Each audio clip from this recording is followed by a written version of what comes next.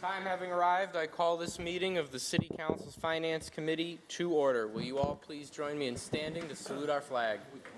How are you doing? I pledge Pledge allegiance to the flag of the United States of America and to the republic for which it stands, one nation, under God, indivisible, with liberty and justice for all. Thank you. Mr. Clerk?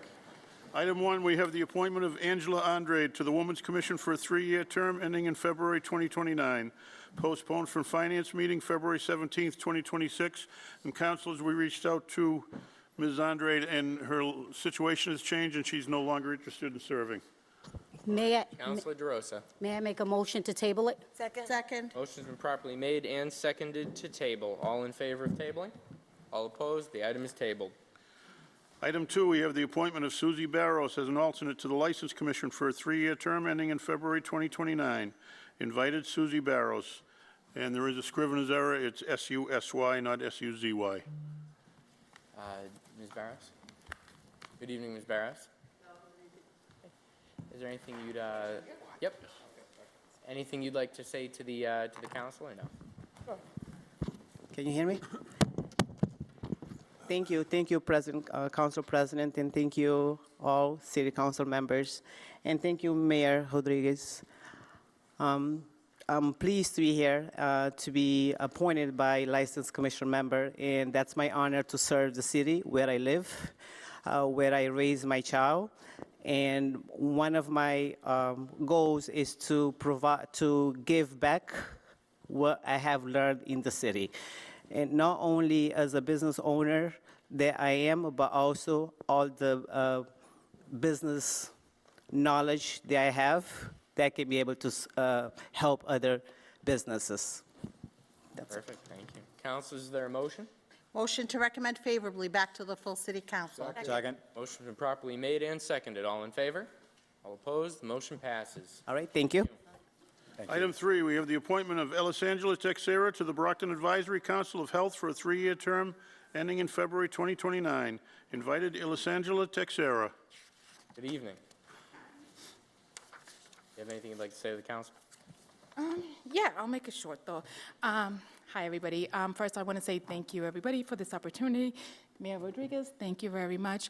I am looking forward to be a part of this board, and as you guys know, I'm always looking for ways to collaborate with the city, bring other agency in my background into serving our community and giving back to our community. So thank you very much. Thank you. Councilors, do we have a motion? Motion to recommend favorably back to the full city council. Second. Motion's been properly made and seconded. All in favor? All opposed? The motion passes. Thank you. Item 4, we have the appointment of Louisa Schaefer to the Human Rights Commission for a 3-year term ending in February 2029. Invited Louisa Schaefer. Good evening, Ms. Schaefer. Hi, good evening. Thank you, President, and thank you, to City Councilor. Being a part of the Women's Rights Service, being live in Brockton, also work at the Brockton Neighborhood Health Center, I see myself in here to support and help our community to be more successful. Motion to recommend favorably back to the full city Second. council. Motion's been properly made and seconded. All in favor? Motion. On the motion, Councilor Nicastro. Thank you. Good evening, Ms. Schaefer. And Ms. Schaefer is a proud Ward 4 resident. I just wondered, did you want to tell the Finance Committee why you're interested in serving on the Commission for Women? Like I said in the beginning, being live in Brockton and work at the Brockton Neighborhood Health Center, I see myself to be here and to support it and to help our community. Thank you. Thank Thank you. you, Mr. Chair. All right, no problem. Motion's been properly made and seconded. All in favor? All opposed? The motion passes. Thank you. Thank you. Thank you, ma'am. Item 5, we have the appointment of Sylvester P. Forts of 20 Hope Street, Brockton, Mass. to the Brockton Advisory Council of Health for a 3-year term ending in February 2029. Invited Sylvester P. Forts. Mr. Forts? Councilors, I don't see Mr. Forts here. Would anyone Motion like to postpone till the end of the meeting. If Mr. Forts arrives, then we can do this Second. at that time. Thank you, Councilor. Motion's been properly made and seconded. All in favor of postponing? Motion passes. Thank you. Item 6, we have the appointment of Wadazar McCullough of 47 West Elm Street, Apartment 503, to the role of Commissioner of Health and Human Services. Invited Wadazar McCullough. Good evening, Ms. McCullough. Hi.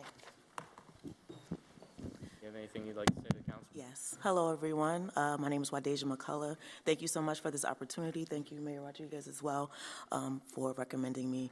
Although I've lived in Brockton for a short amount of time, I've worked at Brockton Neighborhood Health Center since I've moved here, and it has become my home away from home.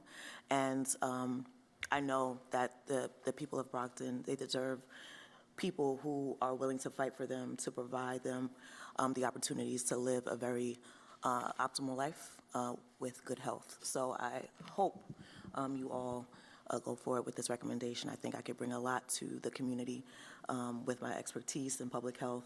I'm currently receiving my Doctor of Public Health from Johns Hopkins, completing my dissertation as we speak. So thank you again for the opportunity, and I'm happy to answer any questions there are. Thank you. Mr. Mayor, do you have anything to add? Yeah, I do. You know, politicians, they can't walk by a microphone without grabbing it and saying something. But I want to make an appeal to the committee. You know, when I was sitting up here, how I felt about this position, that this needs to be somebody that actually is a go-getter. This is a brand spanking new department that we're creating here, so we want to make sure that it's someone that knows the system, knows the health and human services field, especially here in the city of Brockton, that has the ability to go out and seek out grants to help us run a department that actually creates programs, not just manages programs. Because that's one of the things that I've noticed that lacks in our city is that we have a health department that basically kind of manages things here and there, and then when a pandemic like the COVID-19 showed up, we were basically in La La Land, you know, try to figure out exactly what to do. So that this is why I think we need to kind of put our resources, our mindsets behind something like this. And I believe this young lady is more than qualified to be able to do this. When somebody has a master's in public health, is in the process of getting a PhD in public health, I think it's somebody that resides in Brockton. It's an opportunity for us to really foster the relationships that we need to develop within our city to help us grow in this particular brand spanking new department that we have. And I had voiced my concerns with previous appointments that we've had in this position. So I wholeheartedly encourage you, my fellow colleagues, ex-colleagues, to support this appointment, and so we can move forward with this department that the city so deserves. Thank you, Mr. Chair. Mayor. Thank you, members. Councilor Thompson. Thank you, Mr. Chair. Good evening, Ms. McCullough and Mr. Mayor. I just want to try to give some of my experience with Ms. McCullough. I was happy to be appointed to the mayor's Quality of Life Downtown Task Force in his in the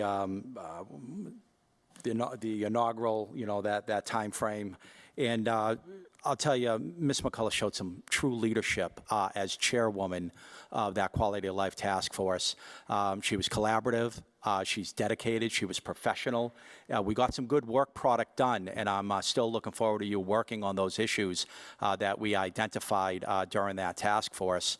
And so I think Ms. McCullough is exactly the type of person we're looking for in this role, someone who understands public health, someone who understands how to work with others, to be collaborative, to be communicative. And so my experience with Ms. McCullough was educational on my part. And I do believe she's the right person for the job. And I'd ask that the council vote favorably on this recommendation. Thank you. Thank you. Thank you, Councilor. Councilor Nicastro, followed by Councilor Charnel. Thank you. Good evening, Dr. McCullough, almost. Almost.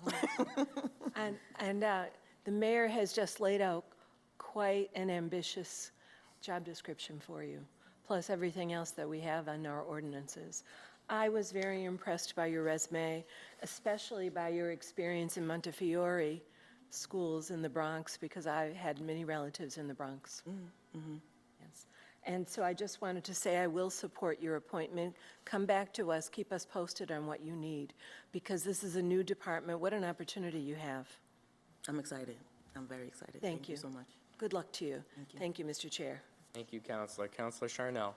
Good evening, everyone. Ms. McCullough, I'm very excited to see that you are taking on this role and this endeavor.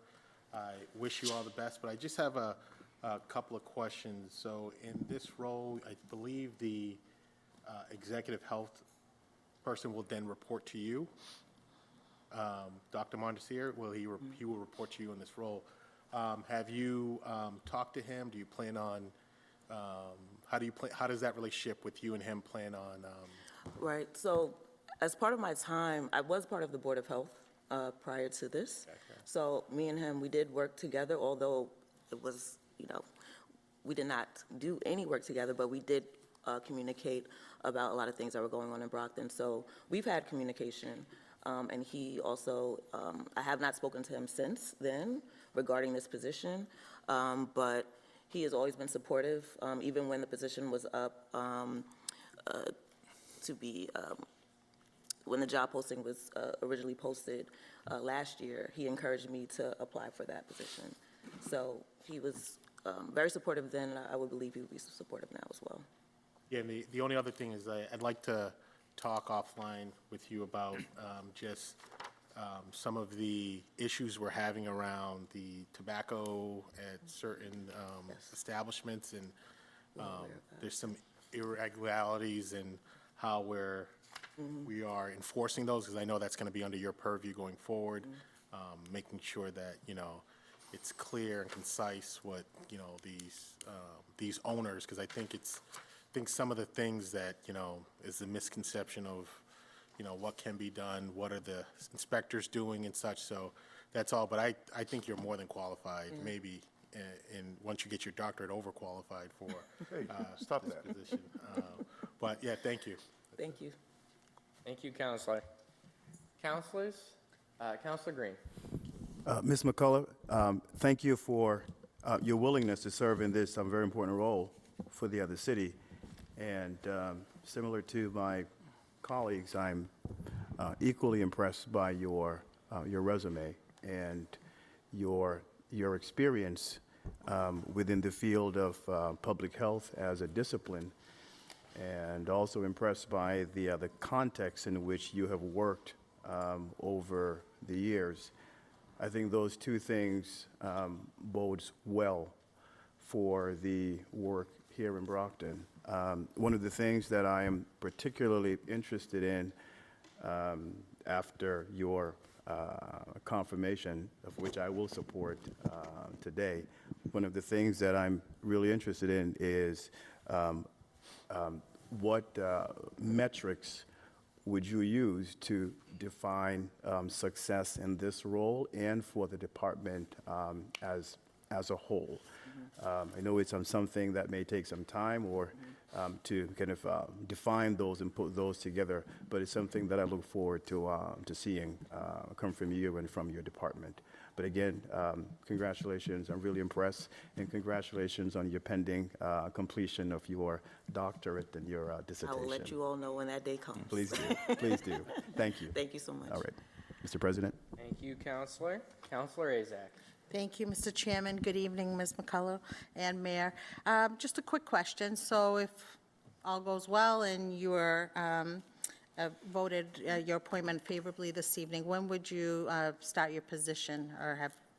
As soon as you allow me to. My last day at Brockton Neighborhood Health Center was this past Friday, Okay. so I'm available. Well, that's exciting. So Mayor, she would start right away? Well, like she said, as soon as the council says start, we start. Okay, Counselor, perfect. just a reminder, final vote wouldn't be till next week. Till next week, correct. With that being said, I'm not going to repeat what some of my colleagues have mentioned. Your resume is very impressive, and you seem going to be great to work with, so we're looking forward to that. And as Councilor Charnel stated, I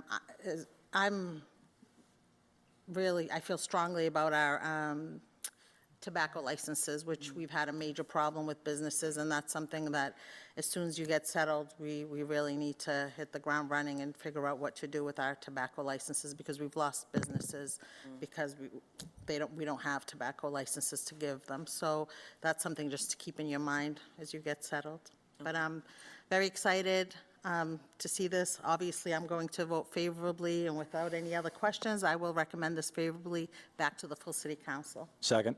Thank you, Counselor. On the motion, Counselor Farwell, did you have You're the Yes, I last just person wanted I to had. say, in municipal government, change can come very hard.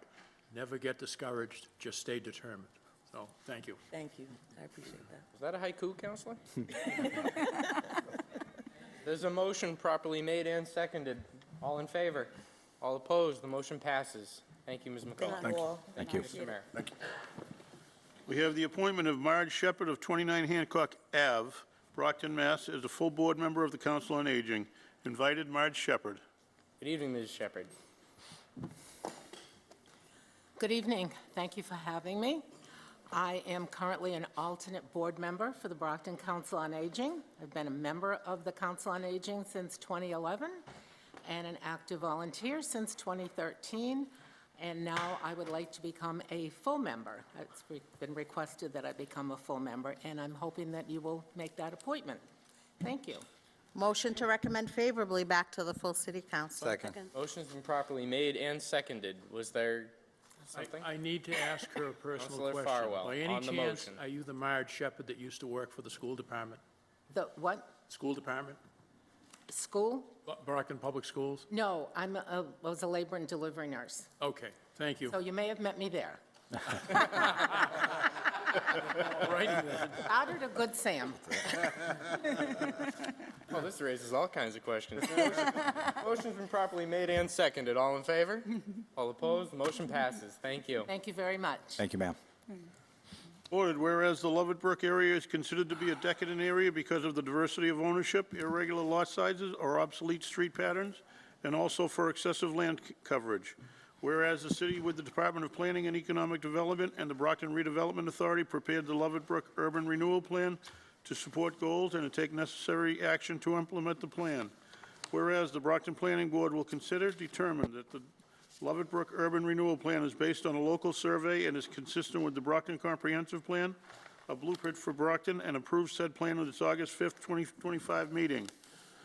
Whereas the Brockton Redevelopment Authority will meet to consider approval of the Lovett Brook Urban Renewal Plan as an urban renewal plan prepared in accordance with Mass General Laws, Chapter 121B and 760 CMR 12.00, as amended from time to time.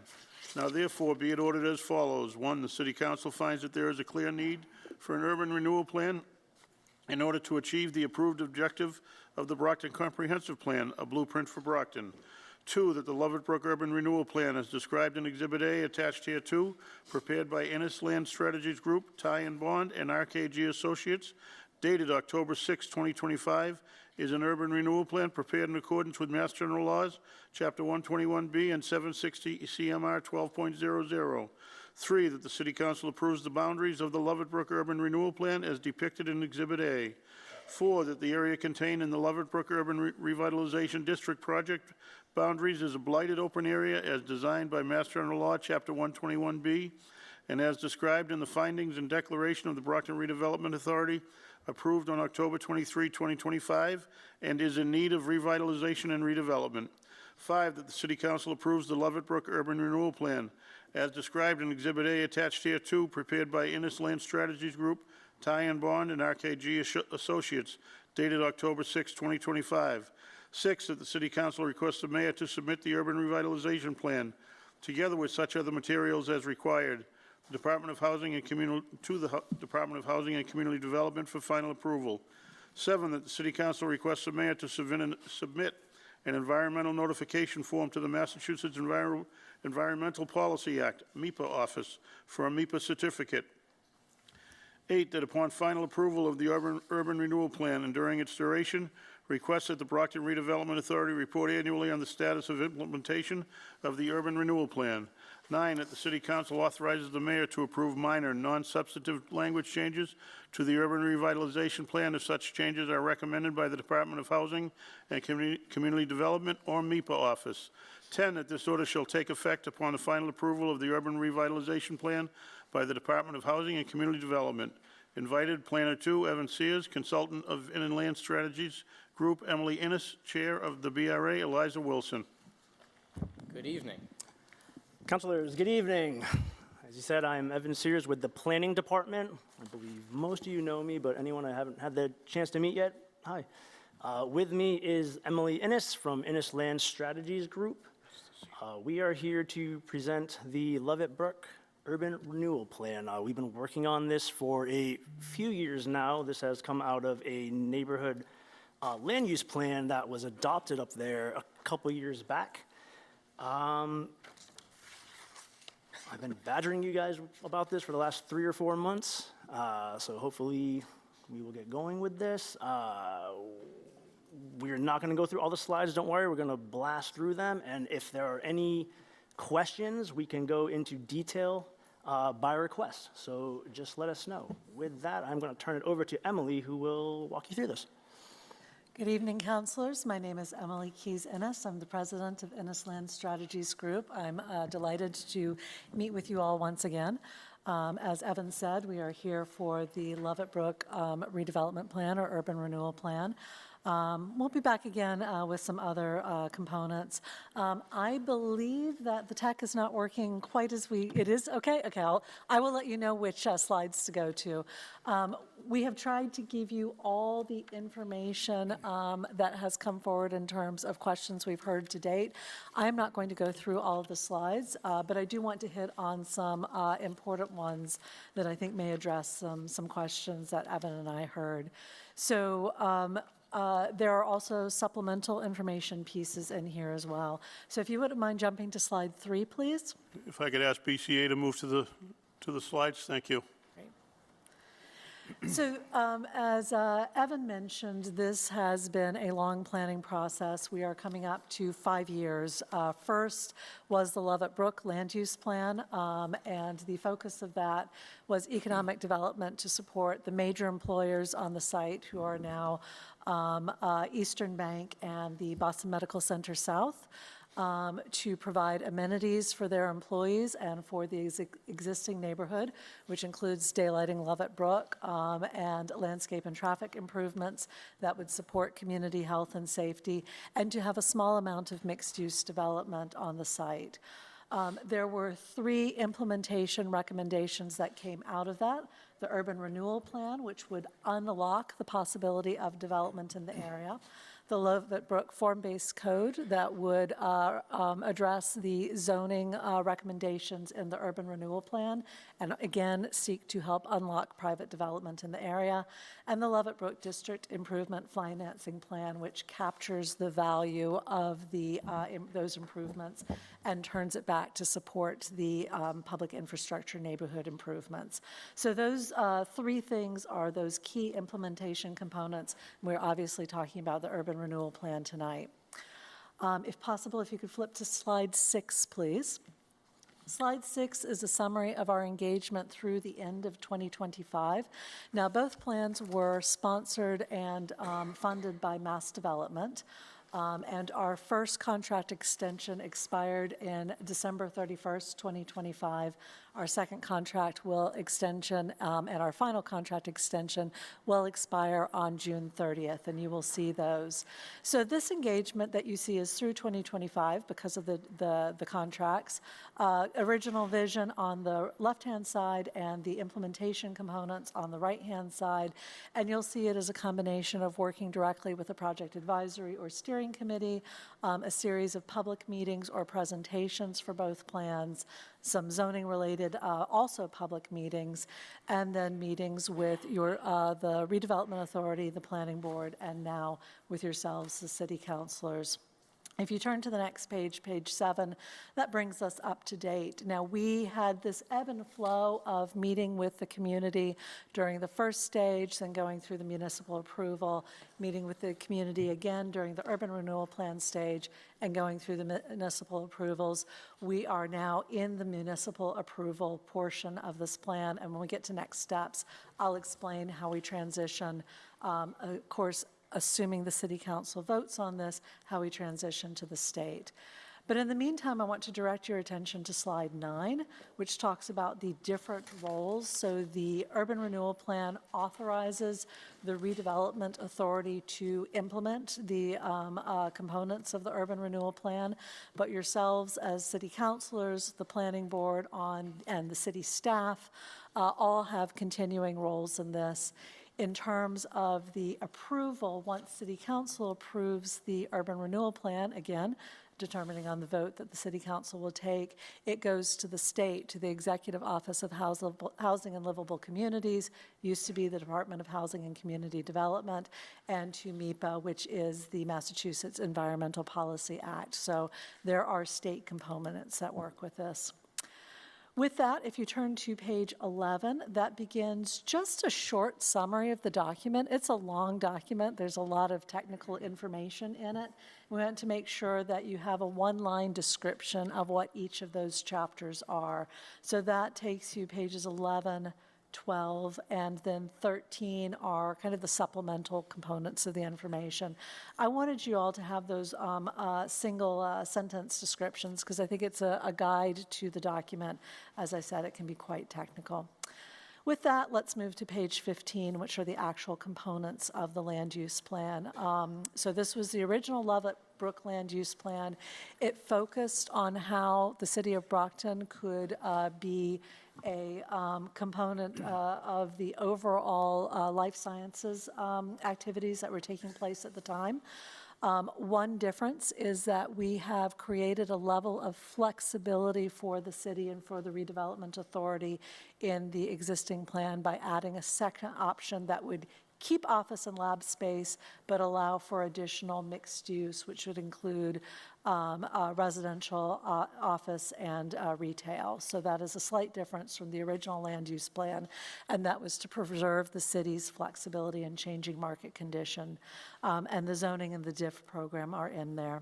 If you go to page 16, I do want to address the question of blighted conditions, because this is something that we hear in every urban renewal plan that we do, is communities are not unsurprisingly concerned about being determined to be blighted or have their neighborhoods be blighted. I do want to stress that this isn't a reflection on the neighborhood. The terminology that we use, the definition of blights, are state-defined definitions. They're not the sort of the common one that we think of when we're thinking of, oh, well, something wasn't taken care of. These are things having to do with how is the land laid out, what environmental conditions are there, how have the economic conditions changed over the years, is there a significant amount of impervious surface that might be contributing to deteriorating health. So these aren't things that any one individual, property owner, city, neighborhood should feel concerned about. They are conditions that open up opportunities for the city to help address these, I would call them systemic conditions rather than individual ones. And you'll see here what we're looking at is the presence of impaired wetlands, the significant impervious surfaces. If you go into the supplemental information, it will talk about the history of redlining, platting that is not, and platting is division into parcels, paper streets that are no longer suitable for current conditions. And that's what we're meaning when we talk about blighted conditions. I'm going to skip over some of the other improvements. The slides give you detailed about what could happen, and move to slides 20 and 21, which talk a little bit about the two scenarios that I mentioned. The first one, slide 20, is the life sciences scenario that was talked about in the original land use plan. Slide 21 is the alternative mixed use scenario, which does retain some office and lab as options, but allows for additional mixed use. Either of these scenarios is permitted in this plan. Either of these scenarios would be permitted under the proposed zoning changes. But again, the intent is to set a framework that gives the redevelopment authority and by extension the city flexibility to move forward. With that is potential acquisitions, and I'm just going to touch on two more things that I think are critical for people to understand when looking at this. We do have to identify acquisitions. These are properties that could be, but do not have to be, acquired in order to support the goals of the plan. Should the property owners redevelop their properties in accordance with the goals of the plan and the proposed zoning changes, there's no need for the acquisitions, and there's no penalty to the redevelopment authority or the city for not acquiring them. The other thing that I want to talk about is the financial plan, because I think that's something else that people do get concerned about. The financial plan, which is on page 25, I just wanted to identify the sources of revenue and expenditures. Revenue can include the disposition of property if it's acquired, planning grants, other grants from the state, the district improvement financing bonding, environmental resiliency grants. What it does not include is city operational or capital funds. The idea is that the improvements, the development would come with either private funds or a public-private partnership, but not come from city operational capital funds. Page 27, this is the final thing that I want to discuss in the overview. You all have a memo in front of you. There were changes at the Massachusetts Environmental Policy Act office, the MEPA office, in the regulations and the forms, and we were waiting until those were out. So what you have in front of you is a memo that requests that should you move this forward, that you do so with the recommended text changes. These are technical changes that just talk about MEPA. And then the final slides, 28, 29, and 30, are all of the steps that happen after this meeting, starting, of course, with the Finance Committee. These are estimated dates based on your votes, but it does get us to the June 30th date. We do have a little bit of flexibility with that, but just so you know, those are the steps that take you from the city approval process to the state approval process, and one of those is actually a MEPA public hearing, which will be held as close to the neighborhood as possible. With that, I'd be happy to turn it over to any questions that you may have.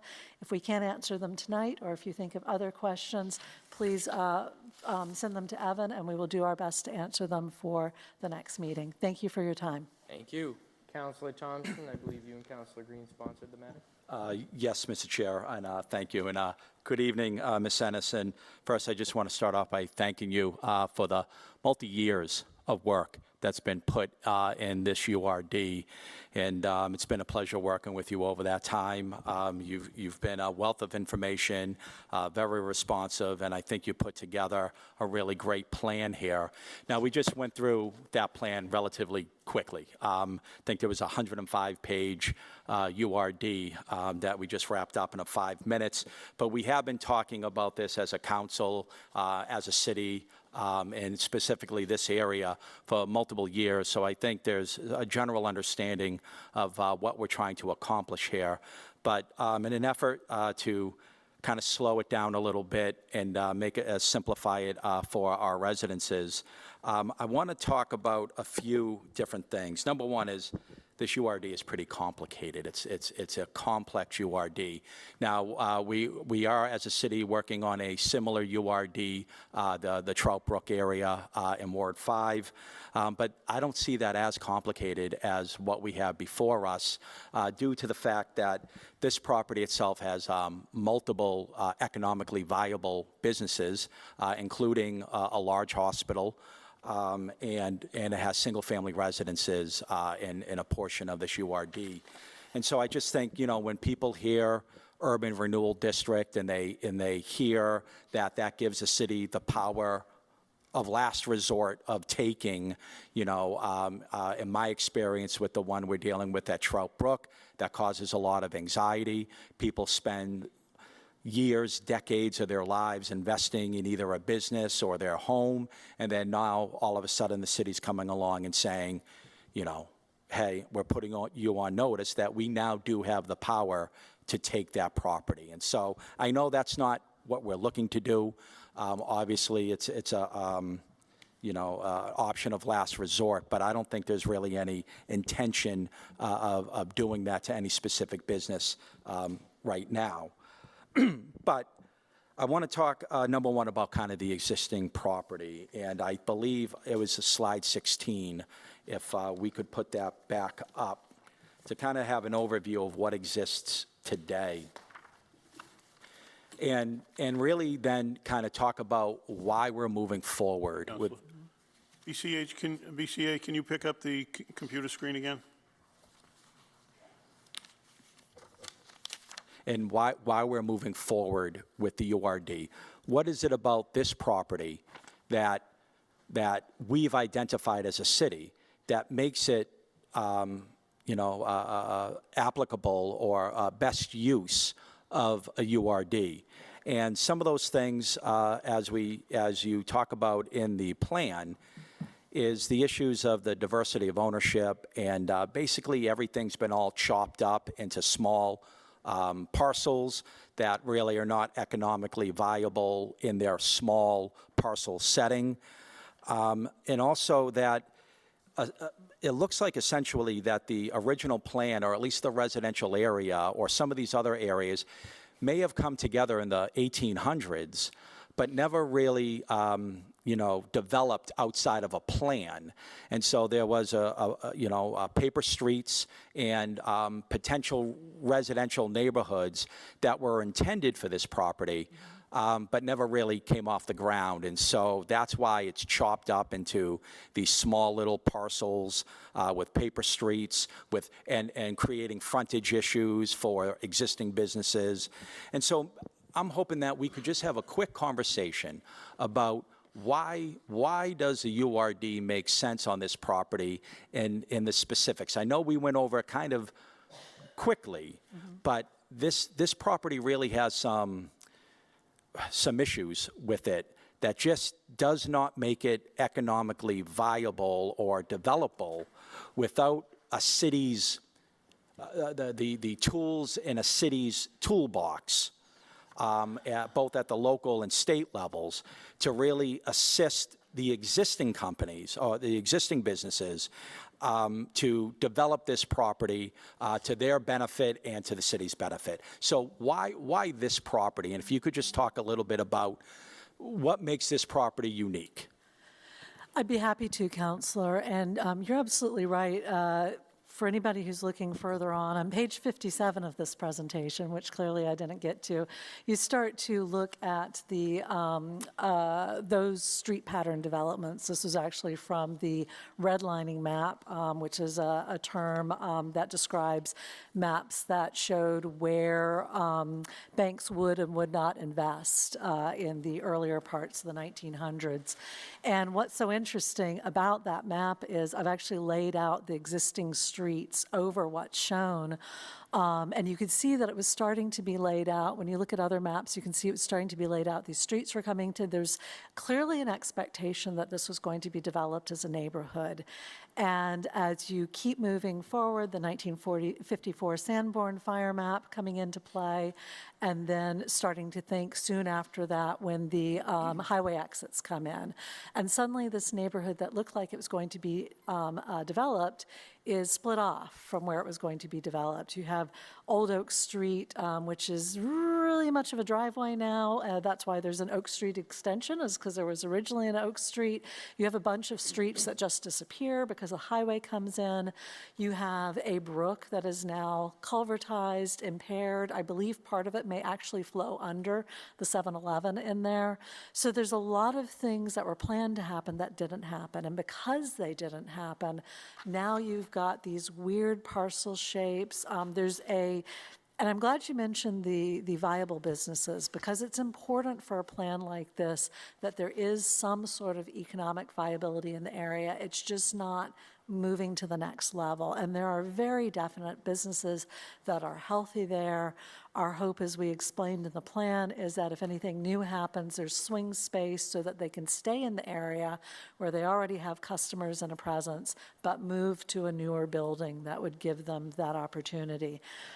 But the way the land is divided up, the ownership, sometimes some of these back parcels that have no frontage are owned by the same person, sometimes they're not.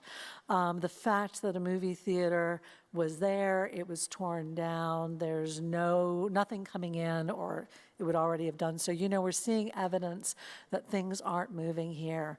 So I think certainly for the land use plan, it sprung out of a study that MIT students had done, which is how could Brockton participate in life sciences? not at the level of the labs that need to be right next to the colleges for like pure research and development, but you've already got a hospital, you already have some lab spaces, Quest Diagnostics is there, and I think elsewhere in the city at the time. Is there a way of supporting an existing employer with good jobs on that site? And so that's how the idea of, the MIT students did one round of research and found that there were some possibilities. When we came in, we brought in our colleagues at RKG Associates, which did a deep dive in it. Actually, the two of us ended up getting invited to present to the Metro South Chamber of Commerce because they were so interested in that. And so it really became this area right near the highway, right next to a hospital, another major employer, which was then Harbor One Bank. It's a perfect area to figure out how do you better enhance it for jobs and employment. Then, as we progressed with some of the delays coming from the fact that the MEPA regulations were in flux, were in change, and that would have a big impact on how this plan could move forward. At the same time, you also had the bottom kind of falling out of the life sciences market. And this is where we said, look, we need to be responsive. I think Trout Brook, the market was known, but even that, the implementation of it is a little bit different from what we'd anticipated.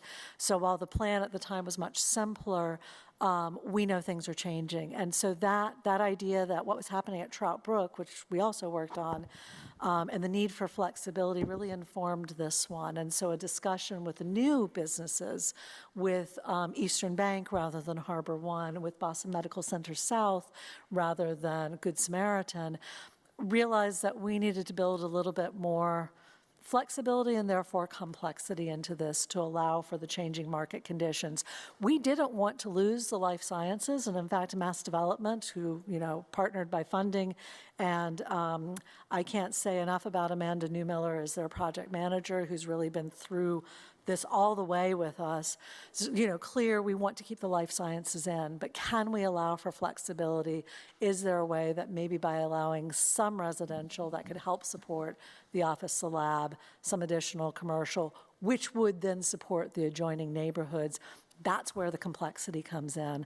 So really the presence of the hospital and additional land that could be used, those existing conditions of the odd platting, the landlocked parcels, which the private market has not been able to address, the position next to the highway.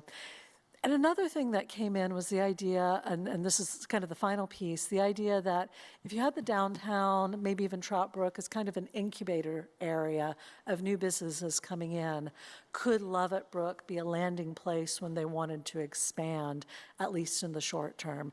So that link between the downtown and Lovett added kind of that final layer of A, complexity, but B, an additional need for flexibility so that the city and the redevelopment authority wouldn't be caught out by changing market conditions. Right, and I thought that was interesting as well as using our downtown as potentially an incubator for businesses to kind of develop in a smaller space and then, if successful, expand onto land like this where they could grow. One of the also things that I like that you talk about is the flexibility of this development. Sometimes we get myopic on, as you said, hey, life sciences, that was kind of the big thing that was going on at the time 4 or 5 years ago. And we see that's kind of a saturated market now and maybe doesn't need that laboratory space or large labs as we might have anticipated a few years ago. But this URD allows for the flexibility to maybe catch on to different industries that we may not yet see or are in their infancy now. One of them is I'm working with the OCPC on their grant for making Route 24 advanced manufacturing hub, right? And so potentially, maybe that's an industry that could come to this property, advanced manufacturing of some sort. Excuse me.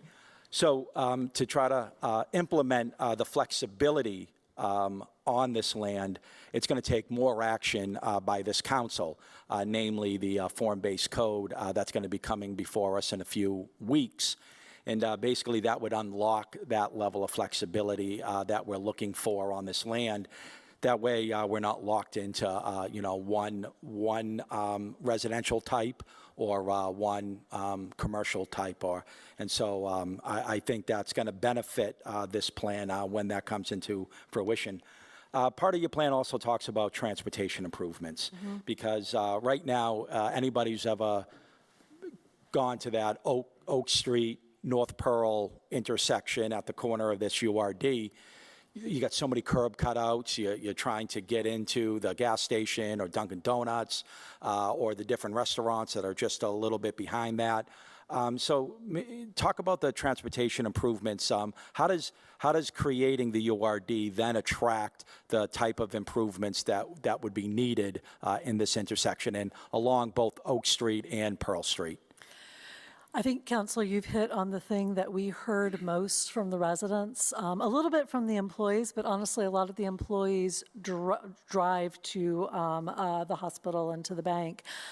What they weren't doing was then walking to lunch places because it wasn't very nice to walk. And I think that's a combination of two things. One is the transportation improvements.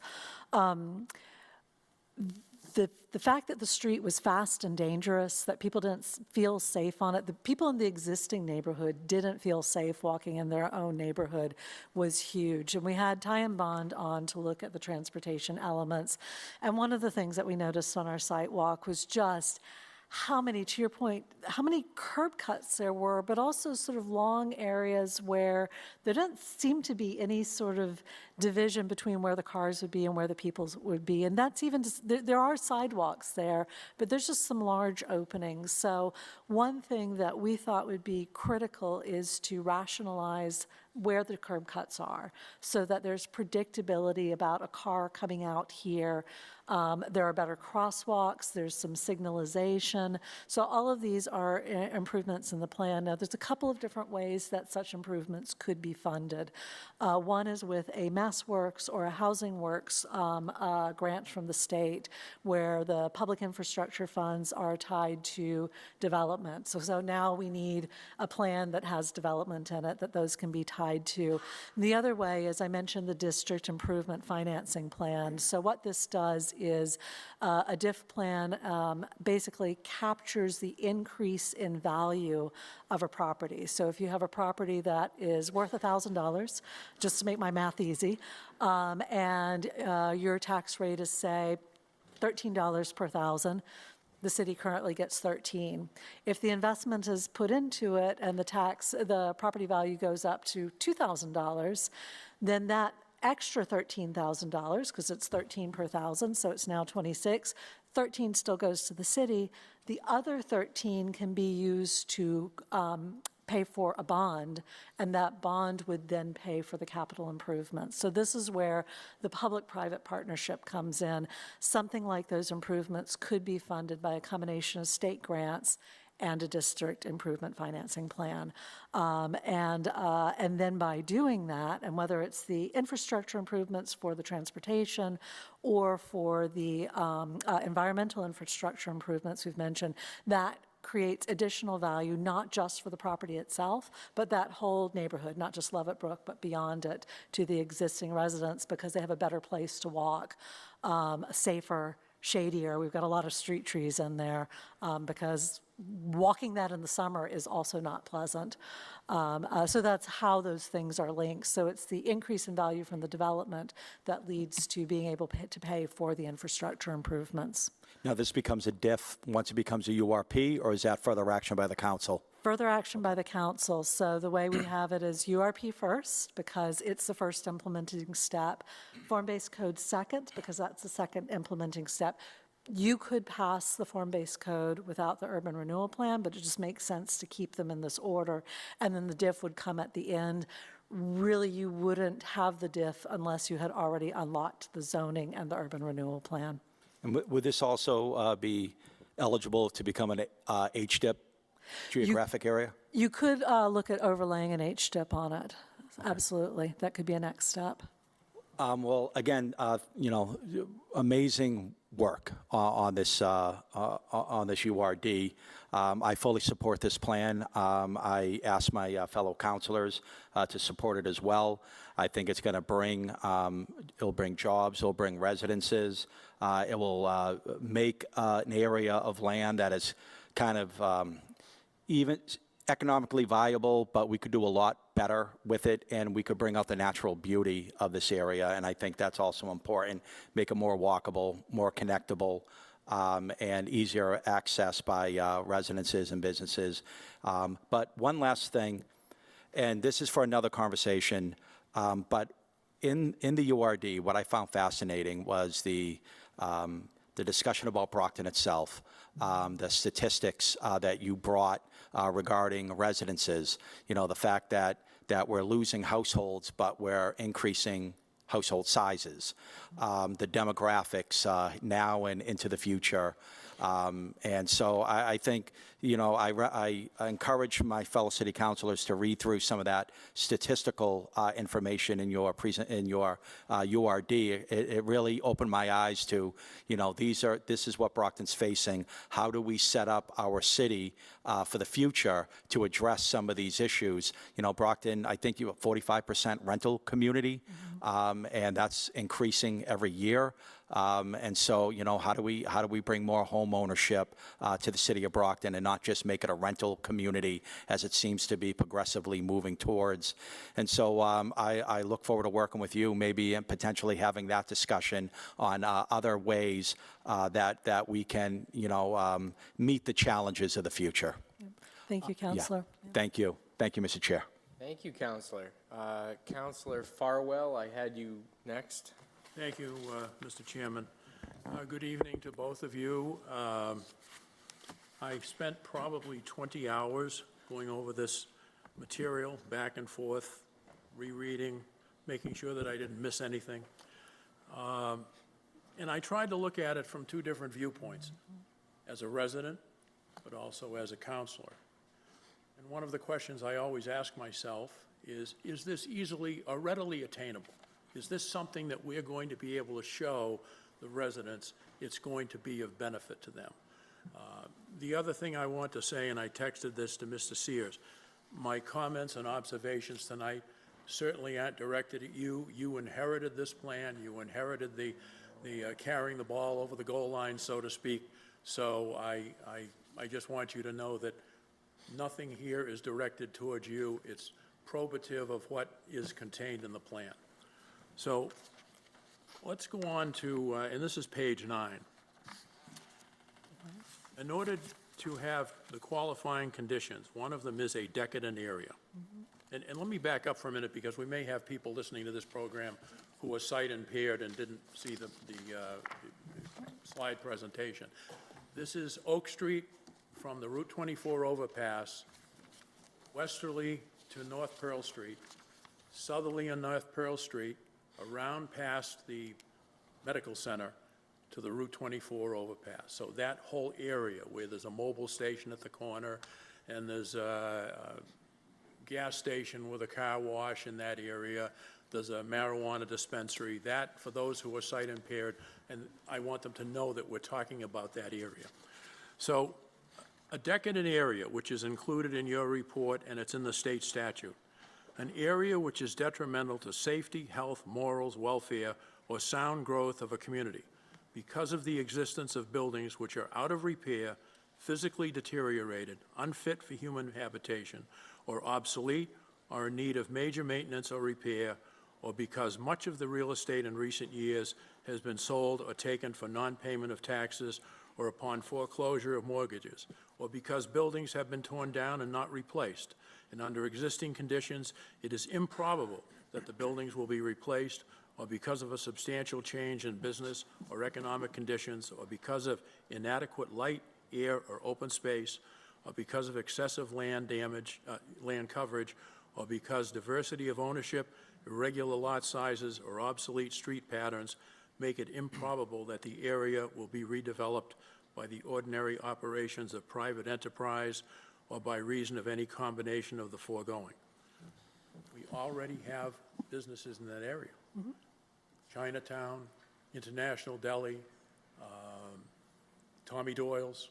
We have a viable gas station. I just can't, and you may say, well, don't worry about it when they really don't pay any attention to that. But you're asking me to put my name and my vote in this. You're asking me to say, as a sitting councilor, this is a decadent area. And I have to tell you, I can't embrace that. I mean, I'm there all the time. In the 10 years that I've been in the council, 25 years in elective office here in the city, I have never had a complaint about that area. I've never received an email that we have unhoused populations roaming around causing problems with customers. As a matter of fact, I don't remember a major crime happening in that 51.7 acre area. Do either of you know of any major crimes that have occurred up there as opposed to other areas of the city? And Emily, you've been here working with us for a long while. Absolutely, Counselor, and I would echo the fact that you have vibrant businesses there. Shout out to Chinatown. We did a stand-up meeting with the businesses, and it started to thunderstorm, and they very kindly gave us shelter in their restaurant so we could finish the meeting. That, to me, those businesses are the evidence of vitality, and I want to state that presence of unhoused population and crime are not sole determinants of blight and not mentioned in the definition that you read, Counselor, which is really important for people to understand that you don't have to prove every single thing in that definition for it to be considered decadent. So we are focusing on the inappropriate platting of land, the environmental conditions, i.e. the impairment of the brook, the extensive impervious, that means water runs off at surface area. It's very, very heavily paved. In certain portions. We are focusing on the fact that there was a building that was torn down and has not been replaced, which is the movie theater, and that given existing conditions, that parcel has sat as a parking lot and not been replaced as a building since I started, well, obviously before I started working on it, but since I started working on it, there has been no change other than the change in ownership of the two major employees to the development in the area. So I absolutely agree with you that those businesses are vital, and we want to make sure that that vitality is continued by bringing more people to the area, more customers. Can it be done without moving them? Possibly, yeah. I mean, this is where the private market comes into the play, where the zoning comes into play. To your question earlier, Councillor Thompson, your hope as a community is that you don't have to use eminent domain at all. You want to encourage the private market to act, and act as they would in any place. But in this case, you've given them additional guidance in the plan about what you'd like to see there. You've given them guidance about what improvements should come along with it. And the form-based code is now targeted. I don't want to go into it too much, but each section of the form-based code talks about the specific neighborhood that's involved, and there are specific requirements for Lovett Brook that came out of this planning process. What I'll try to do is structure these questions so they're either yes or no. Okay, got it. I'm not very good at those, Counselor. I apologize. I understand. By the way, a councilor mentioned to me that you have all of those businesses that have signed on, that they want this plan, even if it means they have to shut down or be relocated. Is that true? I wouldn't say that's correct. We have met with the businesses over the period of the plan. They have not raised objections to it. I think that they had questions that we tried to answer, but they've not come forward recently they have not come forward to me, and they wouldn't because I'm the consultant. Evan? Yeah, no, we actually put a lot of effort into reaching out to everybody. In fact, we actually were struggling with that at first, getting some of the businesses out to the public meetings. So what we decided to do was just go to them. So we actually went door to door with flyers trying to speak to them. We also set up a tent in the parking lot one day. We're out there for a stretch of time and said, hey guys, I know you're busy, but if you have 5 minutes, just come out and talk to us real quick. And many of them did. We hit most of the businesses in that area, came out and talked to us, and the overall consensus was that they were enthusiastic to see the area evolve and improve. But morally and ethically, even if it's not legally required, your report says that you wouldn't begin doing anything, any acquisitions or takings before 2028. Have we sent a letter to the property owners affected by this plan that the city council is going to be voting on this plan and that you may, again, emphasis may, have your business acquired either through a friendly taking or through eminent domain, and that you may or may not be eligible for relocation expenses? And that should be just be an easy yes or no. Have we done that? We have not sent anything out recently, but they should be aware of this. But we can do that again. How, you mean Sure. they should be aware because it's been published? Mhm. All right. Oh, yes, yes. Since this has been around for several years, do you have any developer that has contacted you or the city and indicated, this looks like something we're interested in, if you get this passed, we'll be on board, or we'll take a hard look and we may be on board? Yes. We have. We have, yes. I don't know. I'll just say yes. We have had some interest. I don't know exactly what the depth of it is, but yes. I talked to former Mayor Sullivan. He said that an outside, it might have been an international company, came in and took a look at that area, but then they decided it would not be appropriate for them for a life sciences center. Is that accurate? Maybe. I'm not sure if we're thinking about the same thing, Counselor, but. Okay. Let me go on so that I don't take up too much time here. At the bottom of page 10, Emily, you have redevelopment of this underutilized site over the 20-year life of an urban renewal plan is not improbable. However, given current market trends, such development will be a challenge. Other factors could modify the market dynamics, including motivated property owners, focused public investment, and a carefully considered mix of complementary land uses. It is fair and accurate to say that this plan is predicated on a number of things falling into place. Grants, which we may or may not receive. Brockton kicking in money, however, in whatever form. Loans, I suppose appropriations, transfers. So there is a financial part of this which may splash over to the city. Is that an accurate statement? Couple of things to break down. No, it's not accurate, because I know you wanted the no answer. The financial plan does not assume any appropriations from City Council. Well, you talked about the city's responsibility for traffic improvements. Yes, but those would be from Mass Works or Housing Works grants or from the DIF plan, not from the city operating funds. If received. Well, yes, but then the traffic, sorry, Counselor, I don't mean to argue with you. What I mean to say is if the grants aren't provided, then the city is not on hook for the work. There's nothing in the plan that says the city must do this. This is a framework plan that says these are things that the city would like to have happen. These are how they can be accomplished, but it doesn't require that the city actually do all of these. There's no mandate for the city. By the way, under Chapter 121B, if we approve this plan, we've basically given the redevelopment authority, they can sue or be sued, they can take land by eminent domain, they can borrow money, they can issue bonds. So we've effectively given them pretty much the authority to go forward with this plan. And if they come back to us because they need something, that's fine. But other than that, they would make periodic reports to us. And we've ceded, if not complete control, I would say a vast majority of control over what would happen with this project. We tried to be very clear.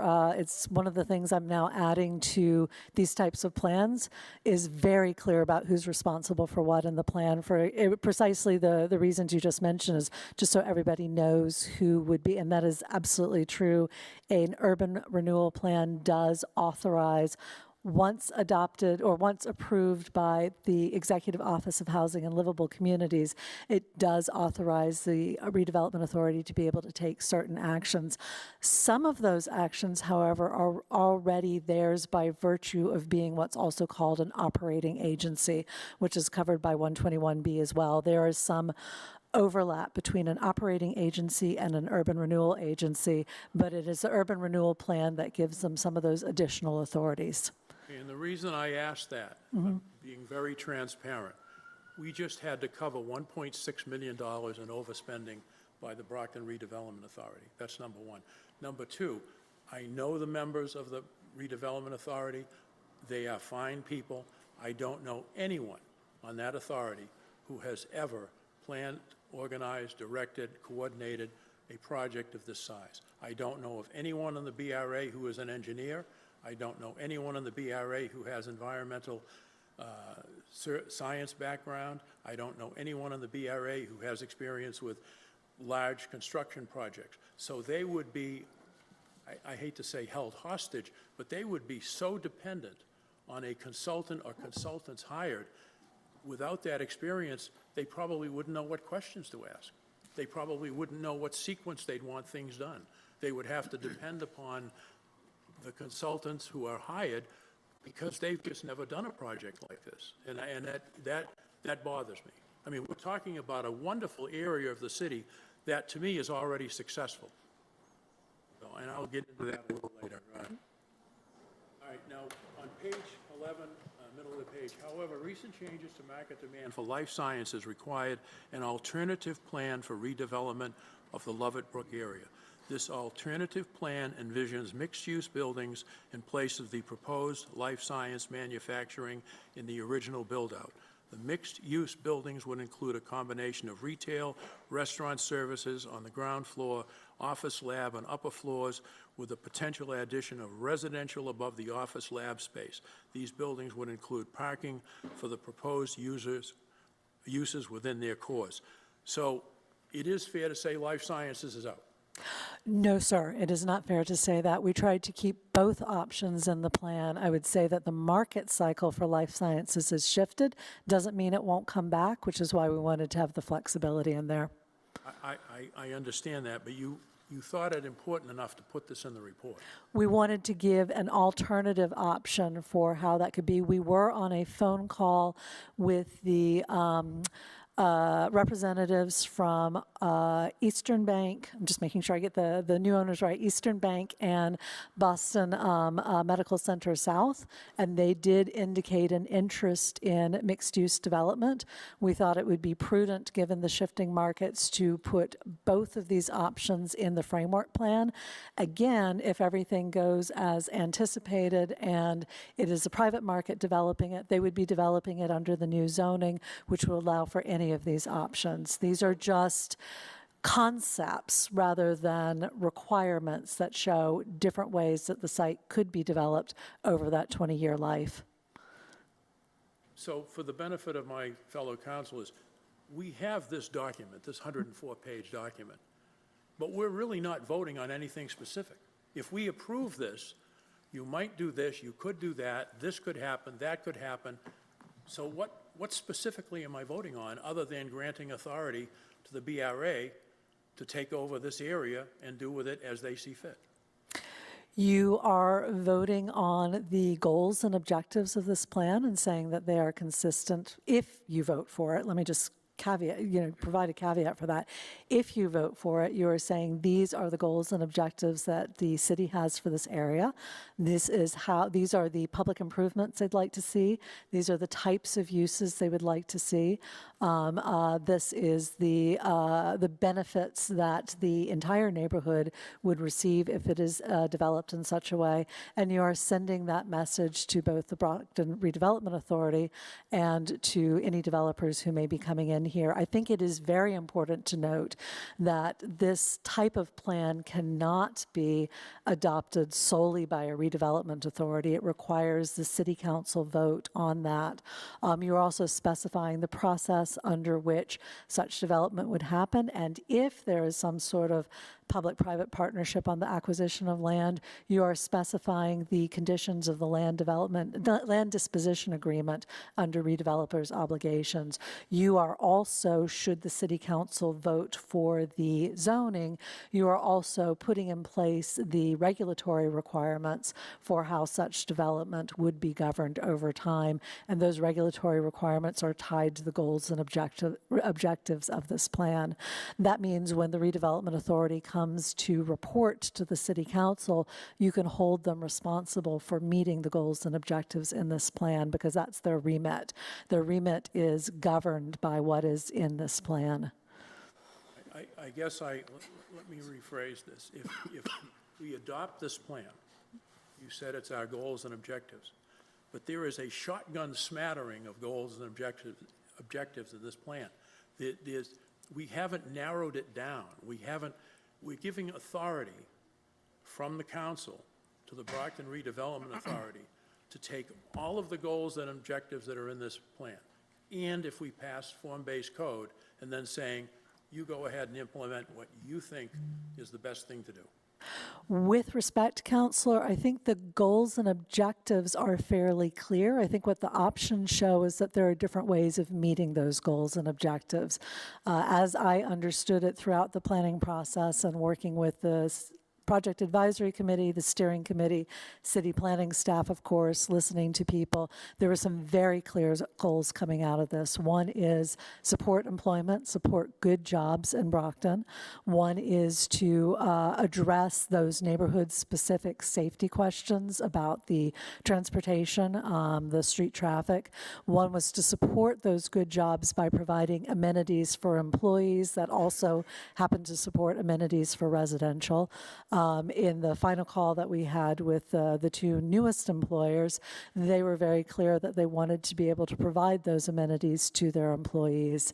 So I think those are the top levels: good jobs, amenities, safety, improve the environmental conditions, and then if housing is appropriate for the site, that would also support those employers by allowing their employees to live closer to where those work. Those are the goals and objectives. The scenarios just simply show different options about how those could be achieved over time. The fact that this is a 20-year plan means that the city and the redevelopment authority do need that flexibility. Okay, and I guess maybe both of us should try to shorten our answers. But again, if we adopt the plan, what you just articulated would be decided by the redevelopment authority. Based on the goals and objectives that you as the city council have adopted, yes, and you can hold them to those. But they don't have to embrace all of them. They could just cherry pick. Well, we think this is the best one. Well, we think that's the best one. You mean, just to clarify, Counselor, you mean cherry pick between employment versus housing? Okay. All right, let me go on. So Yes, I'm trying to keep my answers short now as well. Go on to page 14. You have Table 2, buildings to be demolished. And I believe there are 19 of them. I could be wrong. And again, that's your terminology, not mine. Buildings to be demolished, all right? So you have some single-family residences. You have the Boston Medical Center building that's up there, parcel 013010. You have the International Deli. You have Tommy Doyle's. You have the old Walgreens Pharmacy. You have a marijuana dispensary. You have the Seventh-day Adventist Church.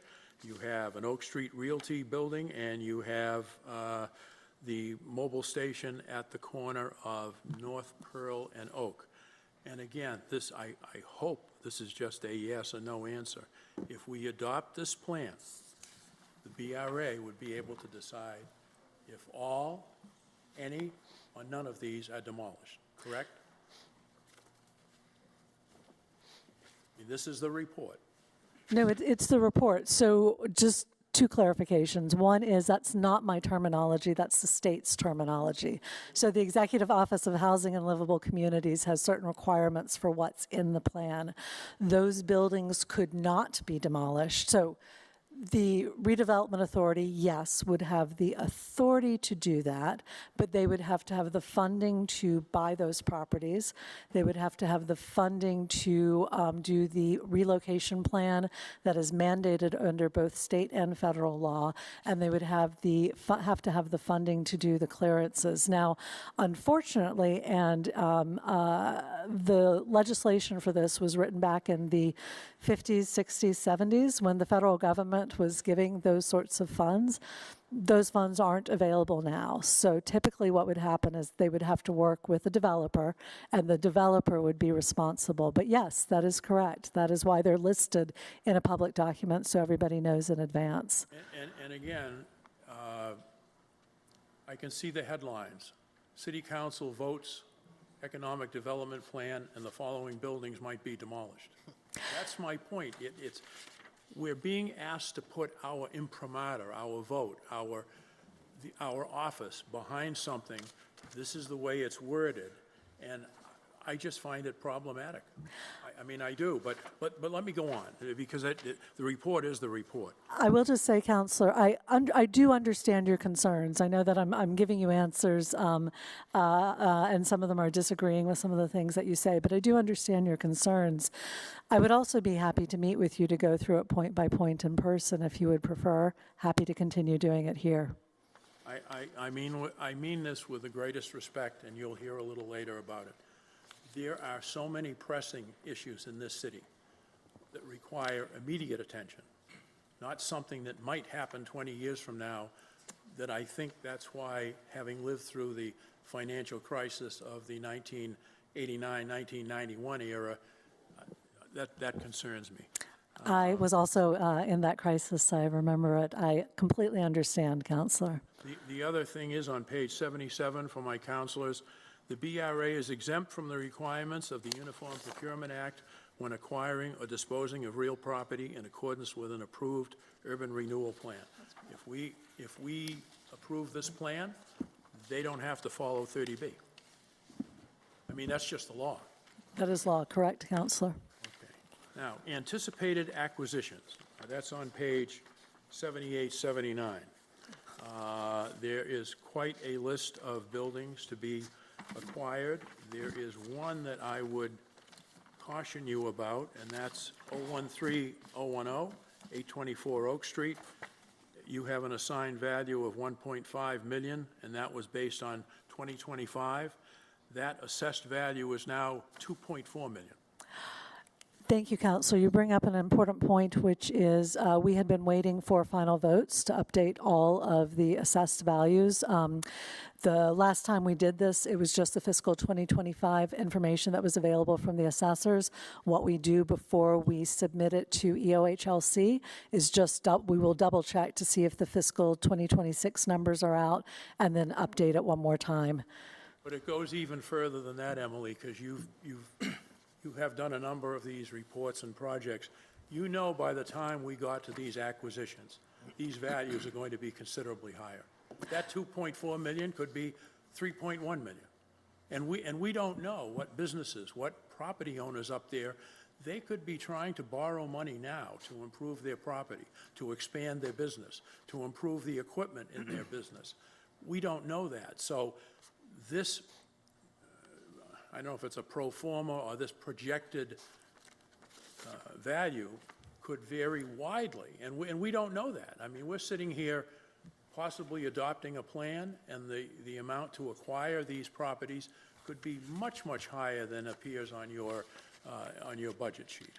Agreed, Counselor, and I really, really do hope that the businesses are improving according to this plan, because then there would be no need to do the acquisitions. We do typically use the assessor's data because that is the best level of value depending on the time of year at which the plan is submitted. As I said, we usually check just to make sure we've got the most up-to-date, because we know EOHLC will make us change it if we don't have the most up-to-date. But you're absolutely right. Somebody could be investing in their property right now. That investment could be 100% consistent with the goals of the plan, and then at some point, Our recommendation would be that the redevelopment authority go back and update the plan and remove those properties from the acquisition list because they've been developed to meet the goals of the plan. I think that would, in fact, be the best outcome for the city if that could happen. But if the redevelopment authority didn't like the plans that were, or the expansion, they could also say, no, that doesn't meet the form-based code. We're not satisfied with that. We're going to take your business. Excellent point, Counselor. The redevelopment authority does not get to decide whether or not it meets the form-based code. That is the role of the planning board. Yeah, okay. So they would not have that option. So let me, I did not know much about relocation expenses until we had the problem with 93 Center Street. So could you briefly at least let my colleagues know what is Chapter 79A? How does it apply to businesses or residential units when we take their property and we have to pay to relocate them?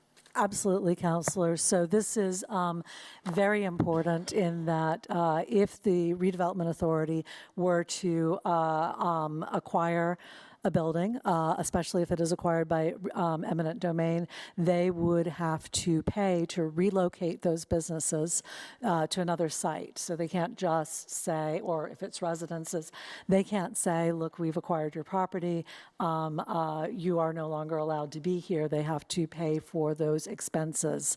And so that is an additional cost. Counselor, you correctly mentioned that property values may well go up over time. Again, that is our hope for the city. So if those property values go up and they have to pay the relocation costs, that may actually come into play in being too expensive for the redevelopment authority to do. So that is an important point. But that relocation cost is critical for the businesses and the residences to understand, is that they would have that ability to be compensated, but also it is an additional cost on the redevelopment authority side. Okay, page 81, potential relocations. Yes. You have, let me see, 6, actually you spelled it out. It is anticipated that 14 businesses on 9 parcels and 6 single-family residential units will need to be relocated due to anticipated acquisitions. Acquisitions are based on market conditions. The BRA does not anticipate acquiring properties before 2028 unless circumstances change. So I would say to you on page 81 and 82, again, we're talking about relocating to National Deli, Tommy Doyle's Restaurant, Mobile Station, Frank's, the marijuana dispensary, the residential units. And I mention this not necessarily for you to comment, but those relocation expenses, if any or all of these are done, that could be very, very costly. And people can contest whatever amount we decide we're going to provide for relocation expenses in court, which triggers litigation, which triggers delays. Absolutely, Counselor, and this is why eminent domain should only ever be used as an absolute last resort. It is expensive. It can lead to litigation, both on the cost of relocation, but also the cost of the appraised value for the taking. I would not, I actually had one client who removed the eminent domain from their urban renewal plan. Others have liked to keep it in because it does provide some opportunity. For example, if there's title issues, you do have these paper streets, and there may be some title issues relative to them, and eminent domain can be used to clear title. But it's an expensive option, and that's why it's always a last resort. Completely agree with you. All right, page 83. It's about a third of the way down the page. As noted above in section 12.02, subsection 3, eligibility, hazardous materials, other sites in the area have been identified as either sites that have environmental risks or have had such risks in the past. The redevelopment area is within an urban environment with previous commercial uses, and not all sites with hazardous materials have likely been identified. Buildings built prior to 1978 may have lead paint, either within the building or the surrounding soil, and older buildings may also have asbestos. The potential for hazardous materials should be evaluated on a case-by-case basis prior to the commencement of the project. So this came up with the public safety building because unfortunately the city was, I would say, reckless when they took down the old high school building and then they buried it in the soil and it contained asbestos. Once we dug it up for the new public safety building, that raised all kinds of problems. So my question is, given that paragraph, who pays? That can be very, very expensive. That can be very, very expensive, absolutely. What you're hoping is that the developer will pay. What we're doing is, so these types of conditions, these hazardous materials, these are another component of conditions of blight in that they can be difficult sometimes for the private market to address. There are firms out there that specialize in what are called brownfield sites that can tap into their expertise in remediating them, and there are, or have been in the past, grants available to address brownfield sites. So what you're hoping that it's a public-private partnership to do that. Okay, and the bottom of that page, and then I'll go on to the next page.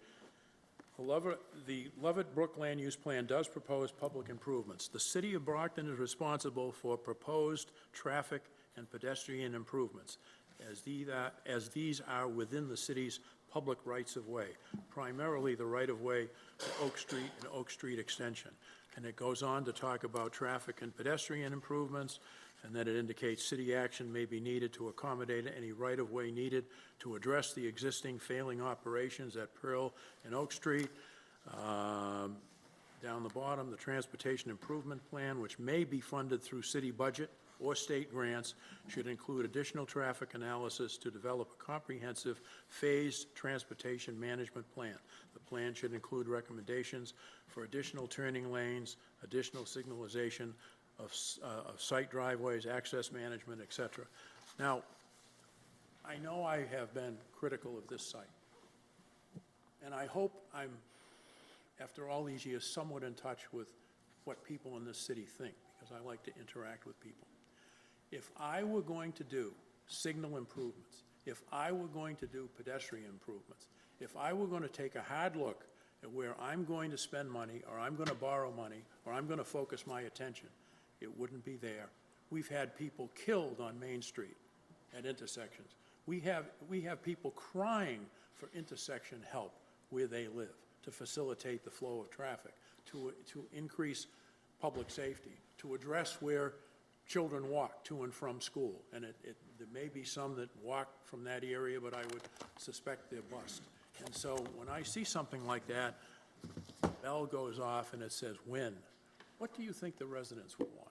Where do you think they'd want us to focus our attention? And I don't expect you to answer because you don't have to stand before the voters and defend your position. So let me go on. I'm almost done, and then I'll have a closing comment. The BRA anticipates it will dispose of all properties acquired under this plan. Proposed acquisitions and the redevelopment purpose are listed in Table 24. At this time, there are no known developers for these parcels. These parcels may be too small for development. As individual parcels, the city may need to dispose of them as part of a project that assembles more than one parcel for development. I agree with that, but I do think that is going to be perhaps costly, and it's going to take a lot of time. And anticipated dispositions, councilors, are on page 87 of the report that you were given. Let's see.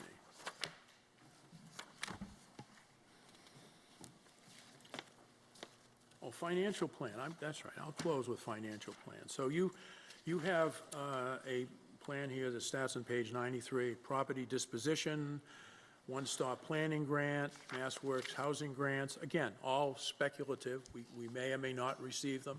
We could receive them, but in smaller amounts.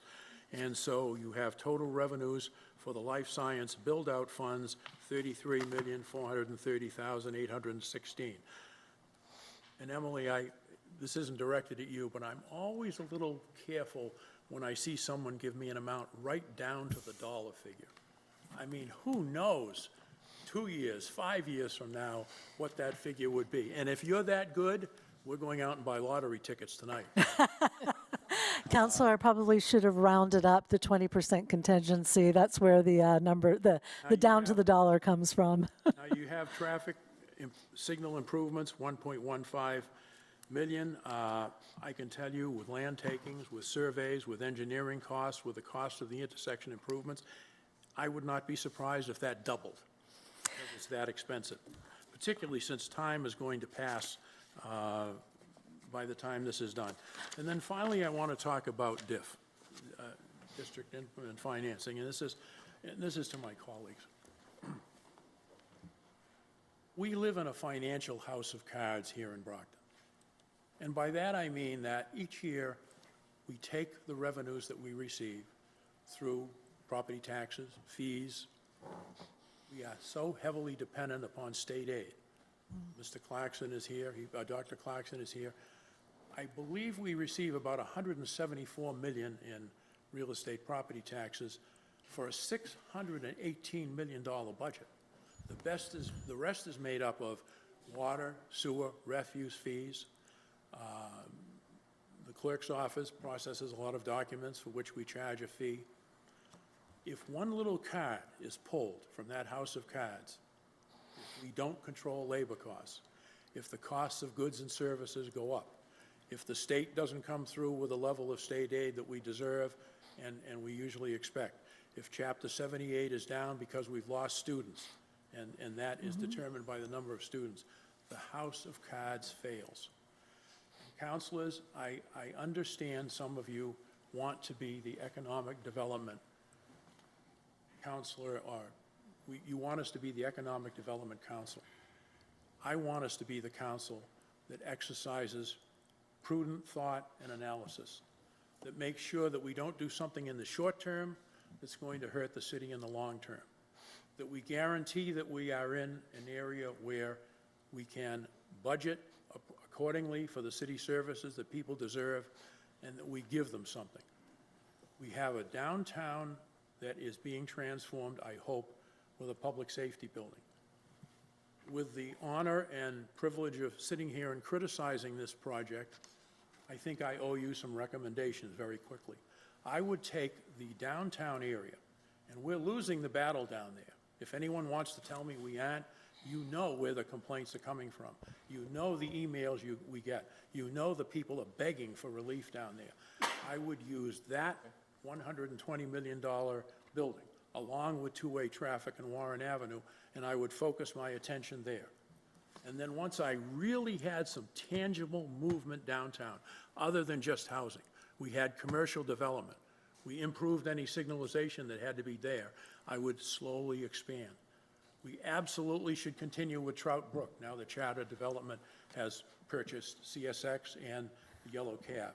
Councilor Thompson, through the chair to Councilor Thompson, that should be full speed ahead. That should be the focus of our attention.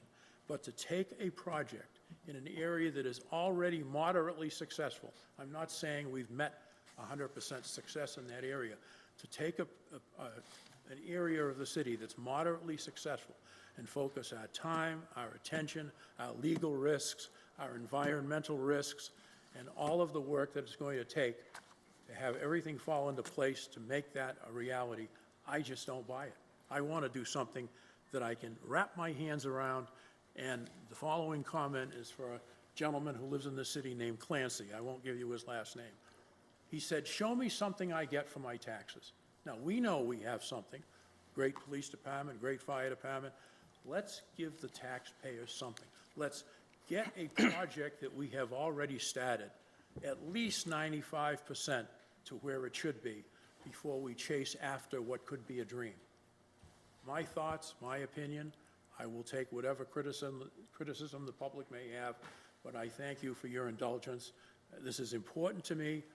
We all love the city, and I just think this is the wrong project given our financial standings right now and the other projects that demand our time and attention. Thank you, Mr. Chair. Council, is there a motion? Or do we have any other councilors who want to speak on this matter? Counselor Charnel, followed by Counselor Green. So I'm going to be very brief after Counselor Farwell. No worry, Counselor. We brought up 93 Center Street that was taken by the BRA, I believe, maybe 8-9 years ago. And then that was converted into, I think, roughly a $25 million development that is now 55 units of mixed income housing. Can you explain, if that building were to just lay the way it was in its previous state, what does that do in regards to, because a lot of what was done in downtown was kind of form-based code where we kind of did a area, from my knowledge, to make sure that that area was developed. So that was a part of the plan.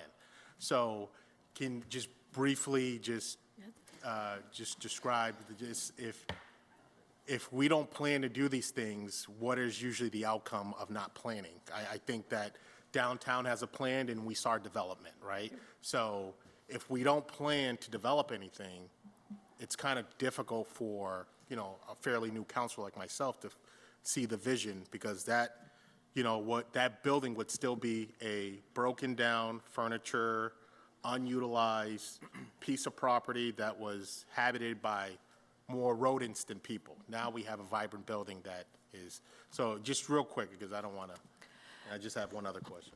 I will make it very quick. I did not work on the downtown urban renewal plan, but you do have a downtown urban renewal plan.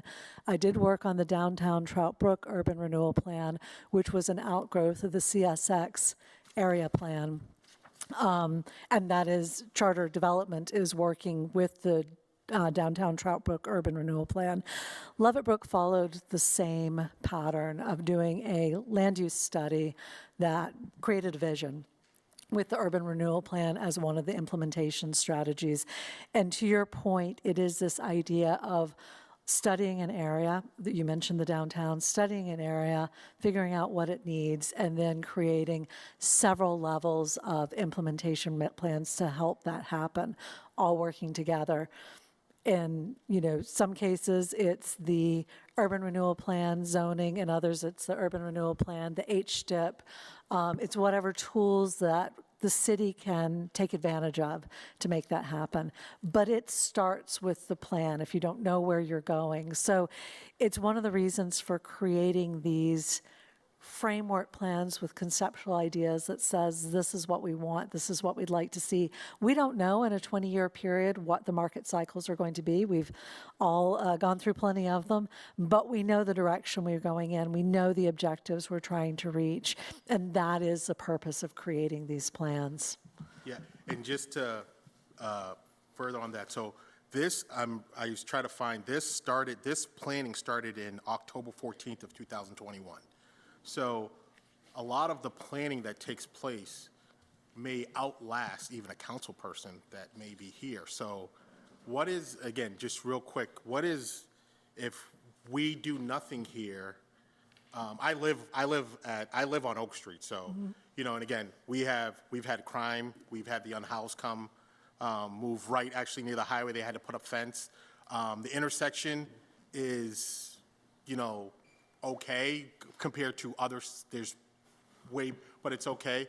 But again, we have a vibrant, we have banks, we have a hospital, we have other infrastructure there. Can you just quickly explain, if we're not planning for environments like that, so where a hospital is, we have no plan to do any development. So when the hospital is getting ready to pick another parcel or what, I'm not saying that that's going to happen, but if you're not planning for that infrastructure that we have there to grow, what could we potentially lose in your opinion? Just real quick. So the way I think about it is if you're not planning, you're always reacting. And so somebody comes and says, I would like to do something in this area. Maybe you don't find out about it until they've actually submitted something to the building department. They've actually submitted for a permit or for the building department. You're then reacting to whatever they've submitted. You haven't said this is what we want for an area. You haven't put the zoning in place that would allow what you want and take away what you don't want from the area. You're just waiting for somebody to come along and do something.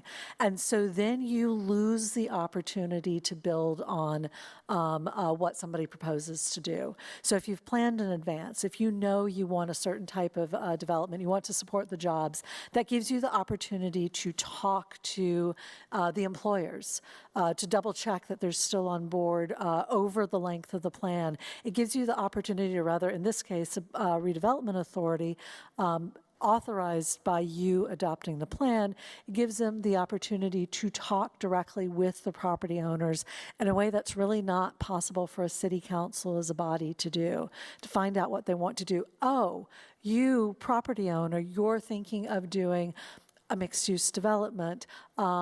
We know that that matches up with several different grants. We can work with you to achieve some of our public goals as you achieve your private goals. You can't do that if you're reacting to somebody coming forward. You can't do that if somebody comes forward with a use that you don't like. You haven't passed the zoning that would stop that. You haven't set up the objectives that would say to people, this is not what we want in this area. So the planning is really about being proactive, saying this is what Brockton wants, this is what our community deserves in this area. We know it's going to take a long time. We know it won't come out exactly as it was planned for, but we are looking ahead and making sure that we're part of the conversation rather than reacting to somebody else's dreams. And I'll just end with this. So planning, and I'm just going to name a few projects. Planning has resulted in 47 West Elm Street, 48 units. Planning has resulted in the Bill Carpenter Garage, all done by the BRA. Planning has resulted in 19 Main Street, 27 units, and 3 commercial units. And then planning has also resulted in the NeighborWorks building in downtown. So this was all done by planning, and this was all done by the BRA. Again, departments, cities have challenges that, sometimes are unforeseen. But again, the organization has done a lot of work in our city, and it stops us from having to do, having to go to procurement and having to do some of the things that are very restrictive for development. So I'm a big advocate of the BRA. I think that it is the vessel in the city for development, if done correctly, of course. But I'll end with that, but thank you for, and I urge my colleagues to really look at this plan, because again, this plan will outlast probably most of us here, and the next version of it could be the next big development in our city. Thank you. Thank you, Councilor. Councilor Green. Thank you. I'm going to be as quick as I can. Thank you for the extensive documentations that you've provided to us on this URD.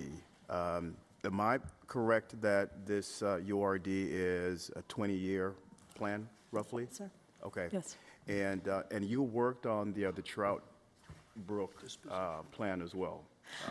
Yes, sir. I led the CSX area plan and then the subsequent downtown Trout Brook urban renewal plan. Okay. How long are those plans? How long? They're all so the area plans don't have a life, but all urban renewal plans are generally 20 years from the date of approval by EOHLC. Okay. All righty. Thank you. 20 years. So let's go back to slide 6.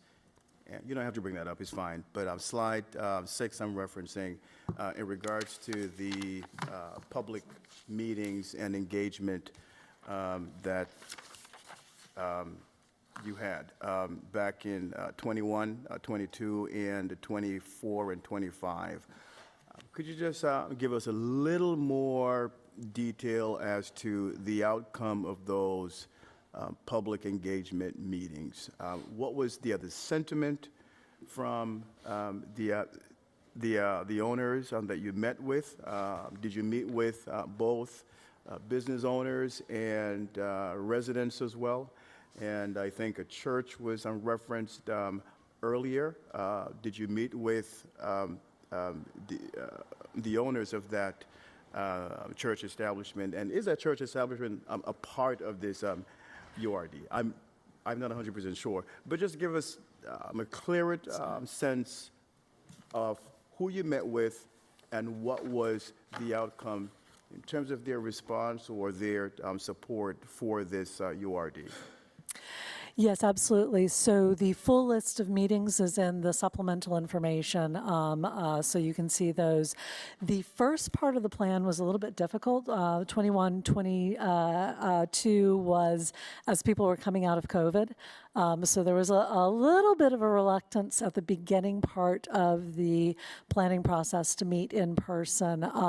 So what we did was we did a 3-part survey that was distributed by the planning staff, both online and paper, I believe. Yeah, because I remember typing those in. And it was geared towards 3 different groups, the residents, not just the residents of the area itself, but the surrounding residents. I believe the staff members at the time dropped it off at some of the buildings there. It was geared towards the employers, particularly the small businesses. We wanted to understand what they want and what their concerns were. And then it was also distributed to the employees of those businesses. I think most of the respondents were from the then Harbor One, but we did get a smattering from Good Samaritan and some of the other businesses. Towards the end of the planning process, when things were starting to open up again, we did have an in-person neighborhood meeting, I'm pretty sure it was in person. And actually, yeah, it was in person, because I remember we insisted on that, collectively as a team insisted on that. So as with any urban renewal plan, I think many of the things that have already been raised by yourselves, the counselors, what are blighted conditions, what is eminent domain, those questions obviously came up. But in that first part, a lot more of it was about what were the benefits. So I mentioned the safety of the area. That was a huge one. The fact that there was no place to walk, no recreation, very little green in the area, that came up in the surveys. We thought it was quite interesting that in the employee surveys, as I mentioned earlier, people didn't walk to the existing businesses for lunch because they'd already driven there. They maybe picked up something on the end, but there wasn't really any interactivity between the larger businesses' employees and the smaller businesses. They had their own group, and that's where a lot of the trail systems and the walking pieces came out, this idea that we could merge them. I think one of the things that we wanted to stress with both of the options was that the mixed-use development, if it were phased first, the smaller mixed-use buildings that were placed so as to be opposite the existing residential would allow space for those viable existing buildings to move into that would bring them closer to their customers and give them visibility on the street. I'm amazed and impressed at how viable those buildings are, despite the fact that they're hidden. It really speaks to the fact that they've got an existing customer base that knows where they are. The goal was to bring them closer to the street so they could capture new customers. So it's those pieces coming out of the input that we received from the surveys, some of the online meetings, and then that in-person meeting that in the original vision we tried to pull together. And then the urban renewal plan was really about initially confirming the vision in the first couple of public meetings and then starting to work with the form-based code. So we had a couple of citywide form-based code meetings and then one neighborhood-specific form-based code meeting to understand how that vision could come, A, through the urban renewal plan, and then B, through the zoning changes. So that was the focus of this second set, 2024 through 2025. Okay, all righty. And specifically, have you had any business owner or resident who clearly objected or expressed concerns about this plan and the effect on them as a business owner or as a resident? We had some business owners who were concerned in the second part when we started. We had talked in the first part about the fact that an urban renewal plan would be the very next step. There were some business owners that were concerned about their properties being on the acquisition list. I would be too if I were a business owner. We explained the conditions under which an acquisition could happen, what the results were, what the thoughts were on the phasing. I had not, after we had those explanations, which were conducted in the public meetings going around and explaining the plan, I did not have anybody come up afterwards to say that they were still concerned. Honestly, they may still be concerned, but I just did not have it expressed back to me. Evan, I think you already talked about what you have heard since. I'm hoping that these explanations and the explanation, the plans continue to answer their questions on those.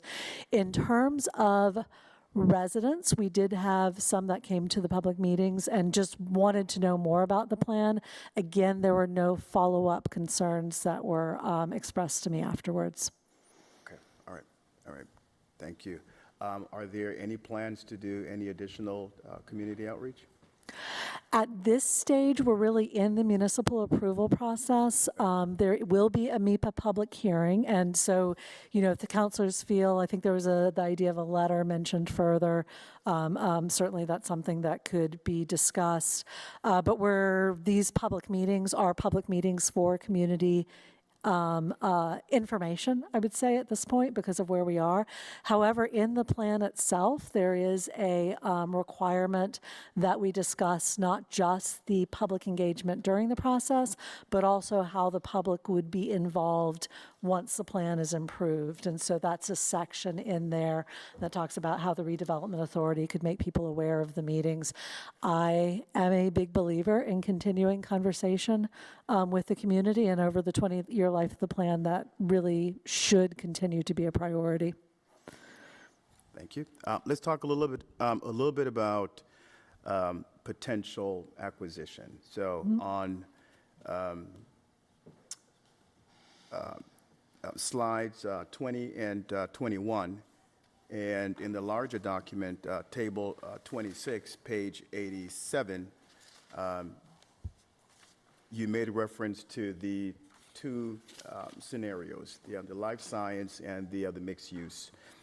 And if I'm reading this correctly, table 26 on page 87 and a few pages following that, there's a list of potential properties for acquisition. Am I reading this correctly, that this potential list is based on that first scenario of life science? Primarily, yes, they are hang on, let me just have a look because you pulled up the table for me. And then the follow-up question would be, what would that list look like for the mixed-use scenario? Just a second, Counselor, the clip was hiding the titles. I just want to make sure that we're on the same page. Yes, the disposition, I think, actually lists the life sciences starting on page 85. And then there is additional parcels for the alternative build-out scenario because they're not quite the same. So again, the acquisition and disposition list have to assume that all of the parcels in either scenario are developed as shown in the conceptual plan. I cannot stress enough that these are just conceptual plans to show one of many future possibilities. And this is why, as I said, I think earlier in response to some of the questions, that should some of these properties be developed as we would hope by the private market, they meet what the objectives were, they meet the form-based code, the investment has been made, I would strongly recommend that the redevelopment authority do a plan amendment. They would have to come back to you, the city council, for that plan amendment and take them off the acquisition list. The goal is that, again, they be redeveloped under the private market, but these two do assume that everything is done as shown in the both conceptual plans. Okay, all right. So just so that I'm following you correctly. Yes. The list of potential acquisitions apply to both scenarios? Yes, on page 80, well, my 85, where table 26 starts, there's a light blue line that says life sciences build-out scenario. And then as you move on to the next page, excuse me, there's a blue line that says alternative build-out scenario, which adds the following parcels. So that entire table includes both scenarios. I should just note that some of the land identified would be a partial acquisition for the purpose of some of those improved infrastructure improvements, and not necessarily acquisition of the entire parcel or of any buildings. Okay, all righty, thank you, thank you. I know the area very well. That is my ward, and I drive that area every day. And so I think if there is an opportunity to bring in amenities in that area, which I think is a unique area with all the businesses and the large employers that we have within that area. And I think it is an opportunity to attract employees from outside of our community to that area, and thereby just creating some additional opportunities there. So if this creates an opportunity for increased amenities, help to address the safety concerns regarding the road conditions and the traffic conditions, and I can tell you it is. It's not nice in that area. There's room for improvement, and certainly the environmental piece, I think it is worth looking into and planning for as well. So thank you, and I hope we can do some work in terms of planning and moving in that progressive direction. Final piece, and then I'm done. In regards to the financial plan, and correct me if I'm wrong, I heard you said earlier that the URD as presented, if everything goes according to plan, it would not be an additional cost to the city. Is that correct? And could you just qualify that a little more? And if I'm wrong, please correct me. We were not anticipating that there would be an additional cost to the city. As I said, the idea is that the city would be able to apply for planning grants to support something like the transportation improvement plan. I think I did put provision in there that if the city wanted to fund it, they could, but I do know how tight your operating budget is. So my assumption is that you would apply for a community one-stop grant. There are planning grants within that. And then at the time that there were developments that could support either a MassWorks grant or a Housing Works grant, that would again go through the community one-stop program and would be a public-private partnership at that point where you're leveraging the state grant to help the private development. So that's the intent. Obviously, the city council can choose whichever investments it does or does not want to make, but as I said, I am aware of how tight the operating budget is. I'm also aware of how tight the redevelopment authority's budget is, and therefore this was anticipated to be either private funds or the accompanying grant programs, or the DIF plan, which, as I said, could only capture the increased value, not eat into the type of tax, the level of tax revenue that you're currently collecting on those properties. Thank you, thank you. Mr. Chair? Thank you, Counselor. Counselor Azak. Thank you, Mr. Chairman. I'm not going to tell you I'm going to be quick, but I am going to be quick. So thank you for being here this evening. I was originally part of the steering committee way back when you first started. I went to some of the public meetings, and I have to say, thank you for the presentation. I agree with some things I don't agree with, and sometimes in life you just have to make a decision and put our faith in the boards and our commissions to do the right thing in the future. So at this time, and I'm stating that because I am going to support this, I would like to see it move forward. I know my colleagues brought up a lot of concerns, but at the same time, we can't just stop everything from happening. Otherwise, if we did, nothing would happen in the city. And our downtown, if we didn't support some of the developments, we wouldn't see them flourish right now. So thank you again. And like I said, what my colleagues brought up were very, concerns that, yeah, I'm concerned about them too. There were some things, once again, that I didn't agree with, but I can't have them hold me back from having you move forward with this study. So with that being said, I'd like to recommend this favorably back to the full city council. Second. Thank you, Counselor. There was a Counselor Nicastro. Do you have something on the motion? Yeah. Counselor Nicastro. I'm grateful to Mass Development for the funding to get us this far. I'm grateful for your work, for Evan Spear's work, and all of the planners who used to work in the planning department. I'm concerned about, and I'm speaking very frankly to everyone, I'm concerned about what happens when and if we vote yes. I like the project. I'm willing to take the risk. But right now, the BRA is just in such disarray. They have not had a meeting since October. They have no executive director. They have no staff, which is why I understand they haven't had meetings. There's no one to post notices. I don't see a depth of knowledge on the BRA capable of quarterbacking 50 acres in an important area of the city. And I guess it's my turn to be the skunk at the long party. I want this to work, but I don't think we have what it takes to do this at this time. Will we have it in 6 months? Will we have it in a year? Maybe. But we have really a non-functioning BRA, and we're going to put a lot of responsibility on them, which means that it will be all about consultants. I just really question the ability to go forward at this time. In most communities, and I'm familiar with many of them, the BRA is at times the most important and influential and powerful organization in a city.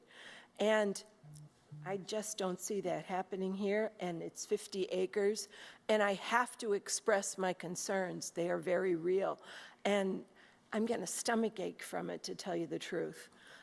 I don't know what you can say to assuage my concerns and my fears, but last year we had to come up with $1.5 million or $1.6 million to bail out. That's what we were told. We were bailing out the BRA. We never really found out what the money was for. I'm aware of 2 lawsuits against the BRA without assets to settle them. I don't know what to do about this. I want Lovett Brook to go forward. I appreciate your deadlines, what's been done for us to get this far. I just don't know what to do. And when I feel this way, and being so aware of financial constraints in the city, I don't know that I can go forward with a positive vote, speaking very honestly. Completely understand your concerns, Counselor.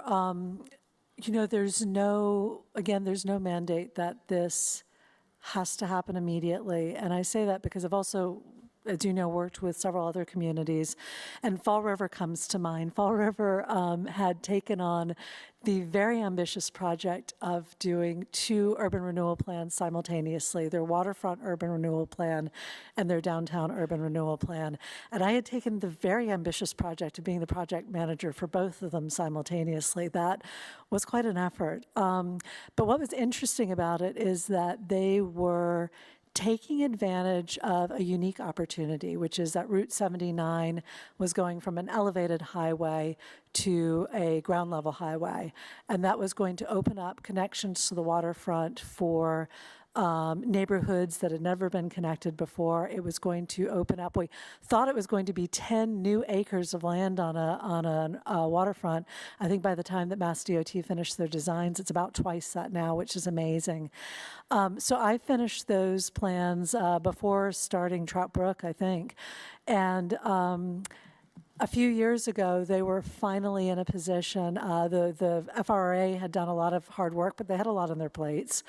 They got a new executive director in and got, were able to build up the staffing a little bit on that. And they did start working with a consultant because they had to wait for Mass DOT to finish their work. They did start working with a consultant, are making huge progress now, and I think getting closer to that implementation. It was, like this one, a framework plan. The interesting difference is they actually passed their zoning first before they did the urban renewal plan. But my point on this is they didn't have to act immediately once they got the urban renewal plan in place. They were able to build up their capacity, take off. We had a few smaller projects in there to give them time to sort of warm up to it. I don't know how they ended up doing the smaller projects, but they were able to build capacity before they started to implement. And that could be a pathway for Brockton, is put the plan in place, then it sits with the downtown urban renewal plan, it sits with the downtown Trout Brook urban renewal plan as something that's there and available, but then take the time to build the capacity before truly implementing it. And the city council, I don't want the councilors to think that they can't make changes at this point. You will at some point, whether it's next week or another week, be holding a public hearing. You could adjust the timeline in there somewhat. And I would certainly be happy to alter the plan based on any things that the city councilors after the public hearing wanted to put into it. It is still your plan to do that with.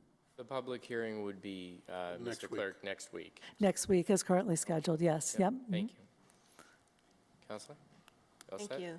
Thank you, Mr. Chair. Thank you. Counselors, there is a motion made and seconded on the floor, but I understand that there needs to be an amendment made. So I will withdraw my motion. Thank you, Counselor. Counselor Thompson? Thank you, Mr. Chair.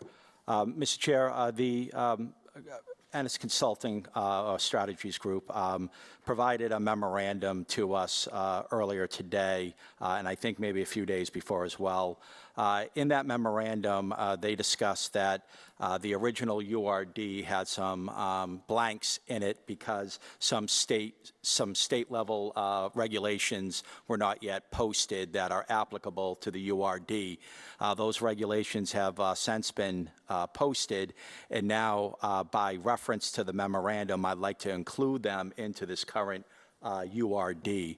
And so I would make a motion to amend the URD to include all of the changes requested in the memorandum dated March 16th, 2026, and include these changes in the record. Second. Motion's been properly made and seconded on the amendment. All in favor?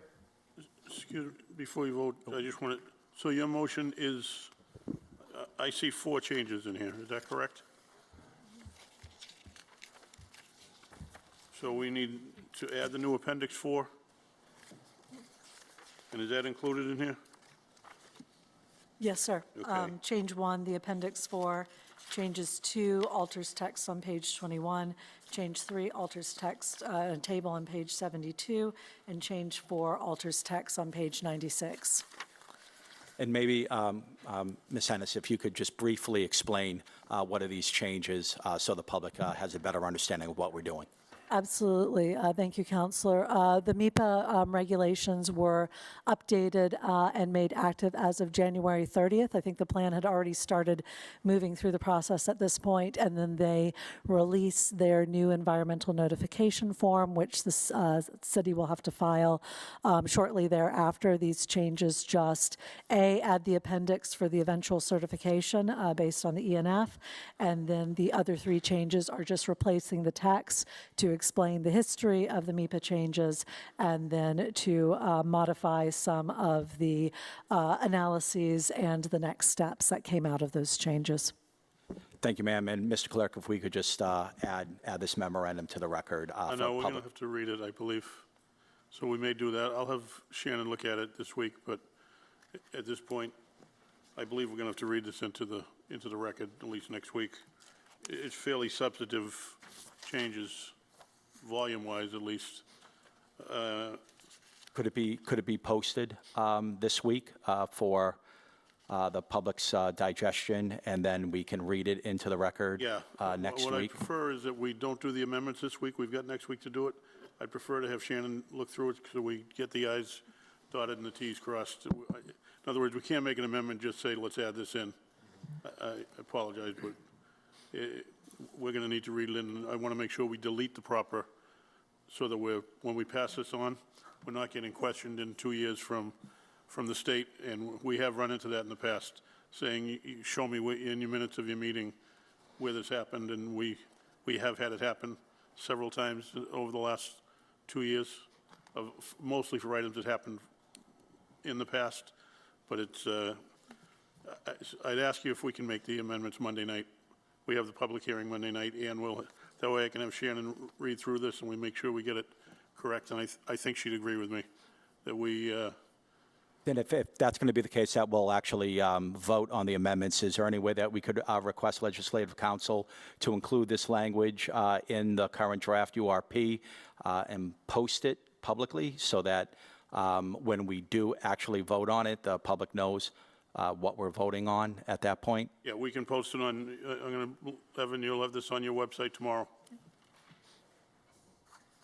And I apologize for doing it that way, but we've had several times, particularly on zoning things and a couple of things to do with the BRA, where we've had to go back to do quite extensive research to find out exact wording, and found out it wasn't done properly. So I just want to make sure what we're taking out is exactly right, and what we're putting in. You know, we can't just send this along as minutes of the meeting this way. So I apologize. We'll do it Monday night. And that's fine if that's... We'll have it posted, and the public hearing is next Monday night here, which is posted on the, is advertised. Okay, yeah, I will follow your direction, Mr. Clerk. My only request is that we get this out to the public as soon as possible so that they have, that everybody, the city has proper notice prior to Absolutely. our final vote. We received this, late last week from them, so you'll get it on your website, and I'll make sure the mayor's office gets it up on the front page, too. Great. All Thank right. you for that. Then I'll... It is mostly just, it is really dotting i's and crossing t's, but it's Absolutely. important. Absolutely. Then I'll withdraw my motion to amend, and I'll make a motion to approve, to recommend favorably to the full city council. Second. Motion's made and properly seconded to Mr. Chairman, approve we have a roll call vote, please. by a matter of a roll call vote. Mr. Clerk. Councilor Farwell. No. Councilor Charnel. Yes. Councilor DeRosa. No. Councilor Nicastro. No. Councilor Lally. Yes. Councilor Thompson. Yes. Councilor Green. Yes. Councilor Griffin. No. Councilor Azak. Yes. Councilor Texera. Nope. 5-5 does not pass. The order is passed unfavorably. Recommended unfavorably. Recommended unfavorably, passed back to the city council. In the future, if we are going to have to make such a substantive change, that may be important to note before we embark on an amendment that we can't make in this meeting. Thank you. Thank you. Thank you. Thank you, the next councilors. item. Mr. Chairman, I'd like to make a motion to take item number, I believe, 22 out of order due to Sorry, a Zach. time restraint. Second. Motion's been made and properly seconded to take item number 22 out of order. That is the resolve for Southeastern Regional Vocational Technical High School. All in favor? All opposed? The motion passes. Good evening, Madam Superintendent. Mr. Item Clerk? 22, whereas the Southeastern Regional Vocational Technical High School provides exceptional educational and training classes in many disciplines for Brockton students, and whereas the majority of the student enrollment originates from Brockton families, now therefore be it resolved to have Superintendent Holly McLennan and other staff members, as she may determine appropriate, be invited to a meeting of the council to provide an overview of the school enrollment, staff promotions, educational programs, and services. Thank you for hanging on. I want to thank Brockton's representatives to the Southeastern Regional School Committee, Representative Montero and Representative Branch, for being here as well. Thank you. Thank you, Mr. Chairman. Thank you, councilors, for inviting us here this evening. So I am Holly McClannon. I'm the superintendent at Southeastern, and I'm joined this evening by the Assistant Superintendent of Finance and Administration, Mark Morris. So we have a relatively brief presentation for you, just to give you an overview of our FY27 budget. I also want to talk about enrollment at Southeastern, and in particular Brockton's enrollment, and how the new statewide mandated admissions lottery may impact your students, the students from Brockton who attend our school. Talk about some planned changes in enrollment that may be impactful, and then we will take some time for any questions that you may have. So I will let Mark kick it off. Great. Thank you, and good evening. So I believe you all have the presentation that we have here. So on the second page, you'll see that our FY27 budget summary. It's made up of 3 buckets. Our first bucket is the foundation budget.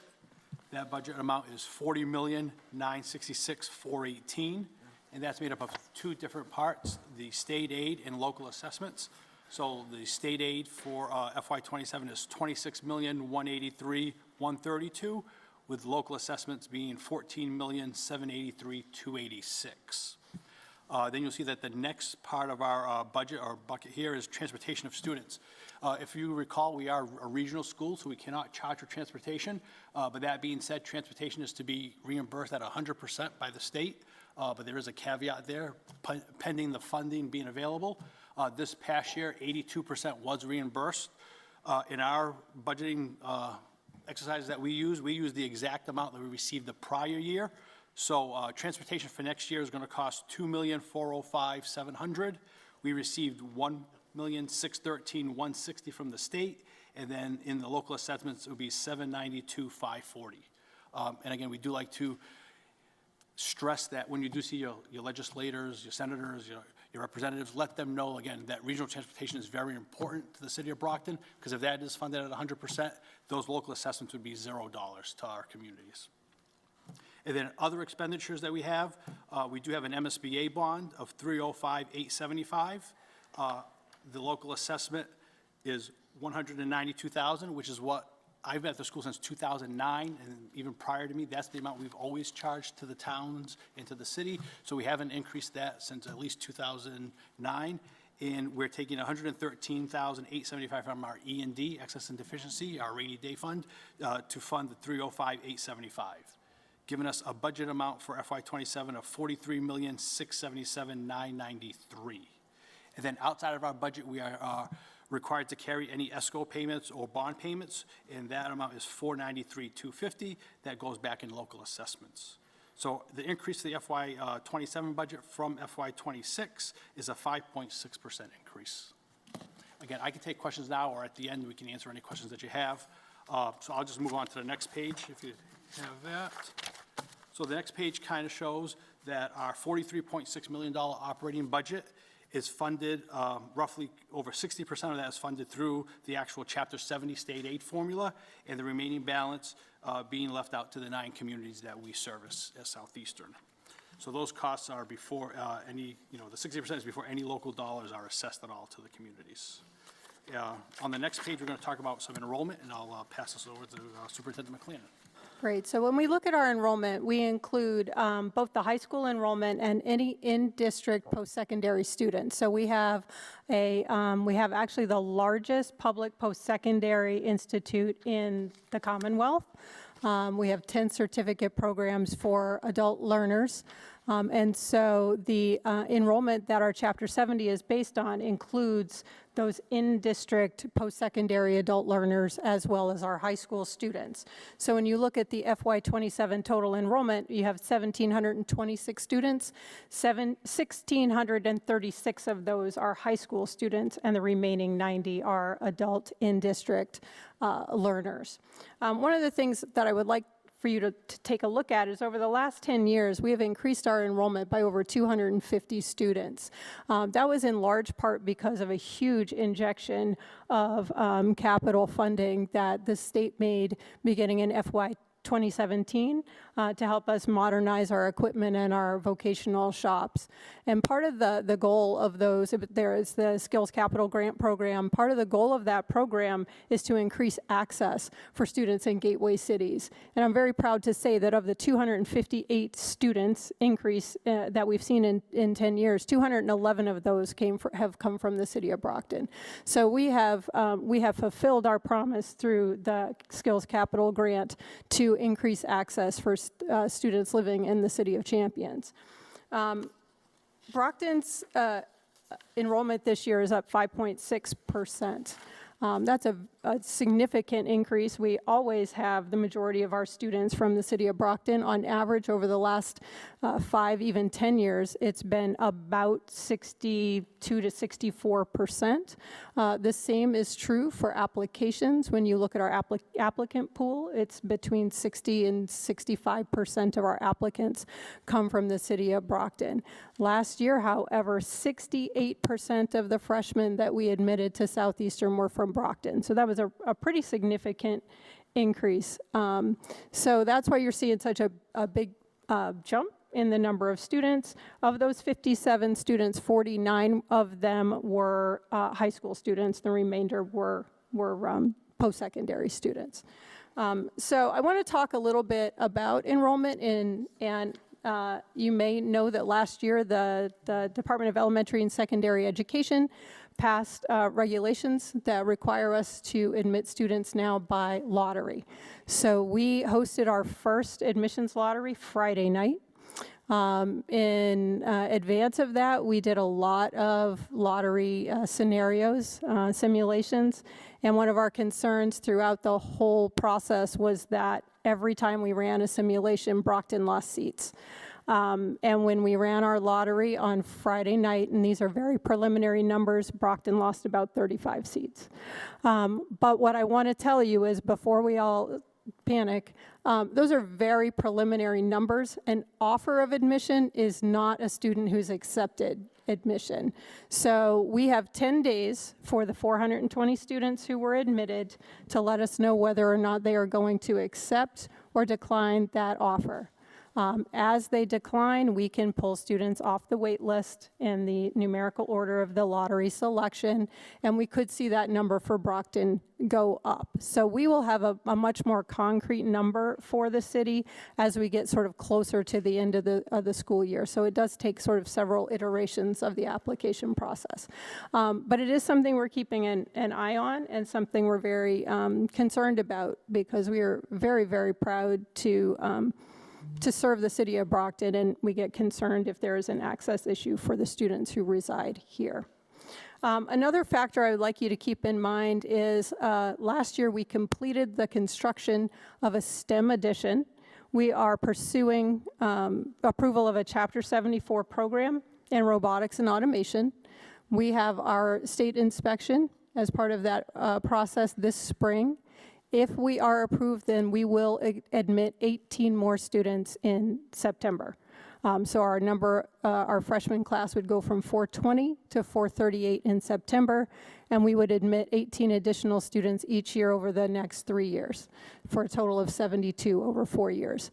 At that point, we are pretty much capped out. If you've been to our campus, it looks like we have a huge piece of property.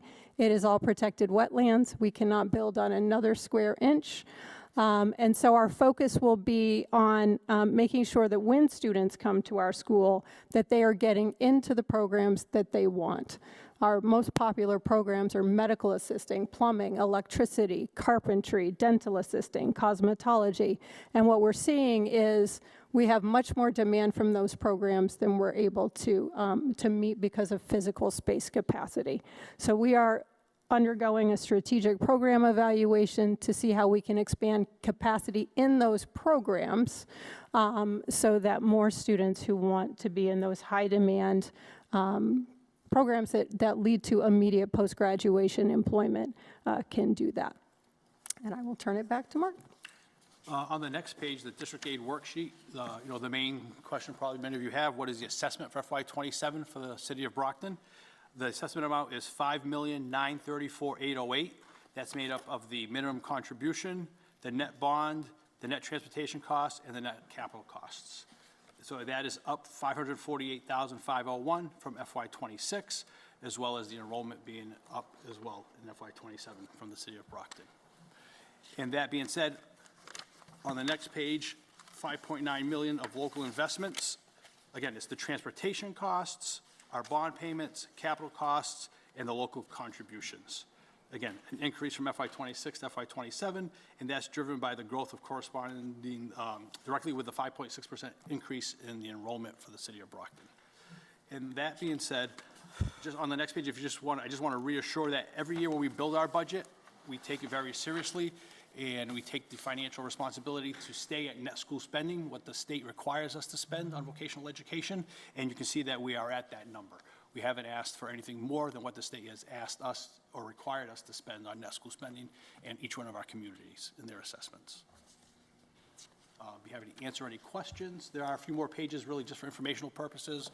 I can answer questions on those or go into any other questions if you have any. Councilor Farwell, you're the sponsor of this. Do you have any questions? Just very quickly, I'd like to thank both of you for coming in. The school offers tremendous opportunities to our students. I hope you will come back. You're kind of like a hidden gem over there in Easton. We don't hear very much from you, and you don't seem to have problems that rise to our level. So thank you for what you do. Thank you for what you do for our students.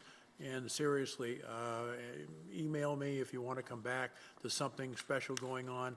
We thank the school committee, including our reps, for their diligent work, and especially the work that you two do every day for the young people of Brockton.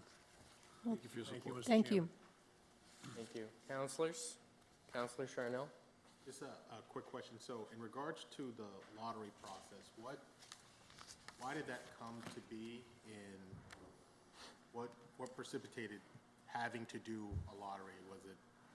Is it something that the state mandates? Is it something that's voted upon amongst the?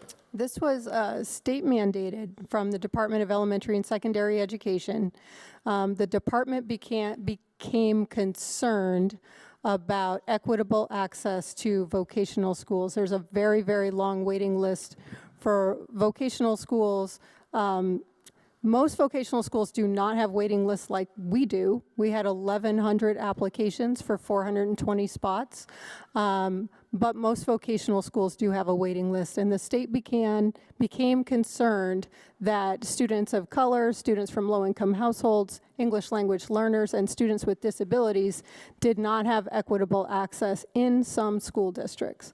And so without editorializing, there was a very long process, and they voted in last spring, I believe, it's been almost a year now, that vocational schools could no longer use competitive criteria, and that we all had to move to either a blind lottery or a weighted lottery. Southeastern uses a weighted lottery, so students get one entry for applying. They get another entry if they have 27 or fewer unexcused absences in the 7th and 8th grade, and they get another entry if they expressed real interest in vocational education, which could be an interview, a video, a guidance counselor recommendation, a recommendation from any non-family member. We tried to make it as easy as possible for them to submit. So, Southeastern was always very concerned about equitable access and always provided equitable access, but some didn't. And so the state stepped in and mandated a new process. And this is in perpetuity? This is going forward? Or? I hope not. I really believe that there should be a better way. I really believe strongly that students who truly desire a vocational education should have the opportunity to do that and not just have their name drawn out of a hat. So. Mr. President, also. Thank you. And thank you, Madam Superintendent. Well said. Councilors, any other Motion to comments? recommend favorably. Second. Motion's been properly made and seconded to recommend this matter favorably. All in favor? All opposed? The motion passes. Thank you both. Thank you for your support. Representatives. Number 9, wherefore currently the city cannot fill all private detail positions needed during road and building construction. Officers up to age 70 from other departments are often called in for assignment. because other communities have established the age 70 provision. Note the city receives a 10% fee of the cost of private details. Therefore, be it ordered by the City Council of the City of Brockton to adopt a home rule petition to authorize retired officers in the City of Brockton to serve as special police officers up to the age of 70. Counselor Farwell, you put your hand up, I'm sorry. Well, I think someone's going to make a motion to postpone this, and that's fine, but I will be moving on item number 18 in a minute. Understood. I'm making the motion to Councilor postpone. Castro. I'd like motion to postpone it to the second Finance Committee meeting in April. So that's, I believe, the third Monday or Tuesday in April. Second. And I will second that. Motion's been properly made and seconded to postpone. All in favor? All opposed? Postponement passes. Thank you, Counselor. Counselor Farwell. Mr. Chairman, I would move to take item 18 out of order because there are some scheduling conflicts that are, believe it or not, developing even at this late hour and travel, so. Is there a second? Second. Motion's been properly made and seconded to take item number 18 out of order. All in favor? All opposed? Motion passes.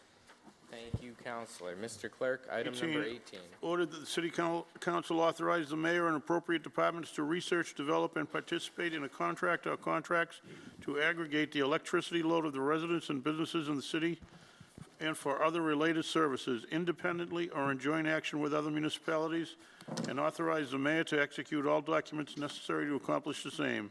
Invited Mayor Moses Rodriguez, City Solicitor James O'Brien, Dr. Troy Clarkson. Dr. Clarkson. Good evening, Mr. Chairman and members of the committee. I'm with Mr. John O'Rourke from Good Energy, and the issue before you tonight is the issue of municipal aggregation. I did, in my regular memo to you over the weekend, provide what I think is significant detail on this program, so I'll speak very briefly to you tonight. Essentially, municipal aggregation is a program that provides a pathway for Brockton residents to save money on electricity. And it's an opt-in program, as you'll hear in a moment, so there's no obligation. It just requires the assent of the city to engage in the program, but the results are very positive for Brockton residents. Good Energy is here tonight as a result of a long process and due diligence on the part of the city, which began under Mayor Sullivan and continued under Mayor Rodriguez. And both mayors have endorsed this and brought it to you tonight for your consideration. So with that, I'll gladly defer. Thank you, Troy. Thank you, Mr. President and councilors of the Finance Committee. Just want to call your attention to an article in your packet. The governor and the lieutenant governor spoke at the Massachusetts Municipal Association Conference on January 23rd of this year and gave a very, very favorable recommendation for municipal aggregation. I also would like to call your attention to the press release of the Department of Public Utilities. That is the body that approves municipal aggregation dockets. They did a press release on January 20th, much in favor of municipal aggregation. They stated in their press release that 245 municipalities in the Commonwealth have an approved aggregation plan. The 50, that's out of 301 communities that are eligible. The 50 that are not eligible are served by municipal light plants. Of the 56 that do not have approved municipal aggregation plans, the vast majority of those are located in western Massachusetts, and they're very small communities. What I'd like to do is, we have our team here tonight. I'd like them to come up briefly and introduce themselves, and then two of our team members will go briefly over the presentation in your packet. Councilors, any objection to the guest speakers? Seeing none.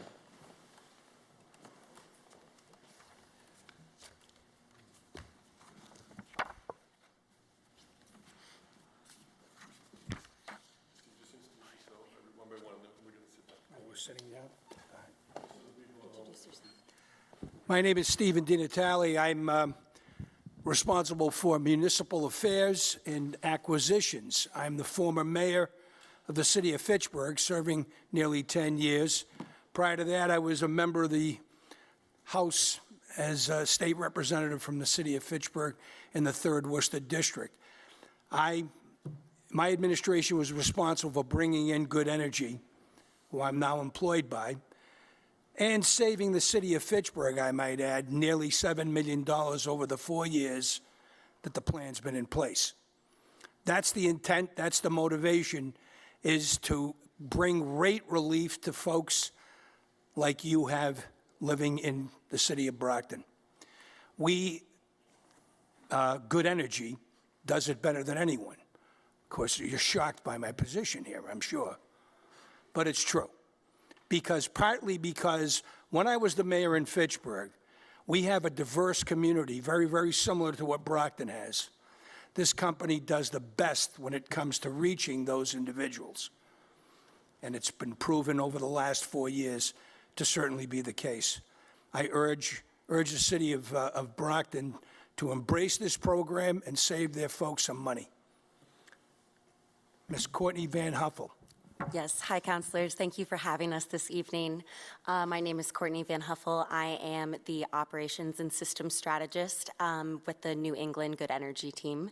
I develop team tools. I manage different communications and operational efficiency initiatives, and I am a client manager for our municipal aggregation programs. Thank you. And I'll have the rest of the team introduce themselves.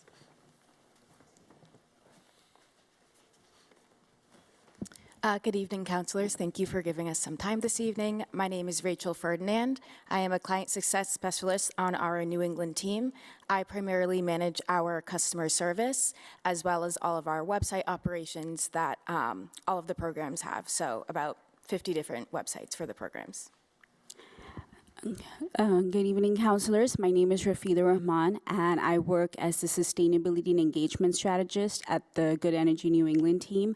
And I usually lead the plan development and track policy innovation in all of New England. And I'm also a client manager to a lot of our greenest municipalities in Good Energy. Thank you for having us. Hi, my name's Charles DeCastage. I'm the managing partner of the firm. I have overall responsibility for our aggregation programs. We're the national leader. We're active in 6 states with close to 400 programs. Good evening, Council. My name is Allison McNeil. I'm the Program Operations Lead. I manage all of our relationships with the program suppliers and help with the transition and launch, making sure enrollment goes smoothly. Good evening, Mr. President.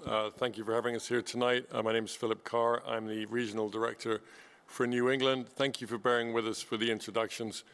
We decided it was a good idea in this age of AI and bots to bring real people, so that you'll be working with real people with our team, and we've got a really great team here. Okay, so I know it's getting late. I always enjoyed listening. Hold on a minute. BCA, could you focus on the presentation, please? Perfect. Thank you, sir. I always enjoy listening to the items before. It gives a real flavor for the professionalism, caliber, and care of everybody who works to make a city successful. So I'm just going to go straight to, I'll move to this pretty quick. Let's go to page 3. So page 3, we have, as John inferred, we have 70 cities and towns. We manage a couple of hundred aggregation programs nationally. We buy power for about 4 to 5 million people through those programs. But here in Massachusetts, if you go fairly quickly to page 4, you can see all the communities we have close by to you. We have most of the communities in the South Coast. In fact, we have every community from along the Atlantic seaboard from the state of Connecticut, starting at the Rhode Island border right up to the Cape. All of those communities are with us. A lot of communities around you. We got you surrounded pretty much. And we've been talking with the city for a while now, and this is a really exciting program. It's a program that can achieve several important goals for the city as it relates to providing budget stability at a time of very uncertain energy prices. It's a program that can bring protection from highly volatile energy prices. It's a program that can bring choices to your residents. It's a program that has saved a lot of money for our communities to date. I always say that there is no guarantee of future savings. But our track record speaks for itself. Our programs have been going for a long time now, since January of 2016, the state. So all of those communities I mentioned, the South Coast, have had programs for 10 years. So it's a really proven tool for helping your residents participate in the open choice electricity markets in a responsible and safe way, and in a way that they can either participate or not participate as they see fit. So I'm going to go to slide 6 here, which I think is an important slide.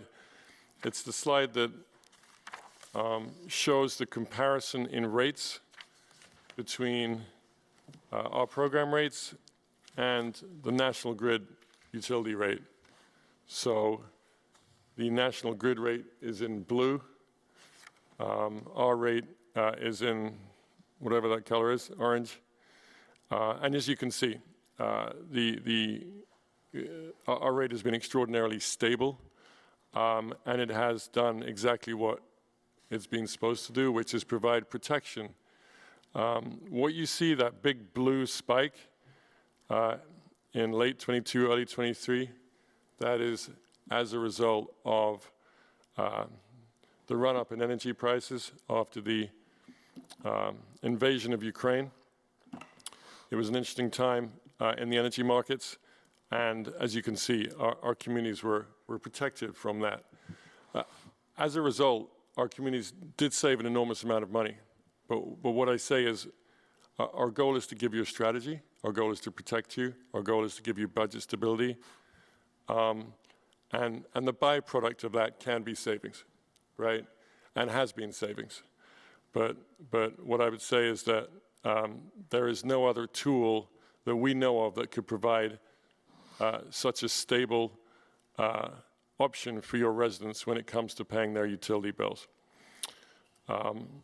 So the way aggregation actually works is that it's an opt-out program. That's fine. It's an automatic enrollment program, so you're automatically enrolled, but you can leave the program at any time without penalty. So for the actual mechanics of the program, I'm going to hand over to my colleague here, Allison. To talk about the actual structure of the program, so the law structures this as an opt-out program, but participation is voluntary, so that means anyone who is on National Grid basic service for their supply would be eligible to automatically participate in the program. Anyone can opt out at any time. If we go to page 9, I think this is kind of the meat and potatoes here. So if you choose to move forward with aggregation, this is what this process will look like. We say it's a 6-month launch process, but ultimately you get to decide the timeline here. So the first steps would be to get aggregation approved, and immediately Good Energy would start working on a plan. Once that plan is finalized, we would put it out for public review, and it would be submitted to the Department of Public Utilities. Right now at DPU, there's about a 120-day timeline to approval. So while it sits there, we'd work with you on an outreach plan before the program launches. In the outreach and launch category here, you can see we have first that we go out to bid, we select a supplier for you, and we get all those details of what the program will offer. And then we can start to put together which community groups would be best to access, which languages we need translations for. We really try to target the best way to contact residents that you already have great experience doing. And then ultimately, once the program successfully launches, Good Energy's job is to be there to manage and operate the program, manage customer service, and keep things running smoothly and off of your plate.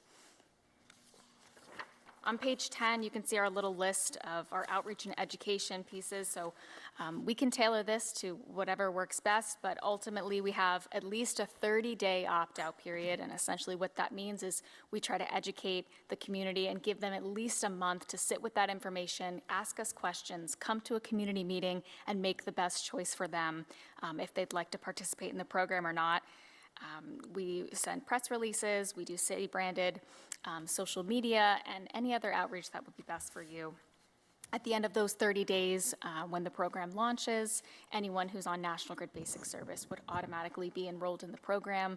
And then from that point on, people can choose which product is correct for them, if they'd like to participate, leave and come back. So participation is voluntary, and that can change at any time. We mocked up a few things that we do for our outreach and education. If you just want to flip through and see what this might look like with the city branding on there so that residents can clearly tell this is a city-run and vetted program. Good Energy is here to do the grunt work, but ultimately this is Brockton's program. And then finally, and if you have questions, we can talk more on this, but another perk to the program is we can add more renewable energy. On the last page here, we have our little map for Green Energy Consumers Alliance renewable energy projects to add additional renewable energy supply options for your residents. We take them from this nonprofit Green Energy Consumers Alliance as an optional product that your residents will have access to. Thank you, sir. We'd love to hear any questions. Councilors, any questions? Councilor Texera. Who's got a question? Councilor Nicastro. David's going first. Oh, you can go first. Okay. I'll take second. On that very last page, our voluntary renewables, the third bullet item is Class 1 preferred by Mass Department of Energy Resources. Which one on this map, which ones are Class 1? Yep, they're all Class 1. So all of them? Yep, so this is Green Energy Consumers Alliance projects, and these are, anything Class 1 just means, it was built after 1997, so it's a new development renewable energy project. So Green Energy Consumers Alliance only provides us from their New England specific generation sites. Thank you. Thank you, Mr. Chair. Caught me grabbing a water. Councilor Texera, followed by Councilor Green. Thank you, Council President. Thank you for being here and present. Great presentation.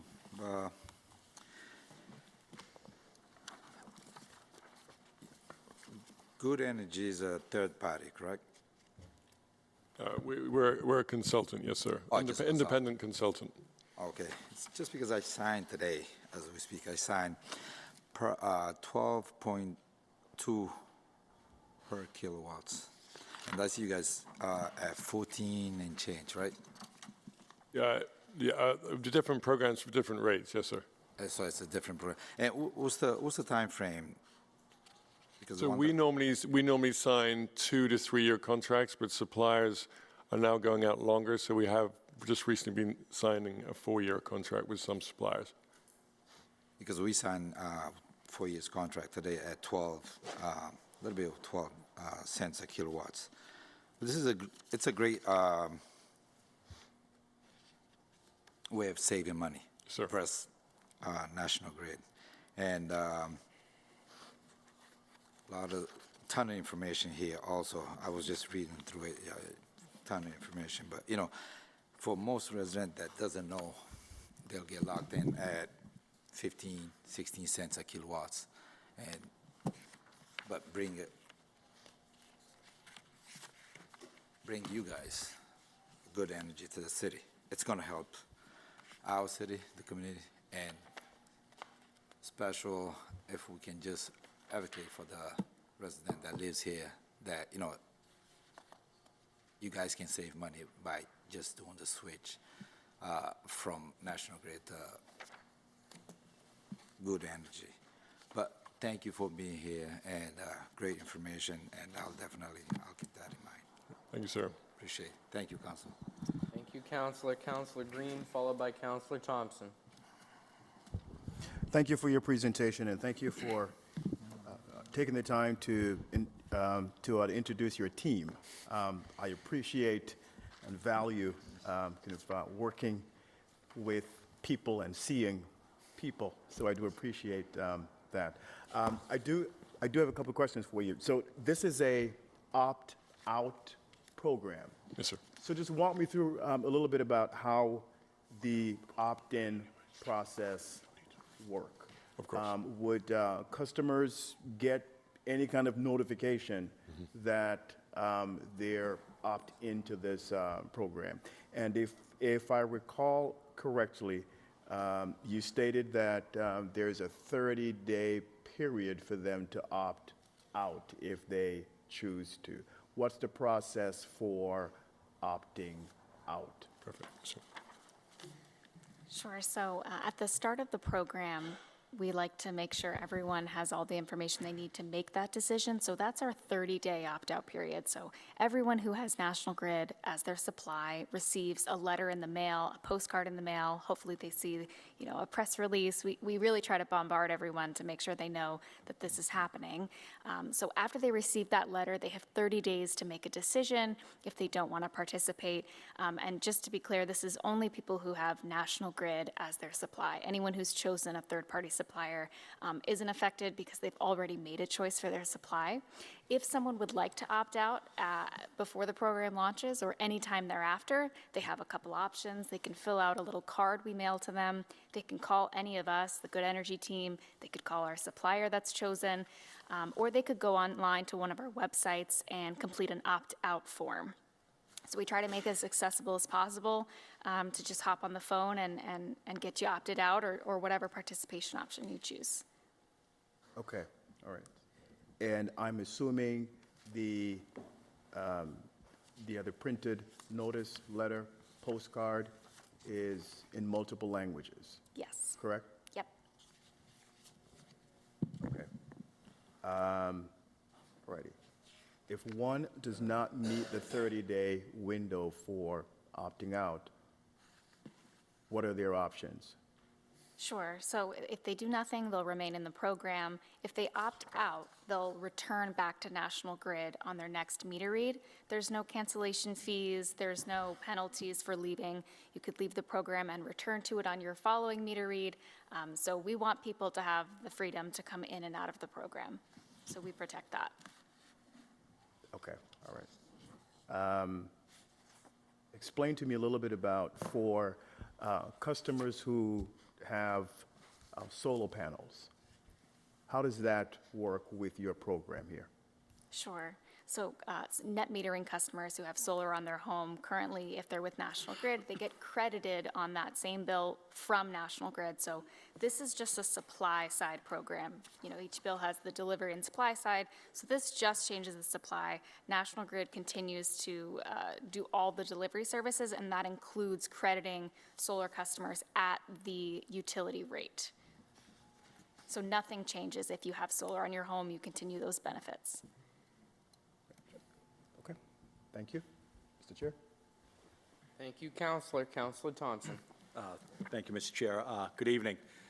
Thank you for being here tonight. I've been talking with the DPW Commissioner about this program for a little over a year now, and so I'm glad we're kind of moving forward in this process because I think it's smart for the residents of Brockton to take advantage of their aggregate buying power and try to get a reduced rate through that process.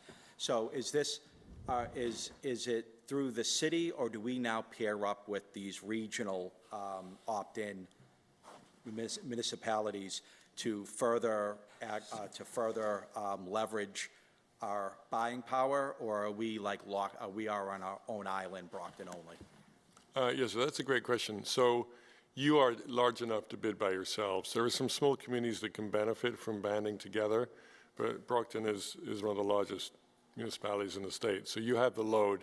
Having said that, we do have communities of all sizes have the option of joining what we call the Mass CEA group, which is centered around the South Coast, which is about 25 cities and towns, includes Fall River and New Bedford. And it is an option when you launch your program to make your first contract coterminous with that group. So you could potentially join that group. I need to check into it.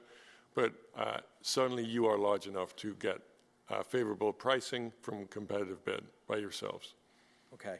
Now, I think we all, and Councilor Texera just had that experience recently, but I think we've all had, everybody here, that experience of guy knocking on your door, showing you the national grid rate, what they have, lock you in for some period of time, and then, you know, I did that for a period of time, then I opted out. Well, I ended it after the end of the contract because I saw that the market rate actually beat their price. You know, maybe they were sometime, you know, because the market rate up and down, but generally on average seemed like the market rate beat what their rate was. So I think, you know, there are those concerns of, okay, you know, you show a track record, and obviously just like investing money, right? They say, you know, past performance doesn't guarantee, you know, future outcomes. And so I'm not asking you to guarantee anything in the future, but I think people become hesitant because they've had their own experience personally with that issue, and so then become a little nervous of, are we getting a bait and switch? So can you maybe talk to the resident a little bit about that? Number one is, we're going to know, right, let's say through this process, at some point you're going to say, Brockton, this is your rate. Right. And then now we're locked into that specific rate, you're saying now for 4 years. Could be. Okay, so can you Sure, that's a great question. So the way to think about it if you're a home is a bit like we are your household's personal energy consultant. This is how we live. This is how we feed our families. You know, we do see ourselves as the best in the business. So first of all, your program will only commence if you're beneath the utility rate, right? So we will have visibility into what the utility rate is, and the program will only launch if you're beneath that. So that's certain. And when it comes to term length, on the day of any bid, your designated signatory will be presented with pricing options for different term lengths of 2 years, 3 years, and 4 years. And we give a briefing on market factors and strategic considerations. And we also make a recommendation. However, you will have options at your disposal. And what I would say from a staffing point of view, our goal is with our team to do all the heavy lifting so that you're all left with executive decision making. But for the people at home, I'd say, yes, it's a little Wild West out there when it comes to people knocking on your door. You don't know who to trust. Let us do it for you, okay? Give you options, and then you can still go out into the open market if you want. But what you're doing is you're bringing order to chaos by providing a responsible program which your residents do not have to participate in if they do not want to. So ultimately, when those options are presented, it's this council who chooses what option, or do we vote on this to, like, is our only vote right now, or even in the future, to opt in, and then it becomes an executive decision from there? Or does it come back to us and say, okay, this is what we've come to, council, do you want to move forward with it or not? So your vote now is to move forward with the development of an aggregation plan and to move forward with all aspects of a bid, but you will decide amongst yourselves, probably some kind of bidding committee. Maybe it's staffers or elected officials. That depends on a municipality by municipality basis. But on the day of the bid, you know, there will be a signatory. It won't be a council vote on the day of the bid. That will be decided before. So this is essentially the last time this issue is seen by the council. Like we vote to move forward with it, and then after that it becomes an executive function. You'll vote tonight to move forward with aggregation, but if we get pricing back when we actually go out to bid after it's approved. If we wouldn't recommend moving forward, or if you don't feel comfortable moving forward, it doesn't need to move forward. We have sat and waited on bids for better pricing, so you're not locking yourself into a program in 6 months from this. Counselor, just so you know, your vote tonight is to authorize the mayor to do all those things. This is the last, you're giving the mayor authorization, so this, from after you vote next Monday, it's in the mayor's hands. Okay.